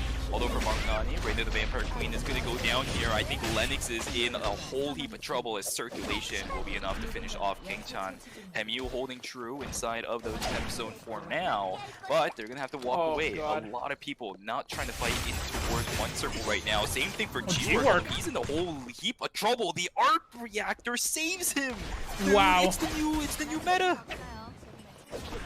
Oh, Magnani, only 10 seconds left, brother. What are you gonna do? You need to kill something. You need to get in this zone. There's the ultimate, but that is gonna be it for him. It looks like one circle picks up his first kill with that, actually. And now it's gonna be Haemyu versus one circle yet again. No ultimate there, unfortunately. But here we go. Hold on. Let's see, G-Work comes in for the third party. Paradiso. Hold on. Is one circle going to be able to pick up this game? He needs to land some of the... Oh my god, that was so close. It looks like G-Work. The rap, bro. Oh my god. My lord. G-Work. 13 seconds to play with here. They're both going to have ults up. I talked about it, chat. This is what I was looking for. G-Work versus one circle. This is it, finally! This is so dumb, dude. I called it earlier. The fact that G-Work is alive is so annoying to me because, again, it's affirmation that Pistolaya right now is stupidly annoying to fight into because of her sheer amount of movement speed. But this is like a whole nother field of fight, you know? It's G-Work playing the Pistolaya. One circle is going to have such a tough time unless G-Work walks into it like this. Although, okay, let's see what ends up happening here. Blank cartridge completely dropped out. Steady shot not really going to do anything either. G-Work has no time, sir. He can't go rest or do anything. He took too much timer when he took Wick. Oh, just it got barely? Yeah, he got tagged up by the Paradiso. Only a few seconds left here. What's he gonna do? One always lives. Wait, but he can't walk out at all. He has to try. There's no way. There's no way. If he hits a good steady shot. No, he walked out. Oh, man. Oh, my God. But Shuvi... That is one circle taking, I believe, his third game of the day. My lord. But the thing is, he had a really quiet game for the most part. He didn't get that many kills. I'm pretty sure G-Work made up the amount of points he lost by not getting first with the sheer amount of kills that he got throughout the course of the game. And I really like this Pistolaya pick here because once it gets going, which is really easy to do assuming you get the Tree of Life over there in Temple, you just steamroll the rest of the lobby. You saw exactly how G-Work played, and with the arc reactor gained up, especially in the battle zone, the amount of safety you have on that character just skyrockets, especially once you hit weapon level 14 as well. That moving reload movement speed, man, that's nerfed, by the way, guys. It used to be 50%, now it's 40% at level 2. Good stuff. Yeah, holy lord, man. One circle is just proving how much of an absolute beast he is today. He hasn't even pulled out the Celine yet, Shuvi. Do you think we're going to get any of that here today? Oh, I think it's going to be tough. Tazi is looking to be a solid character pick here for him. And we're going back to the prime times when One Circle versus G-Work was really, really the highlight of a lot of our tournaments. It was One Circle just taking every single objective, whereas G-Work just got every single kill. And we saw that here again, too. Very reminiscent of, like, season maybe 6, 7 ERMs and, ERLs and of those sort. We're just seeing here yet again, back in Season 9, all the way at the end of the Early Access pre-release. These guys are just doing what they used to do seasons ago in the season finals. feels like forever ago, man, that we've just been thinking about. I don't know. It is nuts. I can't believe. Do you think it's gonna be a one circle victory today? I know we still have 3 games left, but I'm just curious so far. With the way he's been playing today, do you think he's gonna be able to be consistent throughout these next 3 games and actually take the whole thing, and kind of solidify himself as number 1? See, I think there's 2 parts to that question. One is, can one circle be consistent? That I will absolutely answer yes. He himself has always been that type of consistent player, and you see the amount of respect that other players are really giving him. Even Sarami did not even opt to jump towards the alpha contestant over there in Avenue during this game, and a lot of other people just leaving him alone. The Fiora just dashing away instead of trying to contest for the Omega any longer, because they know if one circle is around a Android objective, it's gonna be difficult to fight him, especially if he's on something like Tazia, even Nathapon on top of it too. So is he gonna be consistent? Absolutely. I think that's going to be just something that you can always talk about one circle with. That word just sticks. But the real problem here is, can he keep that first place? That's a question that I'm going to have to really think about just looking at game number 6 that's upcoming. Because, as I said, G-Work got a ton of kills. One circle did not. And that's the issue. You can be consistent all you want, but if you're not doing anything that gives you the points to back up the consistency, well, what does consistency really matter, right? Yep. You need to. I know there's different types of consistency. There's killing consistency, there's placement consistency, there's just how you play consistency. But one circle is kind of, just I don't even know how to describe it. He's just one circle. You know what I mean? It's hard to say. I had compared it to another game's rivalry earlier, right before game 1 had started. But now it's really just showing. I had said, G-Work really is the king. But honestly, one circle, like I said, is vying for his throne here today. And it seems like he's, really meaning it. He came in as the first seed here, and that's what he wants to go out as, number 1 of early access. He should be able to keep that title if he plays consistently, but also does the actions to give him the amount of points. If one circle just does everything he does and then keeps stacking up the kills at the end of the game, he's doing his job. He is consistently being able to snowball towards the end of the game. That's what he's playing for by going for every single one of these androids and being given the opportunity to go for all those transitions. So there's a lot of chances for one circle to really make up for the lack of points he gets in the early stages of the game. He just needs to make sure he gets towards the end, finishes the last 3 games remaining for him in this season finals. As long as he can do that, I'm confident in the skills to at least stay up in the top 3. If anything, take away the tournament as a whole too. Let's see, and now, man, these highlights honestly are so good. This was such a great game to watch. I feel like, despite mainly what happened, and I could say this about every game realistically, but I think this one specifically, so many players just played so well here, and it only came down to little things that they could have done better. But oh man, especially look at that G-Work with the arc reactor. If G-Work actually didn't have arc reactor, a lot of these fights would have been completely different. Yeah, and especially in school there as well in the final zone, it's either he doesn't get the kill or he dies. That's what Arc Reactor really allowed him to do. So don't sleep on Arc Reactor, guys. This thing is extremely strong. The amount of mobility granted to Aya to begin with, that Arc Reactor like doubles it, which makes it even worse to play up against as literally any character in this game. So punch. I like that. I love that cute little animation there. Punch. But man, yeah, these last few right final here. kills, yeah. Oh, look at that. Yeah, G-Work just narrowly able to get out of there. It's a shame he had lost so much timer before, though, or else I think he would have been able to reset at least once or twice and maybe kill one circle. But yeah, timer was just not on his side. One circle had 23 seconds, which is more than enough timer to be able to get out and kind of reset if he needed to. Yeah, this is one of the problems with the new change to the timers where you can't see anything. Because if G-Work knew that timers were really iffy for the players inside of school, he would have definitely prioritized players depending on how much timer they had to refresh the amount that he had as well. But he didn't know, It's a little bit of a tough mechanic that pro players are going to have to deal with even until now, the little results of that. But it is what it is. It really helped G-Work, sorry, not G-Work, it really helped One Circle be able to solidify his victory in that game. So let's take a look at what the scoreboard looks like. One Circle still going to be holding strong in that first place spot, but G-Work is catching up. 202 points for him, only 39 behind One Circle compared to before. So cool stuff there. Magnani going to be thrown back down towards third place as well, 164 points for him. But the rest of the scoreboard, I mean, it's looking pretty solid, but we're already in the second half, Cirque. Top 3 looking extremely solid. Starting from 4th, trickling down, it's looking a little bit tough, even with 3 games available. Yeah, I mean, you never know if somebody has a pop-off game like some of the ones we were able to see yesterday.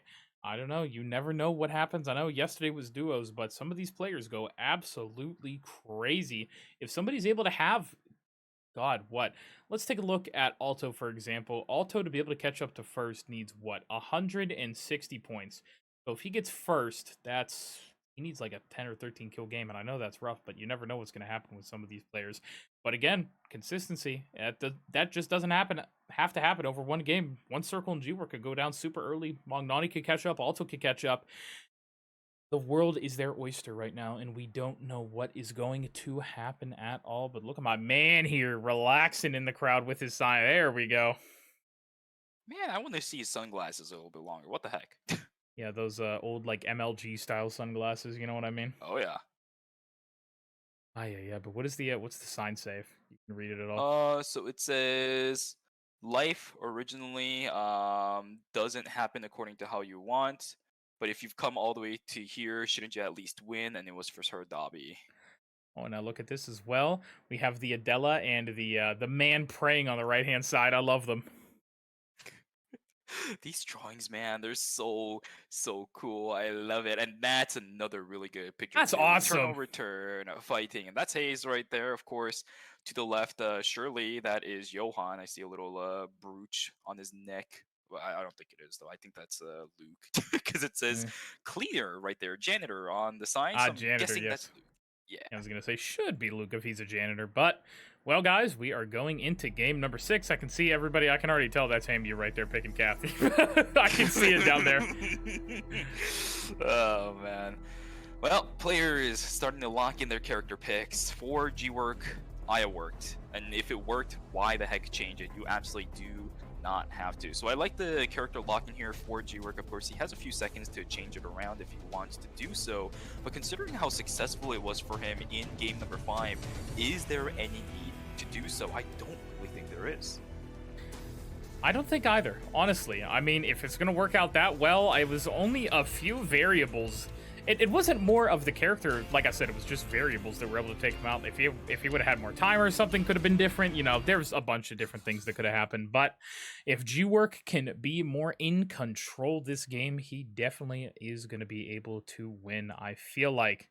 Look at JCP over there as well, ready to play his Fiora game yet again.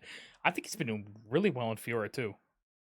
Yeah, so many Fioras inside of these lobbies. It's like we're seeing the season finals for Season 8 just with a different number tacked onto that season number.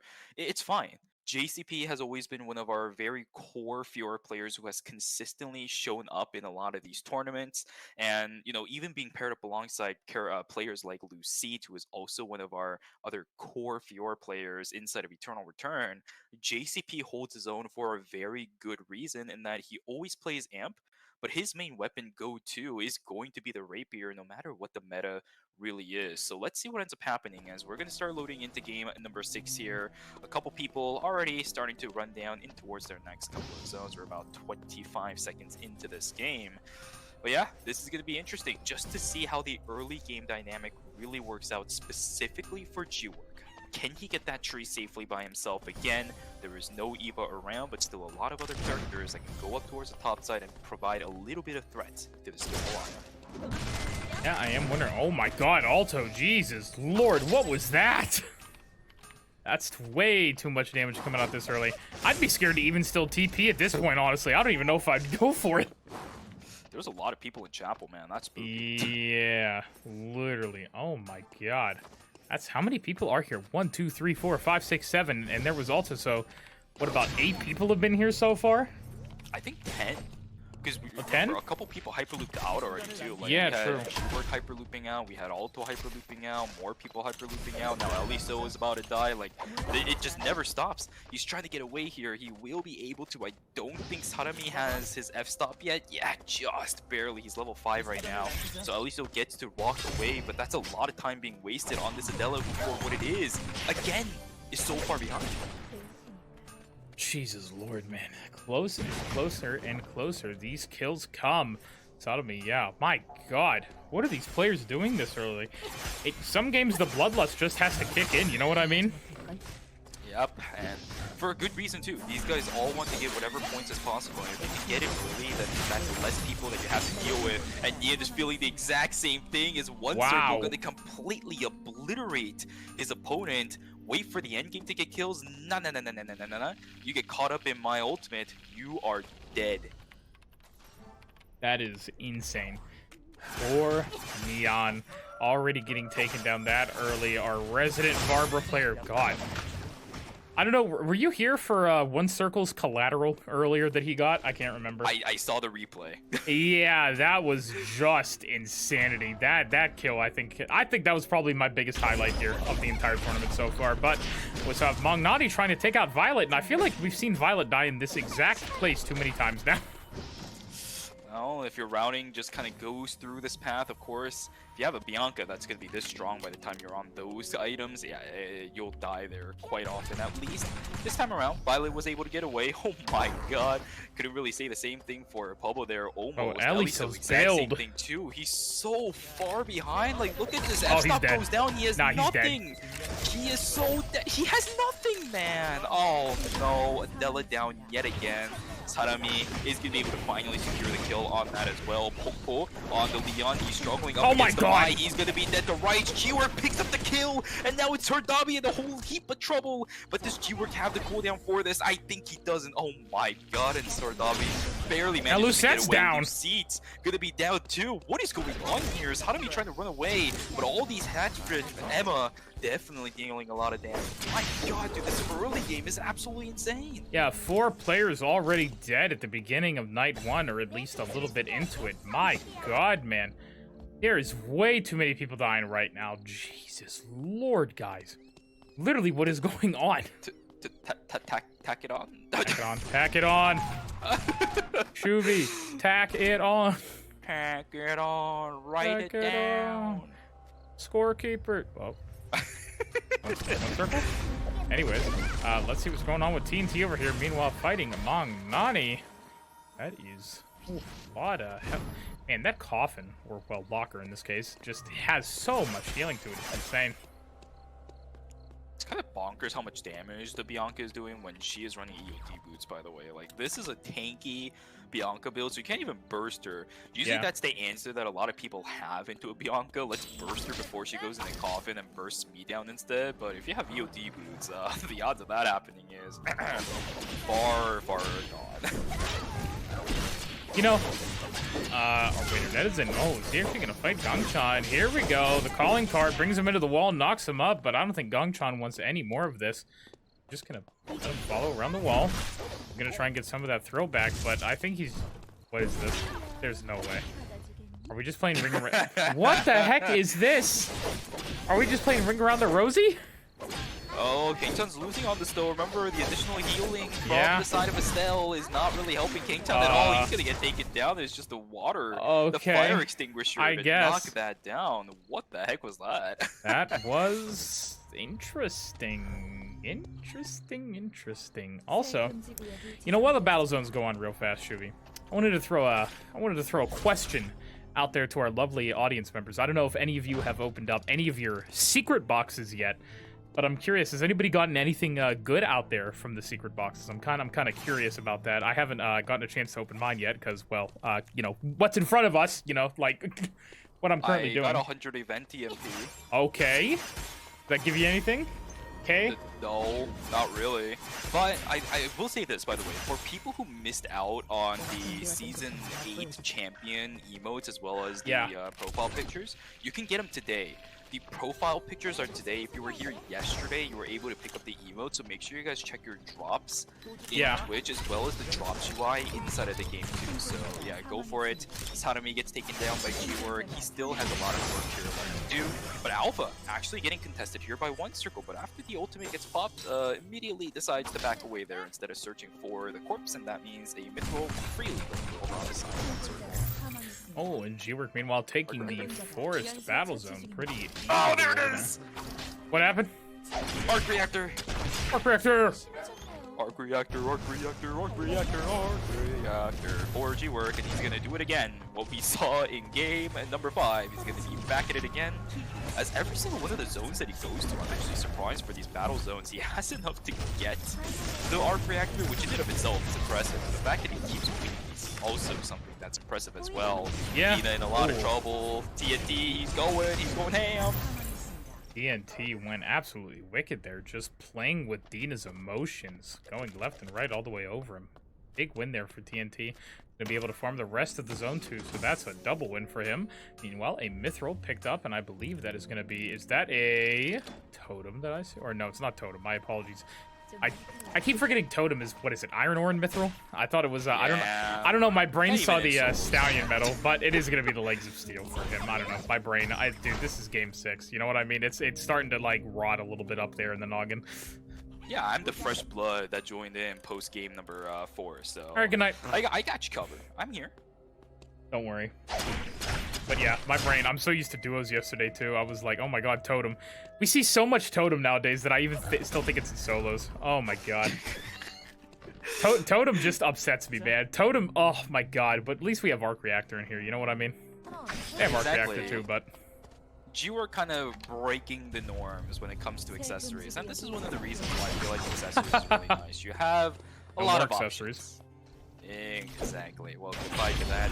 But a lot of things happening here. Violet almost getting taken down here by the Bianca. A lot of damage share. Really hurting Violet's Chloe portion of this. Wang oh, no more Nina. Trying to chase this down. Oh no, Nina got taken down. The Sanguine Javelin lands. The Hex is coming. The auto attacks are gonna hurt, and he's just pushing himself further into a corner. Magnani's gonna dash in. One more auto attack should do it, and there we go. Violet's dead and dead. Oh, and there's a big F-stop from Sodomy. Hey, Mew. Wait, gets what? I'm telling you, man, this character's animations and graphics absolutely suck. I hate going up against Nathapon. I'm not dumb, right? I'm not dumb. He was out of that. Oh yeah, no, he was. It's just it still pulls back because the animation was cute. So good stuff on that. Magnani gets taken down by one circle, and again, this is the reason why I hate going up against Nathapon. You're so far away from the circle sometimes, just because the Nathapon has started like the cue of his animation on his auto, he still pulls you back. I still think it's annoying. Stupid. But also, Magnani did end up dying to one circle over here in Hotel, which is quite unfortunate for him. Now we have TNT maybe about to find one circle. They're going to see each other on the vision, and I think TNT might be. I wonder if he's confident in actually fighting this. He only has the myth helm for transitions right now. One circle does have a few, but here we go. He's going to try and go in. Frailty proc for TNT. Oh, this is going to be rough, I feel like. But TNT does want to call in something. It is going to be the Force Core. Probably going for the Kelty, of course. Will it? Because I remember seeing a lot of our Rozzy players opting to go for something else other than the Kelt. Nope, he got it. There's Kelt. Okay. I think he likes to go for it first. If I'm remembering correctly. TNT should be like the one player in KR, because remember there were some times when we were watching Rozzies and they literally got a Force Core, but they left the Kelt upgrade for complete last, and they were sitting on 5 transitions instead of 6, which was the Kelty missing. Yeah, I don't know. I think Kelty's just such a really good pistol, honestly, even for, obviously for Rozzy. But here we go. Another 1v1 that I always loved talking about earlier. G-Work in one circle. G-Work is going to just walk over. Let's see what he's actually going to decide to do. This is going to be one hell of a fight yet again, I think. also a lot easier for G-Work to get consistent poke out. Double shot is still good. Steady shot in these very tight corridors absolutely going to help out. But for One Circle, a lot of transitions are already up and online. Arc Reactor is available for G-Work, but the combo from Tazia will hurt and is almost instantaneous if you get caught up in it. So G-Work still has to be careful here. Vision and information, again, being highly coveted by these two players. So that camera's going to get taken down before anything interesting happens. This is interesting. It is a closing zone, sir. Temple is going to close very soon. And look at this area surrounding it. Nothing is going to be open around this area very soon. Yeah, there we go. There is the big ult from G-Work, but both of these players, they don't want anything to do with each other. This is so funny to me. They only have a minute and a half to be able to fight over this, but One Circle actually going to try and burst it as fast as possible. G-Work's going to come on in, though. Just go over the wall. Actually, G-Work's just going to get out. Not to fight this at all at the moment. He does have the boots, but of course, without the Scotties, it makes it really difficult for the Aya to actually lock down someone like a Tazia, so doesn't want to fight it just yet. Understandably so. And now Netizen upgrading into the Paradise Lost. A very good upgrade for our Estelle. And now, oh, nice Hazard Shield, the Invulnerable, to be able to get on out of that. Oh, man, Shuvi. Fights. Left and right, they're wearing me down. Absolutely, but these are the VF. games that you and I love to watch, man. That's a VF in actually Soldabi's inventory. That's going to be huge. He's going to make it into a bloody Ninetales. Really? He did it earlier. Okay, well Yeah. there you go. Yeah, you're the one that's the master in these games here, because I wasn't here for the first 4 games. So We were surprised too. Hey, he made it. He made his VF into a bloody Ninetales. Locke was really surprised it was bloody Ninetales and not Oranos, but I said, I've been seeing it a lot more lately. Oh, another nice Invulnerable on Netizen, but who's gonna get the kill? Netizen does end up taking it. Well deserved, and now G-Work and One Circle are here again. Yeah, they are looking for objectives, man. Wickleen is about to spawn here, and it's most likely looking to be a cemetery spawn. Of course it is. These players are here. Why would it not be? But now G-Work in a little bit of an awkward situation here. Arc Reactor is good, but he gets taken out. Sandwiched by 2 different members of this game. TNT and Bubba is going to put a stop to G-Work's terror on Aya. And this just opens up more opportunities for One Circle. What the heck? I was gonna say, speaking of the devil, who is going to actually put a stop to One Circle, if anything? Man, or G-Work though, yeah. He had his dash just come right back up, but could not actually get to the corner in time. Oh, here we go. This is going to be kind of crazy. Who's gonna get? Oh my God! It was at 1 health. Oh, you hate to see it, man. No. Not the 1 HP. No. Oh, Pablo. No, that isn't. Oh my God, he dodges the calling card. Oh my God, dude, this is. Oh, the dub dealer just barely missed the DX there. Oh my God. There's no way Wick dies with 1 HP, though. Oh, that is so unfortunate. Yeah, TNT, you need to get the hell out, my friend. Oh my God, Shuvi. That is not what you want to see. Oh, I think TNT is dead to rights here. I mean, he's dodging skills really well, maybe turning it back here. But the change opportunities from Pablo still exist. Level 17, so he has that level 3 change up and available. And at this point in the game, definitely very short cooldown for that on Pablo. Not deciding to chase on towards that. There were a lot of really nice transitions on this Emma too, but look at the range coming out from these dub dealers. Also trying to lock this Emma inside of that little catacombs, but it's not going to happen because, yeah, Carla doesn't outrange Emma at all. Who knew? Wow. And now it looks like Soldabi gonna be farming as well as Pavlon. Yep, there it is, bloody Ninetales. But yeah, I know you were surprised to hear me say it. You were like, huh? Locke had the exact same reaction. So I completely understand it. Think even with something like the the Cube Watch available for the Mai, you still have access to things like Chinese Opera Mask, which is super popular, Queen of Hearts, which is also really popular on AMP playstyle for the Mai. You have Red Shoes if you really want to go for that. If you're playing auto attack like Saradabi is, you can even go for Sanguine Gumbai. That has been really popular on characters that are melee. in recent times again too. So quite surprising that it is Bloody Ninetales, but it is a good transition, right? Can't exactly complain about that item if you're playing with. I agree. And now, the one thing on my mind is I'm kind of wondering what One Circle is going to be doing. It's a little bit over a minute and a half now until his Wick Buff is gone. Build not looking too bad for him either. Only had, I think, 3 or 4 transitions, if I'm remembering correctly. Edison actually on 5 right now. Paradise Lost, Queen of Hearts, Racing Helm, Hermes, and Horus. Some great items there. Just needed to upgrade his arm piece, and then he'll be full Exodia. Same with Popo here. Everything but the accessory. But honestly, Veritas, you can stay with that for the whole game and be happy with it.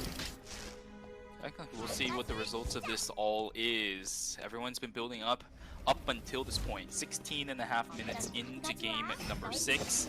The remainder of this game depends on how well you prep yourself and also how well you decide to receive some of the treatments that other players are going to give you. Exactly like here, Bubba taking a massive amount of damage here. Good trade back from Dina as well. It is going to be the Veritas pop from the Adina right now, though, as Alto just hanging around. You can hear all these skills popping off. He's just waiting very patiently because he knows something is going on, but he gets found out. Good call there. Good card there from Bubba to find out that Carla hanging around the corner. I wonder if actually Dina knows that Alto's hanging around the corner because of it. I don't know if he heard it or not. Maybe he just thought it hit something else, but you never know. I don't even, yeah, don't know if he heard it, don't know if he saw it, don't know what happened, but also forgot to mention that Popo actually still has the High Priest robes on. Or didn't, I swear to God he had another chest piece before, but I'm probably going crazy about that.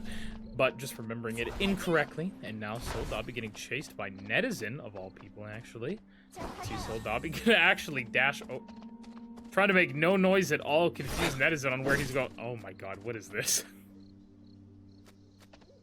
Oh, the Florian timepiece also coming out for Netizen, we can see there. I was just discussing how he needed to, you know, upgrade that arm piece, and he actually has. Well, full transitions on the side of Netizen, right? We have about 4, I think it was on the side of Sardabi. That is a really strong line, too. So both of our melee players looking extremely solid. That is a massive... What the heck are the items on Alto right now? That was what? A single auto attack and maybe a Q landing? I don't think the pole even landed, so... No, I thought he pulled it. You suppose? I thought it was an auto QW with Red Sprite. Okay, maybe I thought it was just like the auto Red Sprite Q damage that did that. Could be too. I thought it would have been more, but maybe he's just slightly slacking in the amount of transitions he has. That could be the case. Yeah, I do know that the W looked a little bit like, did it hit, did it not hit, you know, but I would say it probably did if he chunked him for like 900 health. I would hope he did, you know what I mean? Because if that was just an auto attack with a Q and a Red Sprite proc, oh, you're screwed if you get hit by that W. That does a ton of damage nowadays in late game, man. That one single auto, I've seen it chunk like people for half their health. No, true. It is disgusting how much damage it does at high levels. We also forgot to mention it is a cemetery final zone. Okay, well there. No, yeah, so it had to have been in. Okay. Let's see now what TNT is gonna have to do here to be able to win this. Also, I love the OST constantly changing back and forth between the chapel and the cemetery. Yeah. When you start to notice it, you're like, oh my God. But 7 people left here for our final zone. Actually, a decent number. It's really awkward for so many players, though. Look at how much of a dance that they're doing around these temp zones right now. The thing is, One Circle is definitely comfortable here. 55 seconds is going to increase even further once the night number 5 hits. Alto just had to use a little bit to get away from this fiesta that is going to be cemetery. Everyone else doing the exact same thing here, though. That's a really good Paradiso coming down from One Circle. He wants to chase this down. Oh no, and Alto is going to get taken out by a stray stiletto that manages to nick him right at the edge of the hitbox. So that's going to be our Carla player falling down. One Circle just barely has enough time, but the rest of the players, not so much. TNT, the first one to fall very soon. Again, none of these guys know what the timers are looking like, but TNT is playing absolutely desperately right now. He's going to get caught out by so many things. TNT picks up a kill up against Bubble, but his health bar is taken so low, he will get taken out. I'm not sure who manages to pick him out. It is going to be Dina, so a little bit of additional timer gained here on the side of this Dina player, but now he has to fight up against Netizen, and there is no chance that he's going to be able to stay up alive and give it up against this Estelle long enough to kill her. So good stuff on Netizen, getting the kill, and Zombie with 2 seconds left. He'll get taken down here too. Our final two, Netizen and One Circle. Well, let's see if One Circle is going to be able to pull out his 4th victory of the day, or if the Estelle themselves is going to be able to take him down, destroy that Rain. Netizen, we are looking at you, my friend. We are watching. The pressure is on. I'm curious to see what he's going to be able to do here. It's actually kind of insane. It's full transitions on the side of Netizen, and I'm pretty sure, just searching through all the corpses, One Circle managed to find at least 1 or 2 transitions that he was missing. But my question is, does One Circle even need it right now? His damage on this Tasia is just absolutely tremendous at the moment. Netizen is trying to do as much damage as possible. My lord. Hitting some really good damage in, but look at these shield resets. It is absurdly annoying for a melee character like an Estelle to deal with this at the moment. The counters are going down. The shields are just so annoying. Netizen can't deal with this right now. Helipack status invested, so he has to go in. He does manage to get the slow from the outer ring of it, but he tags the wall. He's gonna get stunned, and he's gonna get taken out. No. Oh my god. No. He's gonna be able to. Oh, this is. Yeah, he's just gonna be able to lifesteal off of this, actually. But I'm surprised. Oh my god, if he would have known One Circle was resting, he would have went right back in, I think. Absolutely. He doesn't have cameras to play around, and One Circle has to call cameras in too. Netizen had a camera. Imagine if he placed it down, but that wasn't the case here. We have Helitax stat in about 10 seconds. We have Frailty popping here for One Circle as well. A lot of damage coming down with the fire extinguisher. Netizen is going. 2 seconds on the ult. The ult. Oh, there it is. There it is. Is he going to be able to do it? One Circle is going to get hit by it. Oh, he doesn't get knocked out by the shield, though. Oh, that shield is way too much, and I think this is it for Netizen. That is unfortunate, man. If he would have actually landed the shield. Oh, if he would have landed that, it would have been so good. But One Circle ends up taking this game. Another one under his belt here for game number 6. He is going to further his lead, man. And look at that, guys. Melee's weak, by the way. Please buff, because my goodness. I mean, I feel for the most part, Netizen played that really well. But it's just, how do you catch up to that? You can't catch up. That sucks. It's really unfortunate. That is so hard. Oh, man. I feel so awful there for Netizen. But still, One Circle plays it as good as ever. So are we surprised one bit, Shuvi? Not at all. And it's really mind-boggling how often One Circle is able to do what he does best. And it's kind of, it feels like he encases people inside of an arena when he plays Tasia, when that's the only way people actually die to a Tasia. That's the funniest thing about how One Circle is able to get away with a lot of things that he does in these games, because people just allow him to get to the stage where he's literally boxing them into a corner that they can't escape from, so they're forced to fight into a Tasia, and that's exactly what a Tasia wants you to do. It looked so rough there for Netizen, but I still commend. It was really, really close. Like, I didn't know how close it was going to be, but he really tried his best. And I have to give him props for it. But leaderboard, Shuvi. It's looking a little bit more cope, isn't it? Yeah, it really is, dude. One Circle is going to further his distance. The gap between him, G-Work, and Mangnani is going to increase so much after this game, especially because he's been aggressive ever since the beginning of the game. He knocked down people starting from what I think it was night 1 or day 2, and he just continued doing that throughout the entire course of the game too. So One Circle at the moment is looking extremely solid. We only have 2 games left after this, Cirque. Do the other players have enough time or even the amount of points available in the roster to actually win? I don't know. It's going to be tough. Man, that is, yeah, it's going to be rough. I don't know if anybody's going to be able to do it, but there's one man that can. And you know damn well who I'm talking about right now. The work himself. The GOAT work. G-Work. Homework. Whatever you want to call him. He's the one man that can save Yeah, us. that Korean name that he decided to change to in light of recent events. Oh yeah, oh god, what is it again? It's like It's like why delete duos or why something. yeah, why delete duos? Do you work a man of the people, the masses, you know, a true connoisseur. Yeah, Oh, something that I noticed with that, by the way, is that rank 1 spot is such a good place to like advertise your your thoughts. Everyone sees it, so that's what I need to do. Get rank 1 and be like, it's squads time. yeah, I know exactly. I'm gonna get rank 1 and be like, dial in buff, please. Like, Is that what you're gonna have? Is that yeah, no, I'm intentionally gonna only play like Ekion, for example, have a really solid win rate and numbers on him, but then like Dylan, the few games I have on Dylan is gonna be absolutely atrocious. It'll be the perfect clickbait. Look at some of the kills from this game. This was a really fun game to watch. Actually, I feel so terrible for Eliso though here. He's just so far behind. And the funniest thing is, Adela builds nowadays are still really quick because I think they're still running the Temple Dot Chapel into Cemetery to try to see if they can contest for the Tree of Life, which necessarily doesn't matter now that you're running BAP for the most part on a lot of those guys, but still, you know, it is what it is. They're fast builds. That's the whole idea around Adela. You get those early leads, look for an angle with checkmate as well.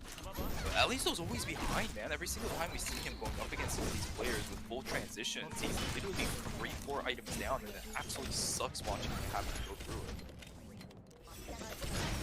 Man, G-Work too. That was a rough one for him. I'm actually surprised he died. Like, oh no, Shuvi. Oh, the slow-mo. No. 1 health. Oh no. Oh, look at their faces too. I'd start, dude. I think I would have screamed out if I was in the crowd. You know what I mean? I don't even know. Screamed if I was Boba. You know what's funny? You're all sitting right next to each other. You think he just would have stood up out of his chair and just been like, what? That's it. But the thing is, you're still alive. You can't exactly do that. Otherwise, you actually I die, know, so. but it just sounds funny. Yeah, no, for sure. I get exactly what you're talking about, because that happens a lot in, like, I remember the olden LAN esports scene where the camera quality was absolutely shoddy. There'd be people, like, standing around in, like, COD tournaments, always talking about how, you know, they outplayed the other person. I mean, it would be like one of those. Oh my god, in this final fight, Netizen, there was so many points where I feel like he almost would have killed him. You know what I mean? Yeah, I feel like One Circle, surprisingly enough, messed up a lot. Like right here, in just a moment, he misses the Paradiso, but then he dashes back in. Watch. Right here. He should have lost right here, but the amount of shield that comes in for the Tazia is insane. Every single dash reset One Circle gets, there's a shield. Netizen? No, he only gets the shield when he pumps that ultimate. It is such a tough sight for us to see. It's just the effective health bar that comes in for Tazia. It is so difficult to deal with as a melee character because you're getting bounced around all over the place thanks to Tazia's kit in and of itself. And then you're trying to do whatever you need to do, but it's never working because she's so darn fast. You're getting slowed eternally by Scotty's on top of it. Just turbo sucks, man. Yeah, it is rough, but One Circle, our first player here in the solo finals to break over 300 points. G-Work in a close second right now. I guess I'll keep it. 111 points away from him with Mong. Nani 150 points away with Netizen sitting in 4th right now with 87. Alto in 5th with 80. Soldabi in 6th with 76. And I would believe it was Polpo in 7th with 75 points right now. The opportunities are slim. The chances for the rest of the Sorry, I was lobby to drinking. start catching up is extremely slim, man. Ugh. Oh man, it is getting closer and closer. And ladies and gentlemen, we have 2 more games left here. Tonight, today, this evening, this morning, something, wherever you are. But I hope you're going to be able to stick with us here. I also see they're going to be doing an interview down there on the stage right now. So gives us a little moment to be able to talk about, well, Shuvi, you know, what's on your mind right now? I know you weren't here with us earlier, but I want to ask, you know, what's your opinion on everything so far? It's looking pretty solid. Surely now that we're, you know, after game number 6, our players will be able to swap out players, right? Yeah, surely that's the way that it works in solos. You just substitute yourself for another player into the tournament to play on your account. There you go. Yeah, definitely. Do you think that's what's going to be happening? They're actually interviewing G-Work down there right now. Xia is interviewing G-Work, and man, I'm really going to miss her. I am so sad she's going to be leaving us, but it's okay, right? Yeah, for real. I think ER as it is right now, it's gonna take a little bit of time before it starts ramping up again. I know KR has definitely been voicing their opinions over recent developments. I know international players kind of have gotten over like the big slump in regards to the new developments, but man, I think Xia being gone is definitely going to impact that a little bit too, because I know the esports scene in and of itself is definitely not going to feel the same without her. She has been such a pivotal resource for us to be able to access, and just having her is an absolute grace for us all in terms of Eternal Return esports. Yeah. But I'm sure I hope, maybe she gets to play some, after launch. Maybe, I don't know. I think she was leaving a week or two after launch, if I'm not mistaken. So hopefully she'll be able to get to play a little bit of the game before she ends up Yeah, I leaving and can't having wait to till she study and comes everything. back. Yeah, I know, me too, but we got to get over there. I know, right? Well, studies over everything else. She's going to, I believe it was Australia to Mhm. finish her studies, and I forget what it was. It was like communications or something like that. Maybe it was like a translator thing through a school program too. So, yeah, only good things ahead for Xia. This is going to be one of her last official Nimble Neuron events. So I'm hoping that this event in and of itself is a really good kind of last huzzah for Xia too, and she seems like she's having fun alongside G-Work right now. So I'm happy, man. I'm really glad that some of my favorite community members in the KR Eternal Return scene is having an absolute blast over there in Korea right now. Yeah, and I really wish we were at the event just to be able to see everybody and talk to everybody. And oh man, we could the content over there. You know what I mean? Exactly. The giga content. Think about it, Nimble Neuron. We could be super valuable.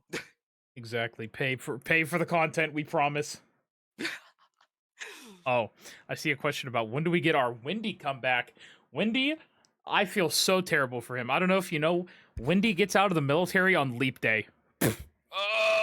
He got screwed over and has to stay an extra day. He would have got out of the 28th because it's a leap year next year. He gets out on the 29th of February. That is hilarious. Oh no.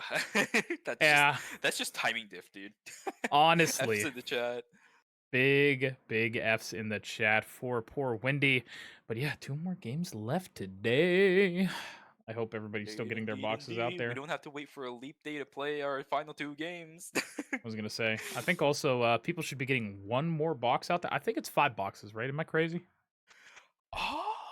Good question. I've just been claiming it as I go, but since we have about 2 games left and it's 4 in the morning, at least for me, yeah, I would say give or take about about 1 more box, right? Because each game, give or take about 30 minutes, should be about the right estimate for you and I. And with 2 games left, games 7 and 8. Oh, maybe surely the closing ceremony isn't going to be another hour, is it? Yeah, no, I mean, we didn't do it yesterday. I mean, honestly, the closing ceremony, there's not much we can do for it, So, I hate It's to a lot say of it. picture taken. Yeah, I mean, it's just a lot of pictures taken. We can't hear it, nor that's a whole lot of work. So, What do you mean you don't want to what is it, mouth read, or what is it, lip read? Yeah, let me lip read another language I don't speak. Oh, unfortunate. Yeah, unfortunate for me, but maybe one day. But yeah, after the games close out and we see the winner hold their trophy, whoever it will be, I will bring us back over here and we can, talk for a minute about this being the end and everything. Make it seem like we're just gonna be dead. I mean, for like maybe a month we will be. I'm gonna need that break, dude. The Yeah. past couple of weeks has been absolutely fun with Eternal Return casting, but sometimes even we need our breaks too. Sometimes we need to find ourselves a little bit of a corner in the basement and just kind of huddle up and take a nap too, guys. So, give us some time to recover, Oh, and here we go. Of course, more fan signs as always. What are we looking at, Shuvi? Oh, I was gonna say, dude, this guy almost completely rejected that heart. So the right one says we'll be waiting for you, Chunxia Caster, and it says we love you at the very bottom. I can't read the left one. I see G-Work and one circle, but that was all I read because the color on that marker or Sharpie or whatever you use was absolutely not helpful when it comes to the lighting. Yeah, it was a little rough there, but I can tell that's probably about our favorite Tazia gamer right there. And now, what do we have next? Oh, Estelle! I wonder who that is. Yeah, I can only wonder. Definitely not Netizen. Surely it's Manta. Oh, yes, of course. Yeah, it says Manta Whiting right there. So it's Oh, like, Manta Whiting. What does it say? Netizen. Yeah, right? Yeah, exactly. Yeah, the Yeah. top word says. Oh, that. look at the wig and everything. I love it. It's Celine. It's a one circle fanboy. We'd love to see it. Oh, they look so These good. I love the cosplays are cosplay. just getting better and better. Oh my god. Oh, man. I love all of them. Look at that. Oh, my God. That man right there is knocked out on the ride. They woke him up. Oh my god, dude. Oh, my God. He was knocked. Oh, my poor boy. And now we also have, I believe, is that for Popo? Oh, yeah, it's Popo. I see it right there. Yep. Yeah, and now TNT on Camillo.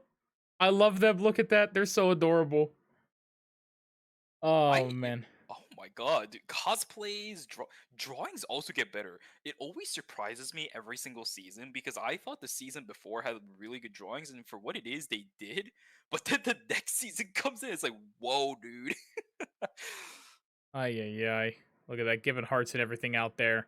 Makes me so happy to see everybody out there having a great time. What is that? Well, Is that a Dina? It is. It's an says Adina card. Hemu. Oh, no. The card that person was holding up. Oh, I see. Yeah, Well, yeah. on the sign it says Hemu. What is he bringing out next? Okay. What the heck? Oh, okay. is that? So that's also another support sign for Hemu. Gigabase, dude. Did you see how many posters he? He's still going. Oh, it's the Fiora guy from earlier. Oh, there it is. Yeah, the Lucy one right there. Is he just collecting every single poster, or did he draw this by himself? I'm not My gonna lie. goodness, I think he's I was stacked. I think I was talking about this with Locke. I said if I go there, I'm taking 18 posters for one of each of the players and just holding them up for whoever wins. Oh my god! How many posters are you? Everyone's gonna be looking at you like mad sus. You're gonna take 18 from the like the main lobby. Bro, they probably made Everyone's like gonna be- thousands of these things. You know what I mean? Like Probably. exactly. Yo, whoever's out there, score me one. Well, finally, God. we're gonna start going into the character selection here for game number 7, guys. The last 2 games of official competitive Eternal Return in the early access. We're gonna continuously use that term, by the way, because we have no real other ways to describe what's happening here at the end of the season. So it is what it is. You guys take what you can get, I guess. Oh my god! No! He's locked it in. Wow. Oh, Smug, you're getting your wish. We have Smug Nadine. Nah. Smug played too many bow games during the EU Lumia Marathon. This right here is crossbow games. We gotta Beggars can't be choosers, brother. Let's go. Beggars can't be choosers. All right, we will take it. Smug is right here and ready to go. Trick, not here, so we're okay. We'll take Smug for what it is. And yeah, we'll see what ends up happening here. This is going to be a slow game from G-Work. Now, I don't agree with this pick. If I'm going to be completely honest with you, this almost feels like a slight white flag waving in the air kind of moment. Because there's no way that a crossbow Nadine is going to be able to keep up with the amount of point gap that he needs to make up. Maybe he gets first. Yeah, sure. Let's assume that he does. But how many kills is he really going to be able to get with a crossbow Nadine? 17. The entire course of the game. Oh, surely. Surely. There's 17 other people on the map, which means there's 17 possible kills G-Work can get. That's if he wins the whole game too, that's 202 points for him. We will see what ends up happening here. G-Work is going to be on that crossbow Nadine. Usually starts Hotel. Now that's an interesting place to spawn. I don't think I'm going to be familiar with the build he's going to be running. I still run a very old build that still feels comfortable. It goes like Hospital, Uptown, Temple, the Beach. seems like that's not going to be the case here for G-Work, as he is running Frailty, which is the augment that a lot of crossbow Nadines have been opting to run here. Much more consistent, especially in solos than the so I do like the adrenaline. I do like the Frailty pick here for G-Work. Let's see now what we have. I wonder if we're gonna have any more griefs in Chapel this time. Because Chapel has definitely been a little bit of an interesting zone we've been seeing these last 6 games, now going on to game 7. Oh no, not again. I was like, please don't kill him. He only has the Razor too. I mean, he has a few finished items, has the Crown, Nightingale, and SCV done, but... Ay, this is gonna be fun. Yeah, the thing is, at least Eliso has managed to get out of Chapel without too many issues from the looks of it. I think he swapped back on towards the Rapier as well. So this should be the standard Temple, Dock, Chapel into the Cemetery build for him. And he's in Cemetery, which is absolutely incredible news right now for this Adela, who hasn't really had the best of the starting first couple of minutes in the past couple of games that we've been watching here. So really nice to see that the Adela is sitting inside Cemetery, just finishing up her build at the moment. Of course, that's not the end of the story. You still have to run the rest of the game yourself. Dina, meanwhile, up here in Temple. Oh no, Sadami. Oh, the exclusive. There we go. That's what you like to see. But the F-stop. Unfortunate there for Soul Dabi. Gets the kill, or well, loses the kill, I should say. My apologies. I was gonna say gets the kill, take it away, but he did get it, so yeah, unfortunate there. It's a pretty slow game for what it is. It's really awkward for you and I to say that in that Korean tournament here in day number 1. It really has been quiet. Now Eliso struggling a little bit here. He's actually forced to use the checkmate now. That seemed a little bit forceful, but he's scared, man. The entirety of this tournament, he's been struggling to get kills. He's been aggressed on multiple times in the early stages of the game. I'm not gonna blame him for that checkmate proc. Dude, I mean, it's incredible that he's still playing for what it is, because in the season final, he's just not having it at all. That's tough fate. Oh no, Violet has to run away here. This is a close one. There's the sword readied up for one circle, but it looks like it's not going to come through. Puppet Theater not going to land. Ooh. Our poor Nina almost going down there as well. Looks like it's going to be a free tree for one circle. Interesting start here for the Tazia. Managing to push away Violet is absolutely huge, but nobody else being in Cemetery. It's quite a weird view for you and I, who usually plays in North America. So cool stuff there on one circle's end. Again, picking up that early trio life means that the Frostbite start is absolutely going to be an option here. Although, look at this, TNT kind of chase this down. The wall is going to go down as well. Lucida in a little bit of trouble, getting chased down by Niamba with the speed gate available. The Fury will live. And now, oh boy, that sniper crossbow, man! I'm so excited to see what. Sniper crossbow. Ah, come on! What's wrong? See, I like it. I personally like it because I need to get the attack rate to the vision range because I'm bad and my reaction speed sucks. But I know there was a certain somebody in the chat that was talking about sniper crossbow build. Oh, Sadami gonna be falling down to Mangnani there. Great, actually, that was such well-timed, just timing on all those abilities there. It looks so funny to see. But, man, let's see what some of these other players are up to on the map. I can't believe that was already, you know, I think it was last game, if I'm not mistaken, we had so many early kills happening, and now going into it, or was it game 5? I'm trying to remember, actually. But we had a lot of early kills. I think it was 4 people dead by the time Night 1 rolled around, or during Night 1. And now, only 1 so far. Oh, one circle, winning chance here. Popo is gonna have to dash away. Gongchan? One circle, he's getting pushed back. Popo with a really nice push away as the surf's up is gonna enable him to get away, but that could have been really bad for a moment there. Sounds super quiet now. These what is this? Bloodthirsty ball head. Doobie? What is going on? Where did you go? No. No, like you sound so far away now. Really? Oh, maybe my how is that? Is that better? Yeah, it's better you sounded. Okay, my headset, my ears, the mic just decided to be down. I'm gonna turn you up a little bit too, because I was like, it sounded like you were casting from like a mile away. I was like, wait, Shuvi, don't leave me. Okay, sir, I'm disappearing. Oh, no. There we go. But going over to the battle zone, it looks like TNT actually doing insanely well here against Lucette. There we go. That's the damage you like to see from the Camillo. Has complete control of the bridge right now too.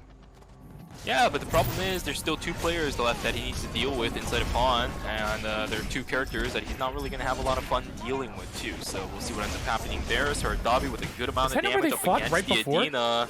Oh, but look, this looks tough. Oh, he still lives. Oh my god, he still lives. Oh, he missed everything though. Oh no. Uh-oh. Uh-oh. You want to talk about bad? This is even worse. Uh-oh. Sit inside the locker. Oh! I think that's saved. Actually, yeah, there we go. Oh, gonna get him rooted down. Dodge the Q, nice. Now let's see. Oh my god. Oh my god, there's the root too. Oh no, the Wait, boar. can he turn this? He can? Hold on, it's looking like it. Oh my god, one more. The boar killed him. Did the boar kill him? Yeah, it did. Oh no, dude. Oh my god. See, this is the annoying part about Bianca. Again, sniper down before she goes into her coffin and get the kill. Oh, we love Boranka. Oh, and now TNT using the pork chop themselves to get onto Alto. There was a great triple welter there, but let's see if it's gonna matter. It's gonna sting a little, TNT. I know we've all heard that one before. There we go, gonna hop on in. Dodges the crossbow with the Duende. Very lovely job.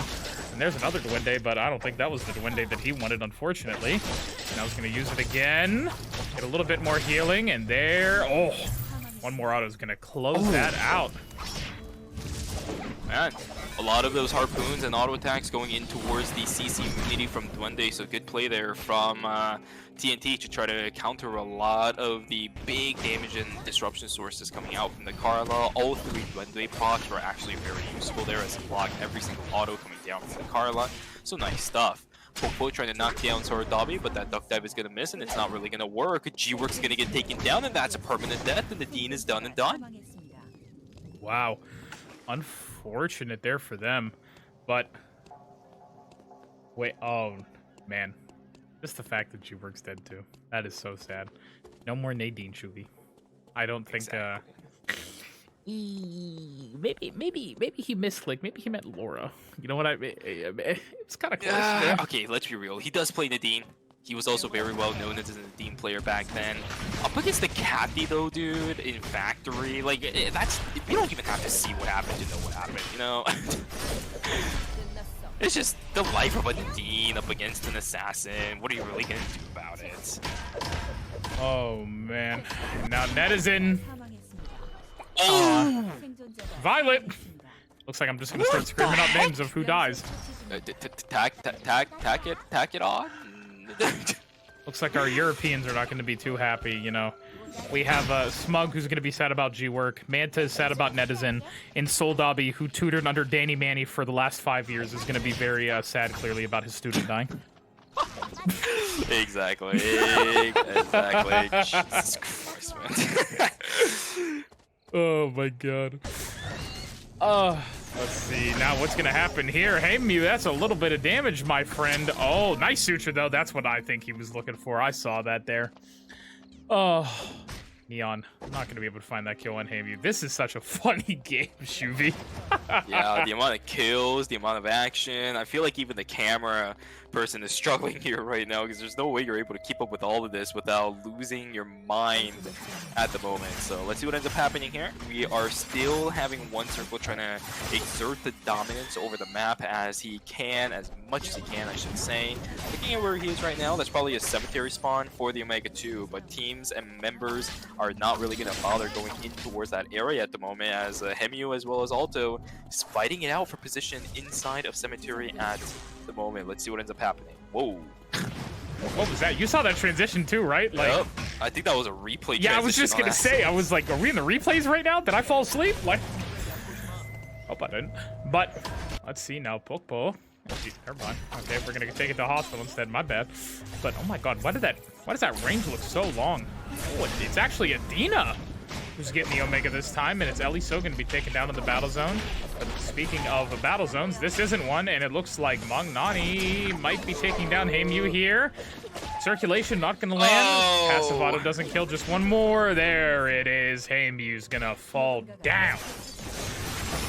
I think as soon as the suture missed, it was already What game the? over. But here we go, Paradiso, Nien, more like. There's nothing you can no, do there. no. Okay, yeah, sure.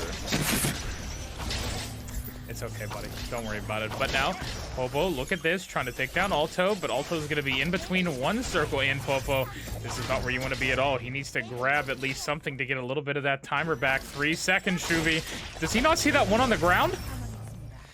Oh, there we go. Well, up against an Emma, it's not like Carla's really going to be able to do too much in regards to buying time anyway. So he's just going to take the death over it all. King-chan about to get knocked down here, trying to get some decent poke damage without a ring of the recoil, but his timer's also starting to go through as well. Oh, Popo with the uppercut is able to knock down King-chan as well on that Lennox.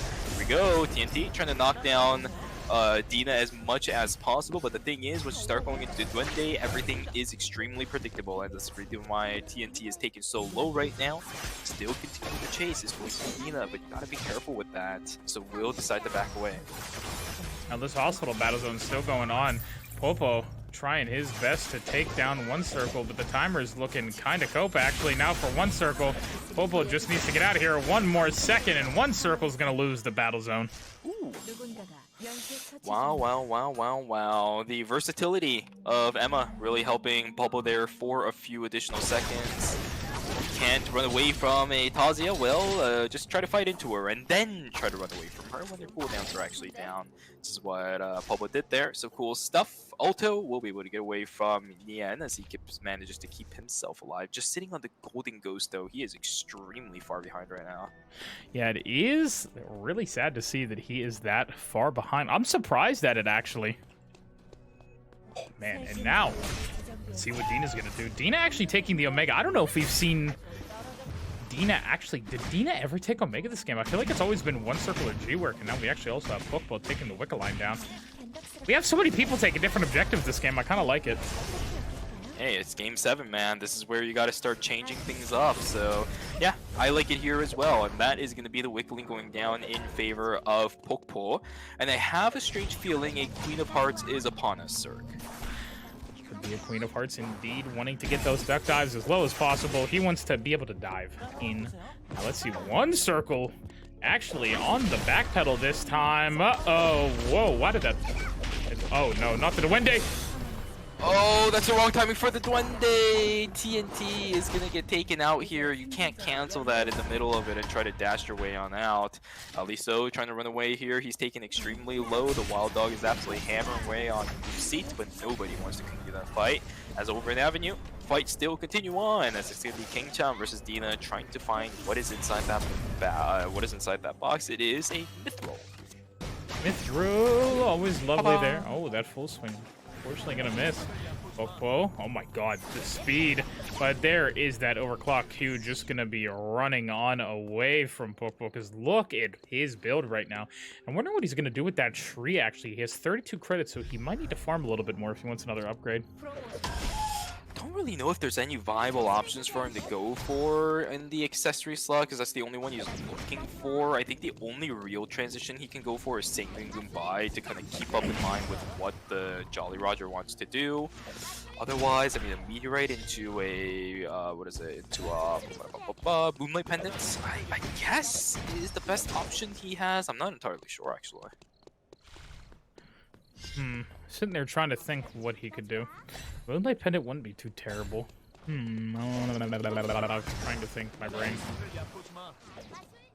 I think I have cooked brain in my head right now. You know what I mean? I don't have a brain right now. Understandable. Let's see now. Actually, what is in the box? Pokpo, what are we grabbing, my friend? It is going to be a Laurel Wreath, but he already has Halo, so... I mean, he could technically hot swap between them, depending on the situation, because the armor penetration with the lobby like this is going to be really helpful, especially up against like a Lennox, a Fiora. It's also going to help out on as well. So I think you could honestly keep that Laurel Wreath and just use it later down the road, but that that is an absolutely nice transition that theoretically Pokpo could have used. The Lunar Embrace, they can't really use it that well, so we'll just end up getting rid of it. Oh man, that is, you know, understandable though. God, Eliso is so close to death. I feel so terrible every time we see Eliso. They are just this much closer to dying. I think we saw them a few minutes ago over there in Pond. Or no, not Pond. I meant to say the pool. I mean, it's both water, so you know, it's whatever.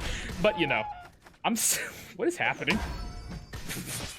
You're asking me, man. I don't even know what's happening in these games either. It's just occurring, and for you and I, we're just witnesses to whatever is happening here. As this might also be something that happens. Although, look at this. That's a ton of damage coming down from Pokpo right now. Oh, he gets the kill. One circle is dead. Wow, Pokpo coming on up here, taking the wick for himself and killing the leader of the lobby. That's what you like to see. And now, speaking of, let's see actually if Dina's going to be able to take out Gongchan. There's the arc reactor, but remember, arc reactor's movement. We talked about that earlier. That ult's still going. My God, but they're able to live for right now. Well, how long is that really going to last? Because Kangchan is looking for opportunities here. A lot of the players remaining in this lobby without kills are going to start struggling on time, especially with Dina losing it here in Avenue. And we see that Kangchan is walking all the way into Temple for this too. So they're desperately looking for kills to get their timer back. But maybe for Dina, it's not going to happen because Pokpo manages to knock that player down. The Emerald Tablet has been picked up from God knows where. But Pokpo looking extremely comfortable right now in this game. Oh, man, and now only 8 players left. Unfortunately, no forced final zone for me. I thought we might be getting it. I was kind of praying there, fingers crossed, but I still like my Uptown final zone. It, you know, gave us a really good clip earlier of poor Alto, but, I mean, him and Magnani are alive again. Who knows? You think it could happen again? You know what? Sure. Yeah, like right here. Magnani on the screen. Sure. Oh, there they are. Okay, they fought. Yeah. They fought, so I mean, close enough, right? Didn't really result in anything, but yeah, you're absolutely right. It's they both showed up on the screen, and that's all you were looking for. Oh man. Sorry, Sorry, saw something really fast that made me giggle a little bit because I don't get it, but I'll tell you later. But yes, unfortunately, man, I honestly thought Magnani was about to go down there in that fight as well. But speaking of fights, Pokpo, there we go, Neon with the ultimate. But there's a big surf up from Leon, and it looks like the game could really handle there for a second. But my God, did he just take the entirety of Overclock into the laser? Literally, what happened? What? Oh my God, what was that? I have no idea. Eliso, no, my friend. I want Eliso to get a kill, please. Oh, there's a nice knockup, but oh, Pokpo takes it. Oh my God. And now Alto, let's see what's gonna happen. I don't think Pokpo can keep going on this. Bobo's right there as well. Magnani, so low right now. Gonna just keep on going out. Can't hit that Q on that bat. Alto, great crossbow skill there. Oh my Lord. It's getting closer and closer. Only 5 people left now, Shuvi. Yeah, surprisingly enough, we haven't even figured out, for the most part, the power dynamic of these players yet, and we're already down to 5 members. Here we go, though. This could theoretically turn into something because Kangchan... Oh, no! The circulation didn't go all the way through. And that means, at least for now, Kangchan is going to live. The health bar on the side of Magnani extremely low. He actually gets the healing back from the circulation. Magnani is trying to run. You need the W, but it's not going to be enough. He should have done it earlier. He needed to W way earlier. Yeah. At least get a little bit of healing. Maybe you get canceled out of it, sure, but you need the slight amount of healing to get out of that. Yeah, no. Definitely needed to. And now, let's see. Hold on. Pokpo and Gongchan. Up. Goodbye. And now it's Pokpo and Popo. Oh, come on. Oopsies. Really? Oopsies. There's no way. What is happening? Oh, there we go. Okay. Hello? Bro. Oh, not like this. Not at this time, man. I mean, who stepped on the cord? I know, but I'm not even doing anything. I'm just sitting here. You're not even moving your mouse. I can see his screen know, kind he's of either way, guys. Yo, literally, my mouse. There you go. My mouse has been sitting here. I have my hands behind my head. And the thing is, Chad also heard us through that whole time too, so it's not. Yeah, our I was gonna say, internet, I know it's not the internet because I can see the stream like on my other monitor. I'm just like, what? Why? Anyways, let's see how this fight is gonna end up going between. God, those names, Popo and Pokpo. Oh my lord. You think he's gonna be able to actually secure a duck dive on the Emma? I think that's gonna be okay, but the answer is no for right now. So. Let's find out if he's gonna actually be able to do it. I honestly thought he was just gonna like, oh my god! Oh, the bunny morph, but waterway. Oh, but Popo with a lot of damage there. I think. Wow, I'm so surprised he didn't die there, but the change, they changed positions. It looked like. Oh my god, the bunny morph, the uppercut. hat. He's gonna be able to win it. Popo, can you do it? Just needs the uppercut range, man. He literally just needs one auto. Oh my god. Or, well, it's a little bit more now. He's gonna have the surfs up again in a second. Oh my god. This sucks. Sucks. Melee versus Emma. It always sucks. Hat tricks are on the ground. He's starting to set up these dubs here as well. Traps are already down. I think that's a lockdown. Popo's going to lose a ton of health from that combo. But he's still trying to go in. Polymorph comes through, but he's taking damage left and right now. Duck Dive is going to miss, so it's even worse for him at the moment too. He does have the surfs up. I mean, Popo is trying so hard right now, man. You can see the desperation in this gameplay, but he's getting tagged up by these hats. He's getting tagged up by all these cards. No. And I think with that, it should call it. Yeah, Hex is going to finish him off, and Melee weak. Buff Melee yet again, as it will be Bubba to take game number 7. And we have one last game left, sir. One last game, sir. One last game, Shuvi. What is going to happen for our final game of early access? What do you think?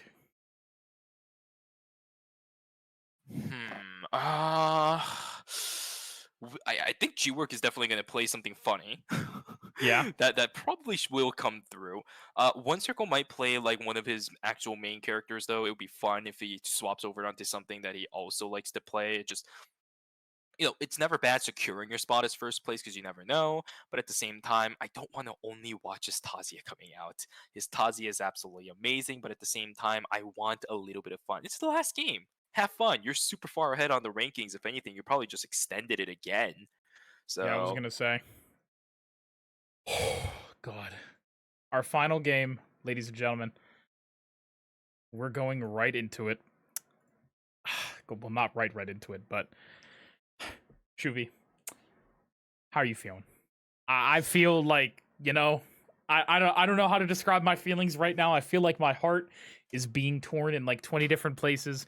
Of course, I know we're coming back. Come on. But it's a milestone, I will say, in our not only professional careers as casters, but as players and fans and just general everything. You know what I mean? As people. Yeah, and if anything, I've been kind of saying this as well. While the end of early access might kind of close a book on like a story that we've built up for such a long time, it also opens up a lot of new stories that we can kind of start developing into the future too. I'm pretty sure esports isn't going to go away just because of recent developments. I'm pretty sure Nimble Neuron will figure out a way to implement esports, or at least, wait until those modes come back to start implementing them again, since they already have something in line that they've worked on for so long in regards to ERM. I don't think they're just going to toss it away, right? I don't think so. Man. We'll be there though. We're gonna be building it up again. You know what I mean? Because now that I know the game's been out there in the wild technically for a long while now, but me and you are gonna be there, of course, building it up as always. Oh, I love that. Look at that. Look at that. Dang, dude. What does that even say? I can't read some of these signs here today. Emma first Pablo. There we go. And then the Korean says M. No, I can't tell. It's like Emma ya. My God, I'm trying to remember, dude. I can barely. Like my Hangul reading's getting there. I promise. Like over the last week, I've gotten way better. You're getting better. You're 100% getting better. I still remember Yeah. a couple seasons ago where you were like fumbling the first character. But Yeah, you're getting like really good at this. I don't know. I know the top left it says E. Oh, there you go. What's the E. second one? I don't know what the one going it like the upside down L is. Unfortunate. What is that? Is that It's the G sound. oh what is it like Egi or E-key. Egi something? I don't know.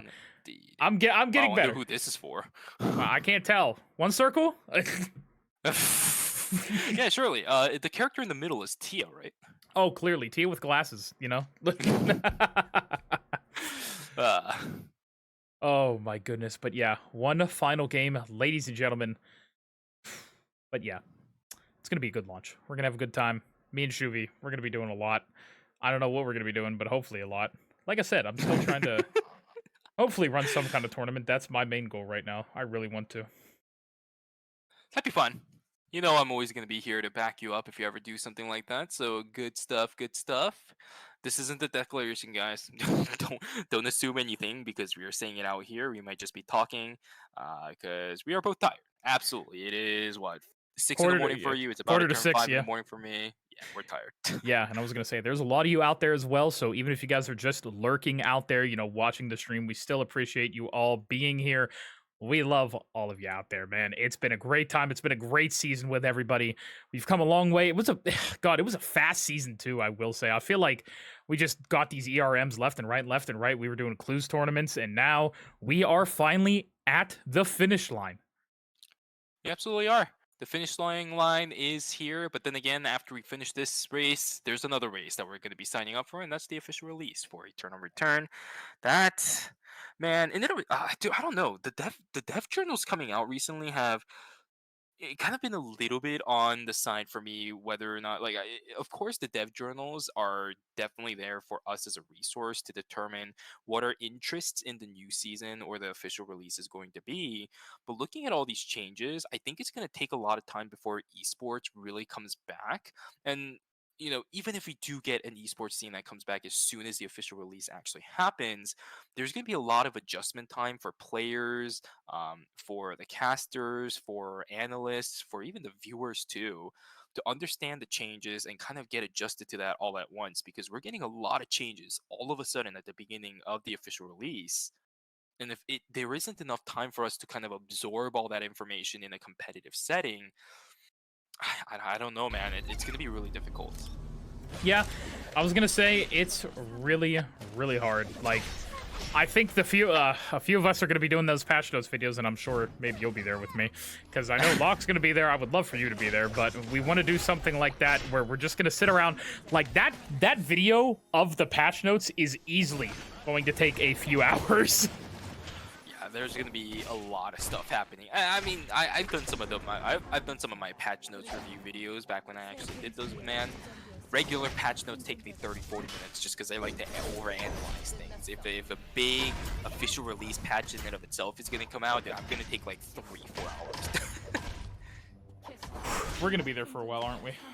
Oh yeah, but we're gonna have fun while we're doing it. You and I always have loved like reading patch notes and sharing our thoughts to other people.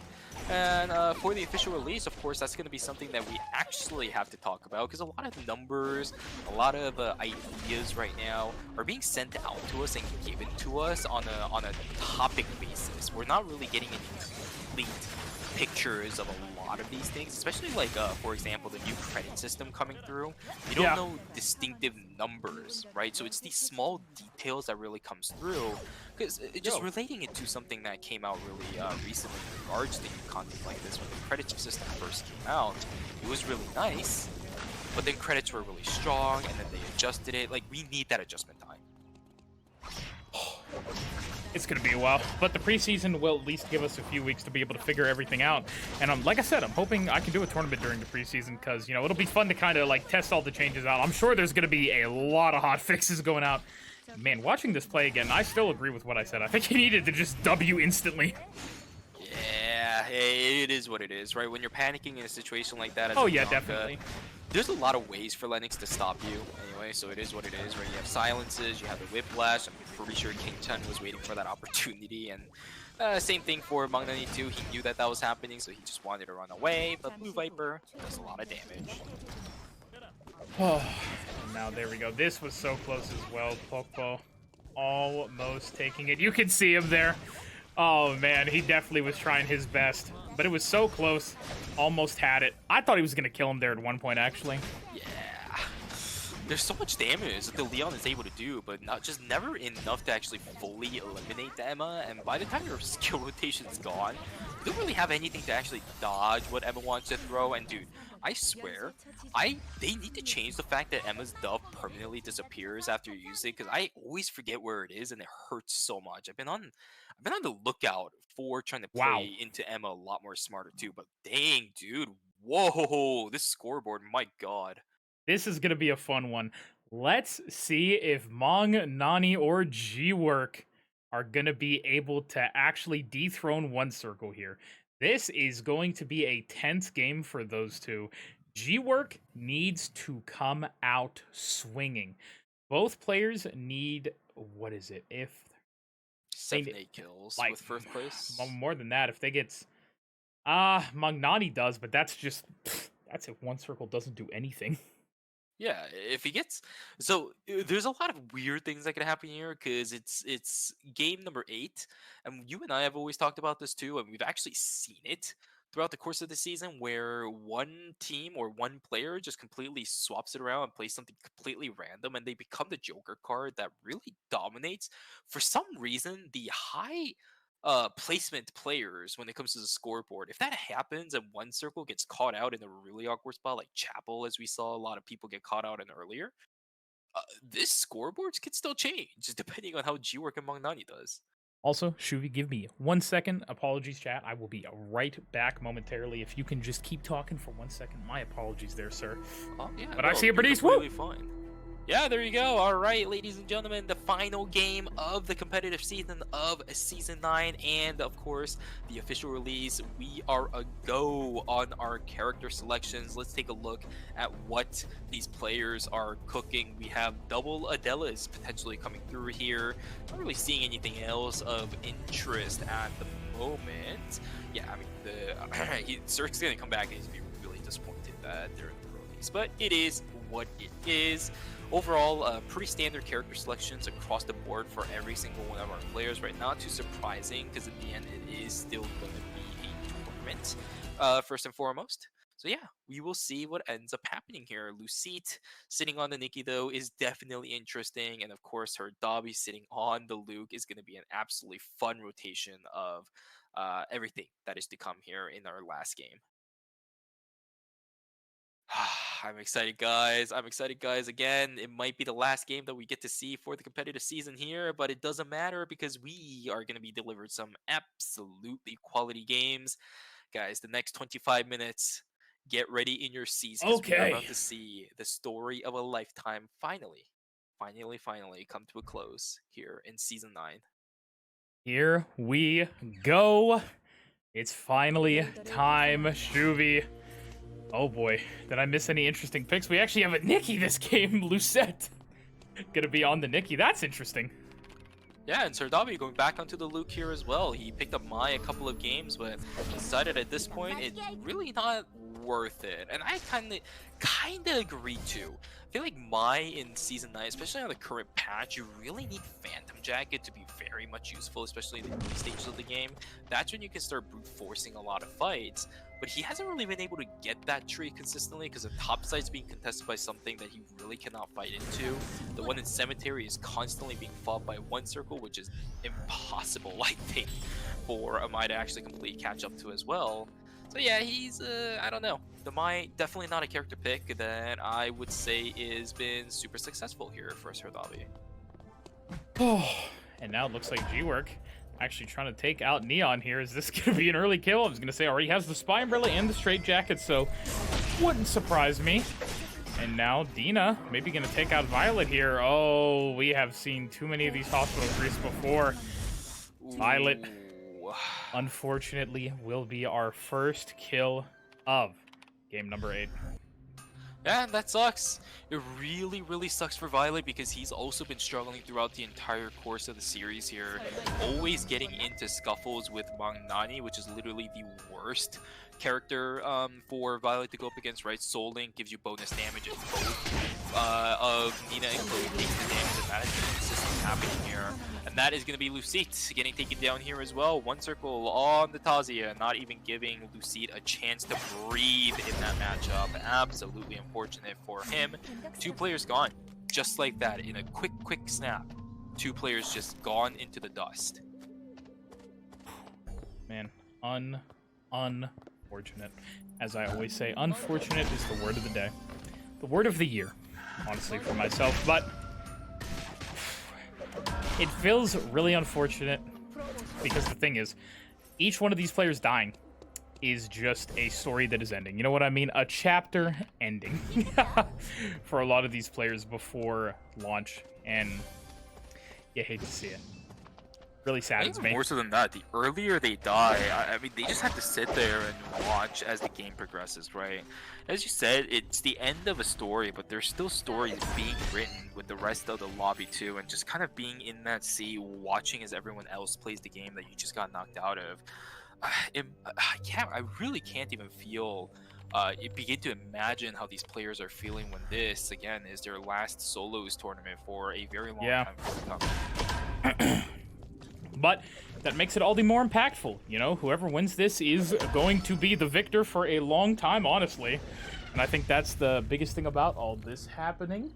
Now it looks like a meteorite going to go the way of G-Work. I'm wondering what he's going to be using that meteorite for first. I'm trying to think about it. Dina also getting the temple tree up here. What do you think that meteorite's going to be used for? Well, Empress, on one side, the meteorite for Bubba is going to be probably converted here into, I mean, I did see a moon, stone, so surely it'll go into something absolutely useful. I would guess, what, the moon, maybe? I think that builds out a moonstone, right? So?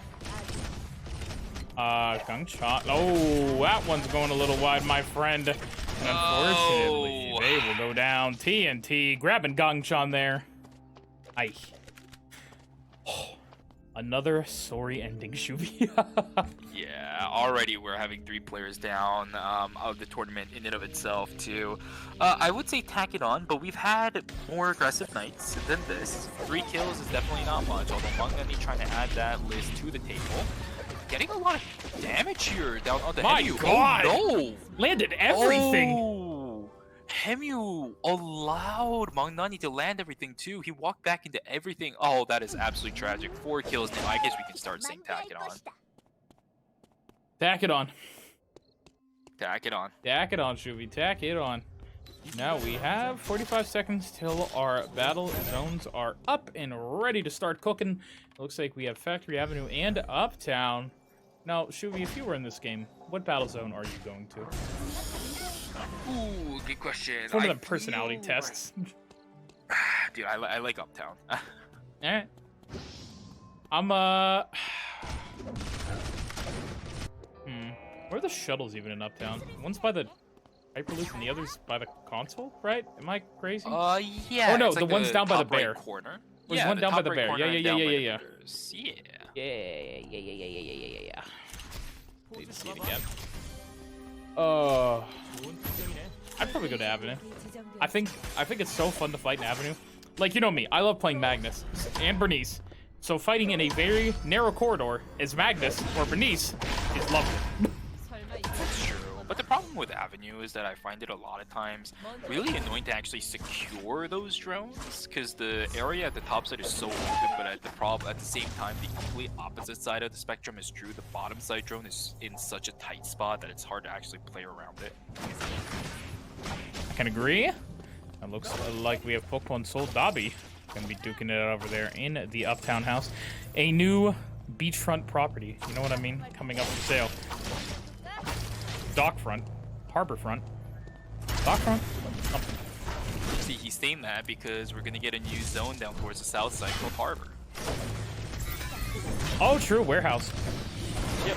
And now it looks like Netizen actually using the ultimate. Are they going to be able to finish off TNT? Though Semtex is out, but nice stun there actually with the shield and Oh, that was funny. Alto using his E in Uptown, it looks like it's kind of rough. Well, he tried the Koopa Stomp, at least. There was an attempt. Oh. Well, let's see. Oh, no! My God! Oh, no! That was so close! One more second and he would have had it. Oh, that is so sad. That was a clean combo, too. That turbo sucks for Poke because that early transition for him would have meant so much in the current situation that he's under right now. I completely agree. Hold on. Let's see. Gina. Oh, only 3 seconds. Not able to land too much on Netizen, so unfortunately, Adina will go down. And now, down the dock, we have Popo and Popo. Again, I'd be... Oh no. The forbidden fight. Game 5 is moving in such a weird pace compared to all the other ones. We're seeing aggressions, but it's like in waves. More so than kind of like all at once or a progressive amount of aggression. We've had those night 1 fights. It resulted in a lot. We've had some here in day number 2, but it hasn't really resulted in anything. I think as soon as the night 2 transition items start spawning around in the map, a lot of people are going to start playing a lot more aggressive. Although this really is not where you want to be. One circle setting them traps down here as well.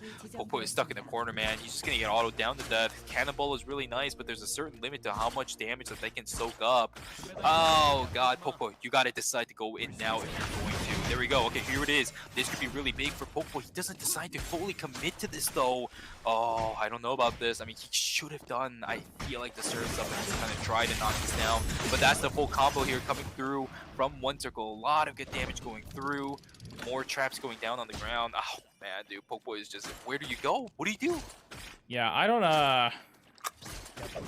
yeah, this is kind of rough, I will say. Oh! He hit the bear too, but yeah, you need to get out of here somehow, my friend, and now you're dodging a 500 attack power bear. Oh, my man, Popo. Unfortunate there. That's going to be a free bear to pick up for one circle. Magnani trying to get some more bear kills. was on one circle or something? Like, what? What was that? I have no idea. What I don't even know what happened. Oh. Nani, unfortunately, not able to pick up that kill, but Magnani's the person that needs the most kills at this point if they want any chance of winning, you know? Yeah, one circle's still alive too. I feel like Popo really could have done it, but I think somebody in chat said that there's too much respect going on to one circle, which I completely agree. That was a situation that the Luke was able to get the surfs up into the wall. He could have probably bought like the precious 1 or 2, maybe even 3 seconds that he needed to get his skill cooldowns back up. And Leon can burst these squishy characters really quick, man. I don't think Kazi would stand a chance, but he did go for it, and he absolutely paid the price. Beautiful combo here coming down from our G-Work player on the good old Bonkadella. We'll be able to pick up the kill over there onto one of our fjords. So good stuff coming out from him. Oy, oy, oy. And now 11 people left here in just about day number 3. We're going to go into with more battle zones. It looks like pawns are going to be heavily contested. I'm curious how this is actually going to end up. Now, Konami is going to be poking out Alto. Meanwhile, G-Work already on 4 transitions. One circle. Picking up a kill onto TNT. Man, there is 20,000 different things happening right now, Shubi. Yeah, again, it's the same thing that's been happening throughout the course of this game. All the action happening in waves. Day 3 is the next wave to come. A lot of good skill damage coming through from both Sarami as well as Alto. But a lot of the utilities from Sarami is gone. F-Stop is absolutely gone here. The problem is, Alto is going to get permanently outranged by the Snap-to-Pod. He needs to invest, I think, going in on this. Otherwise, he's just going to get poked out infinitely at the moment, thanks to these picturesque stacks as well as a snapshot. And with that W, I think that calls it. There's no way that, yeah, this Carla is going to be able to do too much. Will get taken down, unfortunately, and now Sarami still has to deal with the bottom side enemy here. Oh, Lord. Just gotta adjust myself real fast while I sip some more water. I am finally almost out of my 2nd liter of water today, Shubi. How are you doing on water? I've been talking for quite a while now. I've already had to refill Yeah. my water bottle about twice in the past. But give or take 7-8 hours. Yeah. Oy, oy, oy. I was gonna say, you know, while we're sitting here watching the Battle Zone chat, you all better be staying hydrated out there as well, drinking water, having some snacks if you guys got any, or if you know you're sitting here watching us eating some food. You know, oh, great combo there by Sodomy. Very, very good. Not really giving a chance for Pablo to react. Did the change cooldown a little bit too long at this stage in the game, so the Emma could not get away from the range of that pullback, and then instantly just knocking everything else down. Good kills here for Sarami, but this just doesn't really mean anything if you can't actually do anything with those kills as well as the transitions. So let's see what ends up happening, except we're seeing a bit of a kerfuffle here down here towards the north side of the map. This box is getting contested. I actually don't know what's inside of it. Right now, if I'm going to be completely honest with you, all I see is that somebody ended up getting... Maybe it is, but this is not a good checkmate to be forced out. The Shackling Anchor does go down as well, but the Koopa Stomp, not really enough. Everything else that follows Force Marks is Alto picks up a kill onto Eliso, and that also marks the end of his run. Look at that. Sardabi completely obliterates TNT, autoing him down infinitely until death, and that's another player where their story is going to end here. Oh. Let's see now. Okay, we're actually Jesus. is that legal? Huh. That's OP. That's a little bit of damage there on the Miss Wickeline. I will say. Didn't even have to ult. Yeah, that. Huh.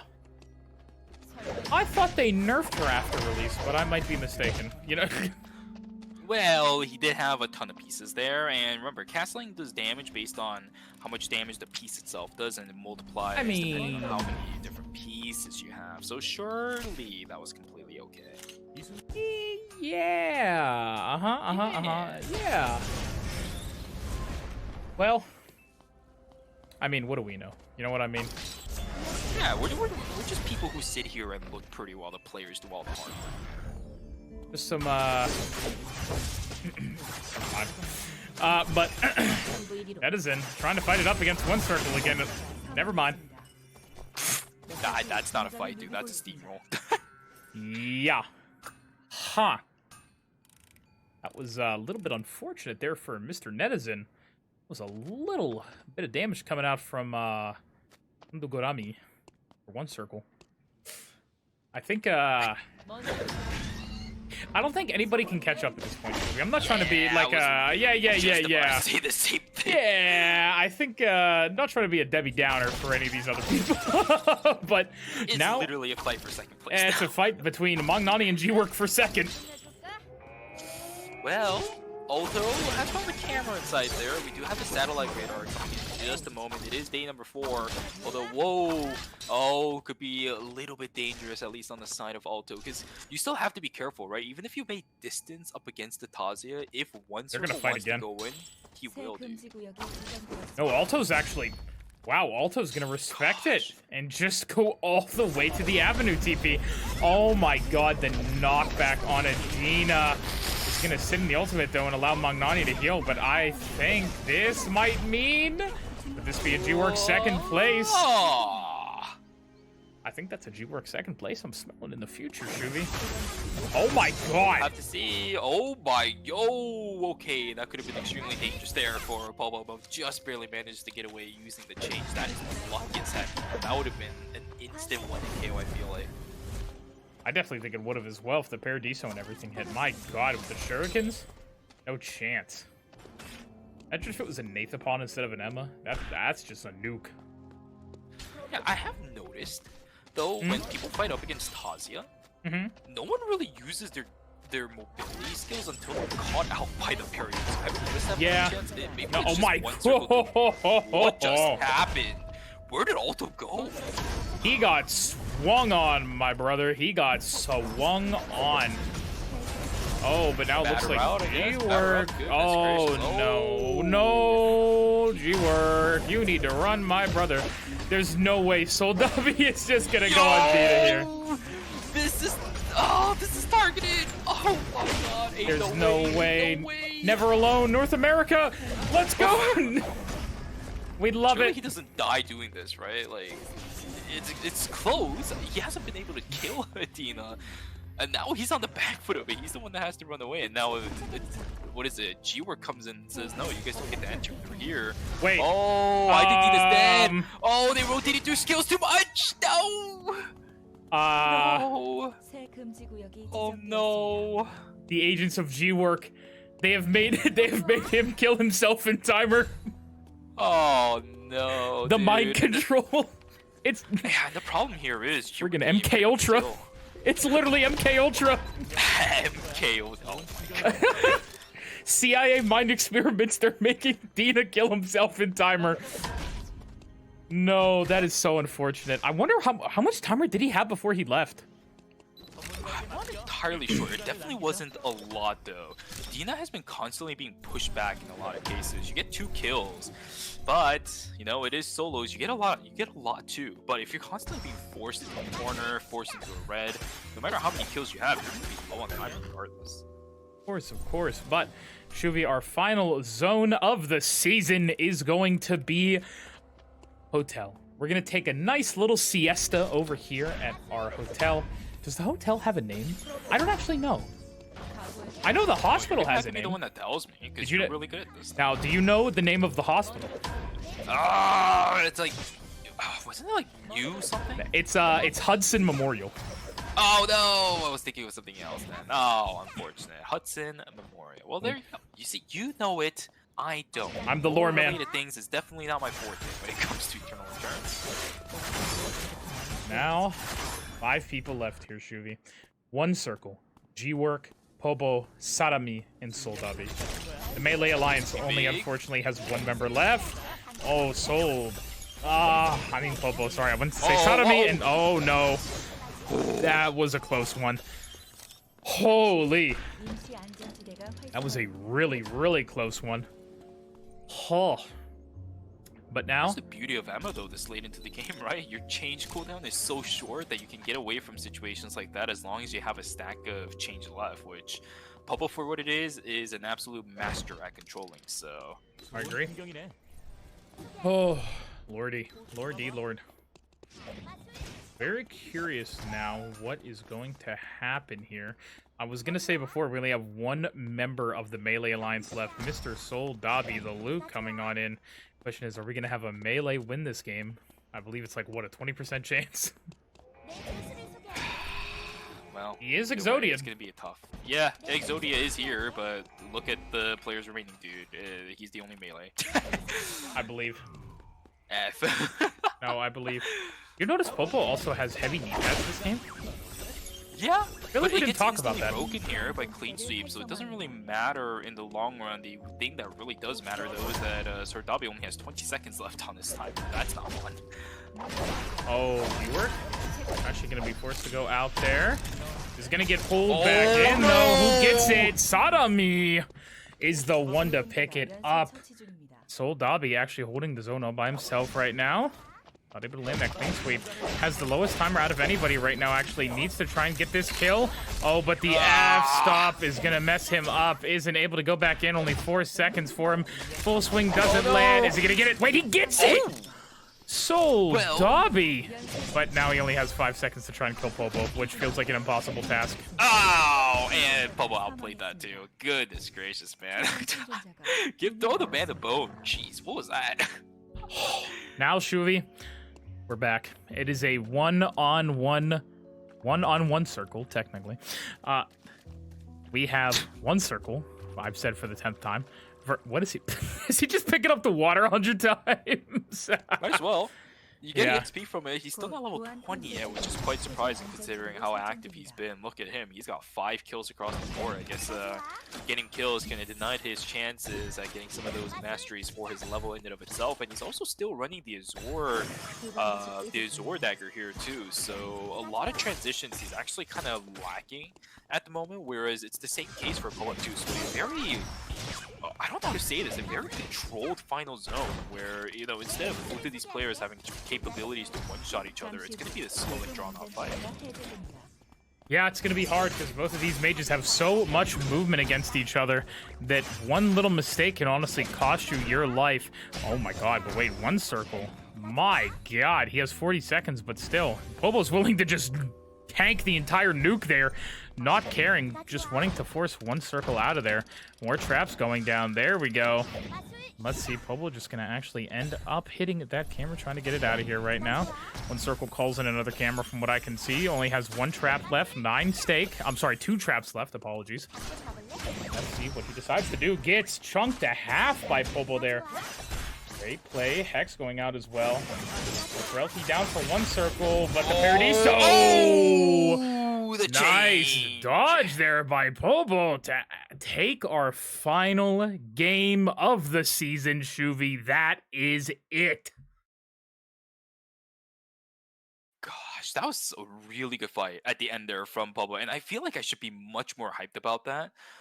Just because again, Pablo really did outplay one circle, but this guy's Emma has been so good ever since we saw this guy come out into ERM. So at this point, I'm just like, yeah, that's Bubba for you. Add it to the highlight reels because this man has done it time and time and time again. So congratulations here to Bubba for taking his, I believe, second game of the night. Of course, it was definitely a little bit late in regards to trying to pick up that first place spot overall throughout the series as a whole. But this is definitely going to be a game where Bubba is going to be able to remember it for the rest of his Eternal Return career, because he finally won the game before the official season has begun. And you know what? In my heart, Bubba definitely has it. This man has taught me so many ways to play Emma when I wanted to try Emma a little bit. And it's good to know that he is still sticking onto his infamous and very famous character. Well, Juvie, that is it. The end of an era. But, of course, as they always say, he will eternally return. You know what I mean? This was the eternal return of all time. But, guys, 2.5 years down the road, and here we are, like I said earlier, at the finish line. We have finally made it. Hundreds, most likely a little over 1,000 Eternal Return games casted. Thousands of Eternal Return games played. And here we are finally. I wouldn't even say a little over 1,000. It's probably way more than 1,000 at this point. Yeah, I wish we should have kept track. Yeah, the number of games we cast throughout weekends, it starts to exponentially increase as soon as we start hitting like these ERM weekends, because man, these will stockpile the amount of games that we have to cast. But still, I think one of the biggest things that we really have to appreciate is the fact that chat's been here for such a long time. I still see people, back in the times when we used to do a lot more community tournaments between you and I, still existing and still showing us support, despite these Korean tournaments being an absolute decent times. You guys are still here supporting us. So for those of you guys who's been here for a while, absolutely thank you. Even for you guys who've been supporting us recently, I really appreciate you guys dropping into these streams, and interacting with you guys is definitely part of the fun when it comes to these live streams that we are doing here for you guys too. It is always a great time to be out here. I have fun every single weekend that we do this, and I'm sure next season we're going to continue, but even then, this still just feels, like I said, biblical,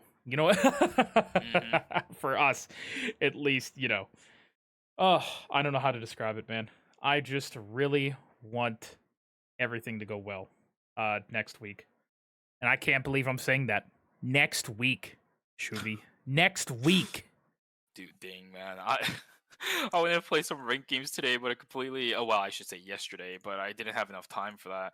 Maybe I'll try to play duos tonight, because literally the only chance I'm ever going to get, right? Until we do have one more weekend. Week, right? Yeah, exactly. One more weekend of squads ranked and duos ranked. So, oh man, it's gonna be a fun week for Eternal Return while everything lasts. And for people who love playing squads, again, we still have Friday and Saturday. For people who enjoy duos, we still have Sunday. Other than that, throughout the course of the week, we will have the opportunity to queue all the other ones and ranked solos as well. Oh, the last replays of the competitive season, man. Ah, my heart. My heart. I know. How emotional does it make you right now? You know what I mean?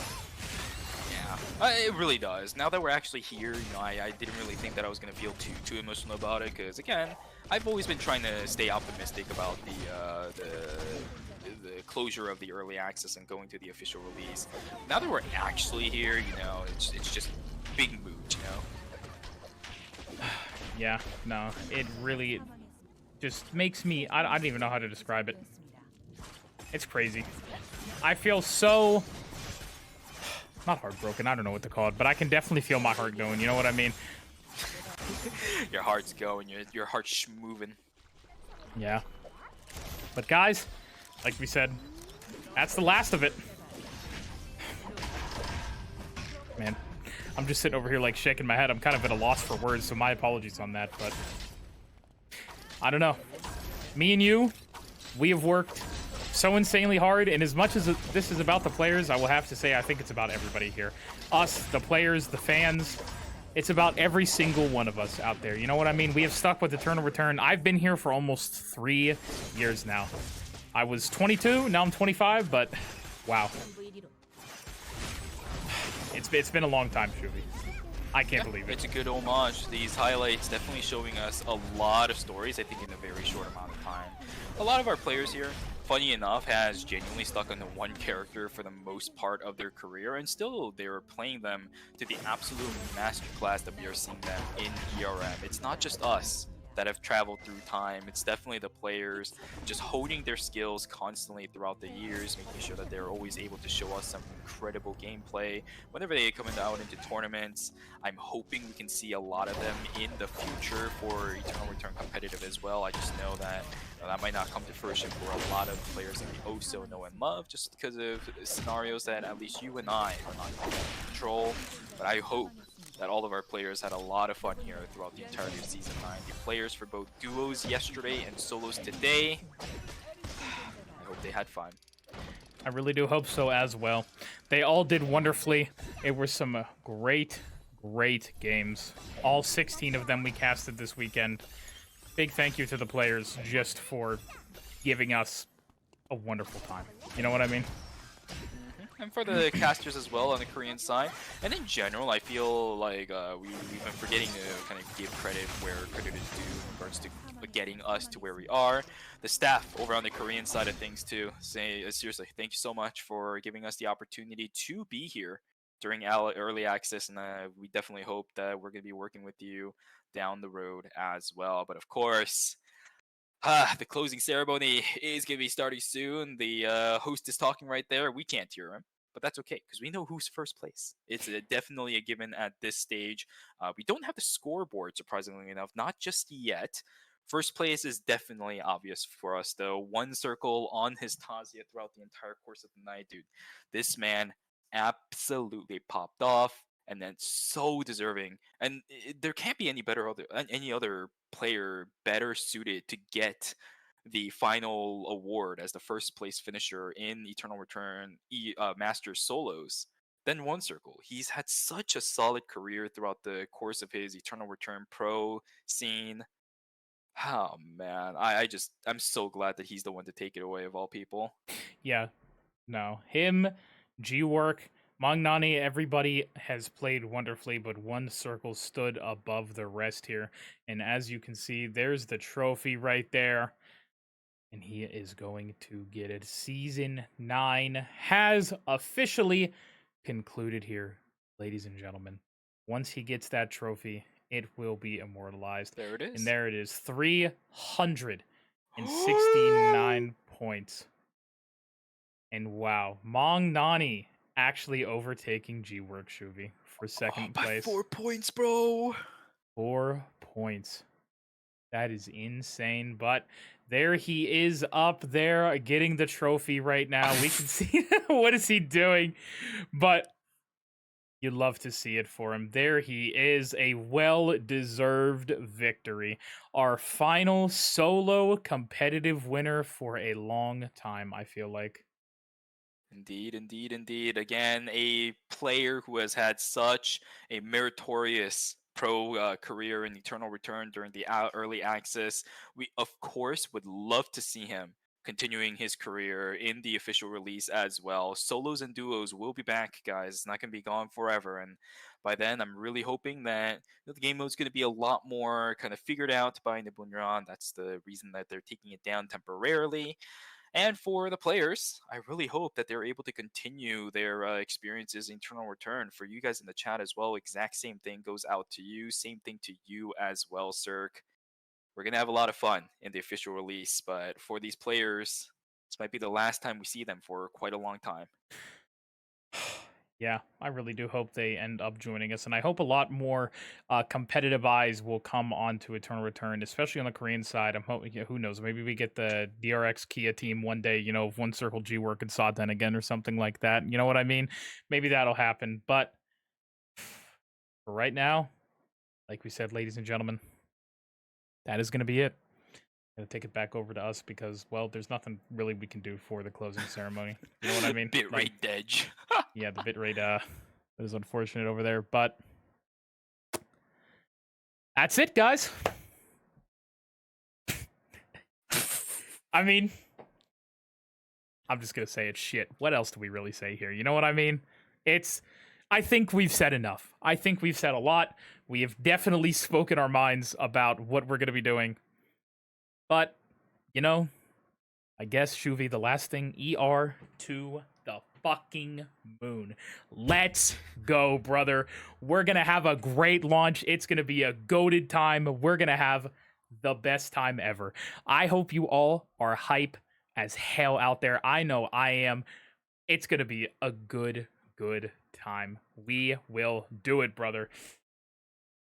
Yep, this might be a sign out for both you and I in the early access for Eternal Return, but it's exactly as you said, ER to the moon during 1.0, and we will see you guys back during those tournaments because we are not done, you and I. We still have a lot that we want to prove, and we hope that you guys also are excited to see us come back at the official release and hopefully with some solid Eternal Return content back for you guys then. Yep. Guys, like Shuvi said, there's still a lot more we have to do. We're going to be signing off for right now. But don't forget to catch us back here on Lumi Island. You know exactly where we'll be.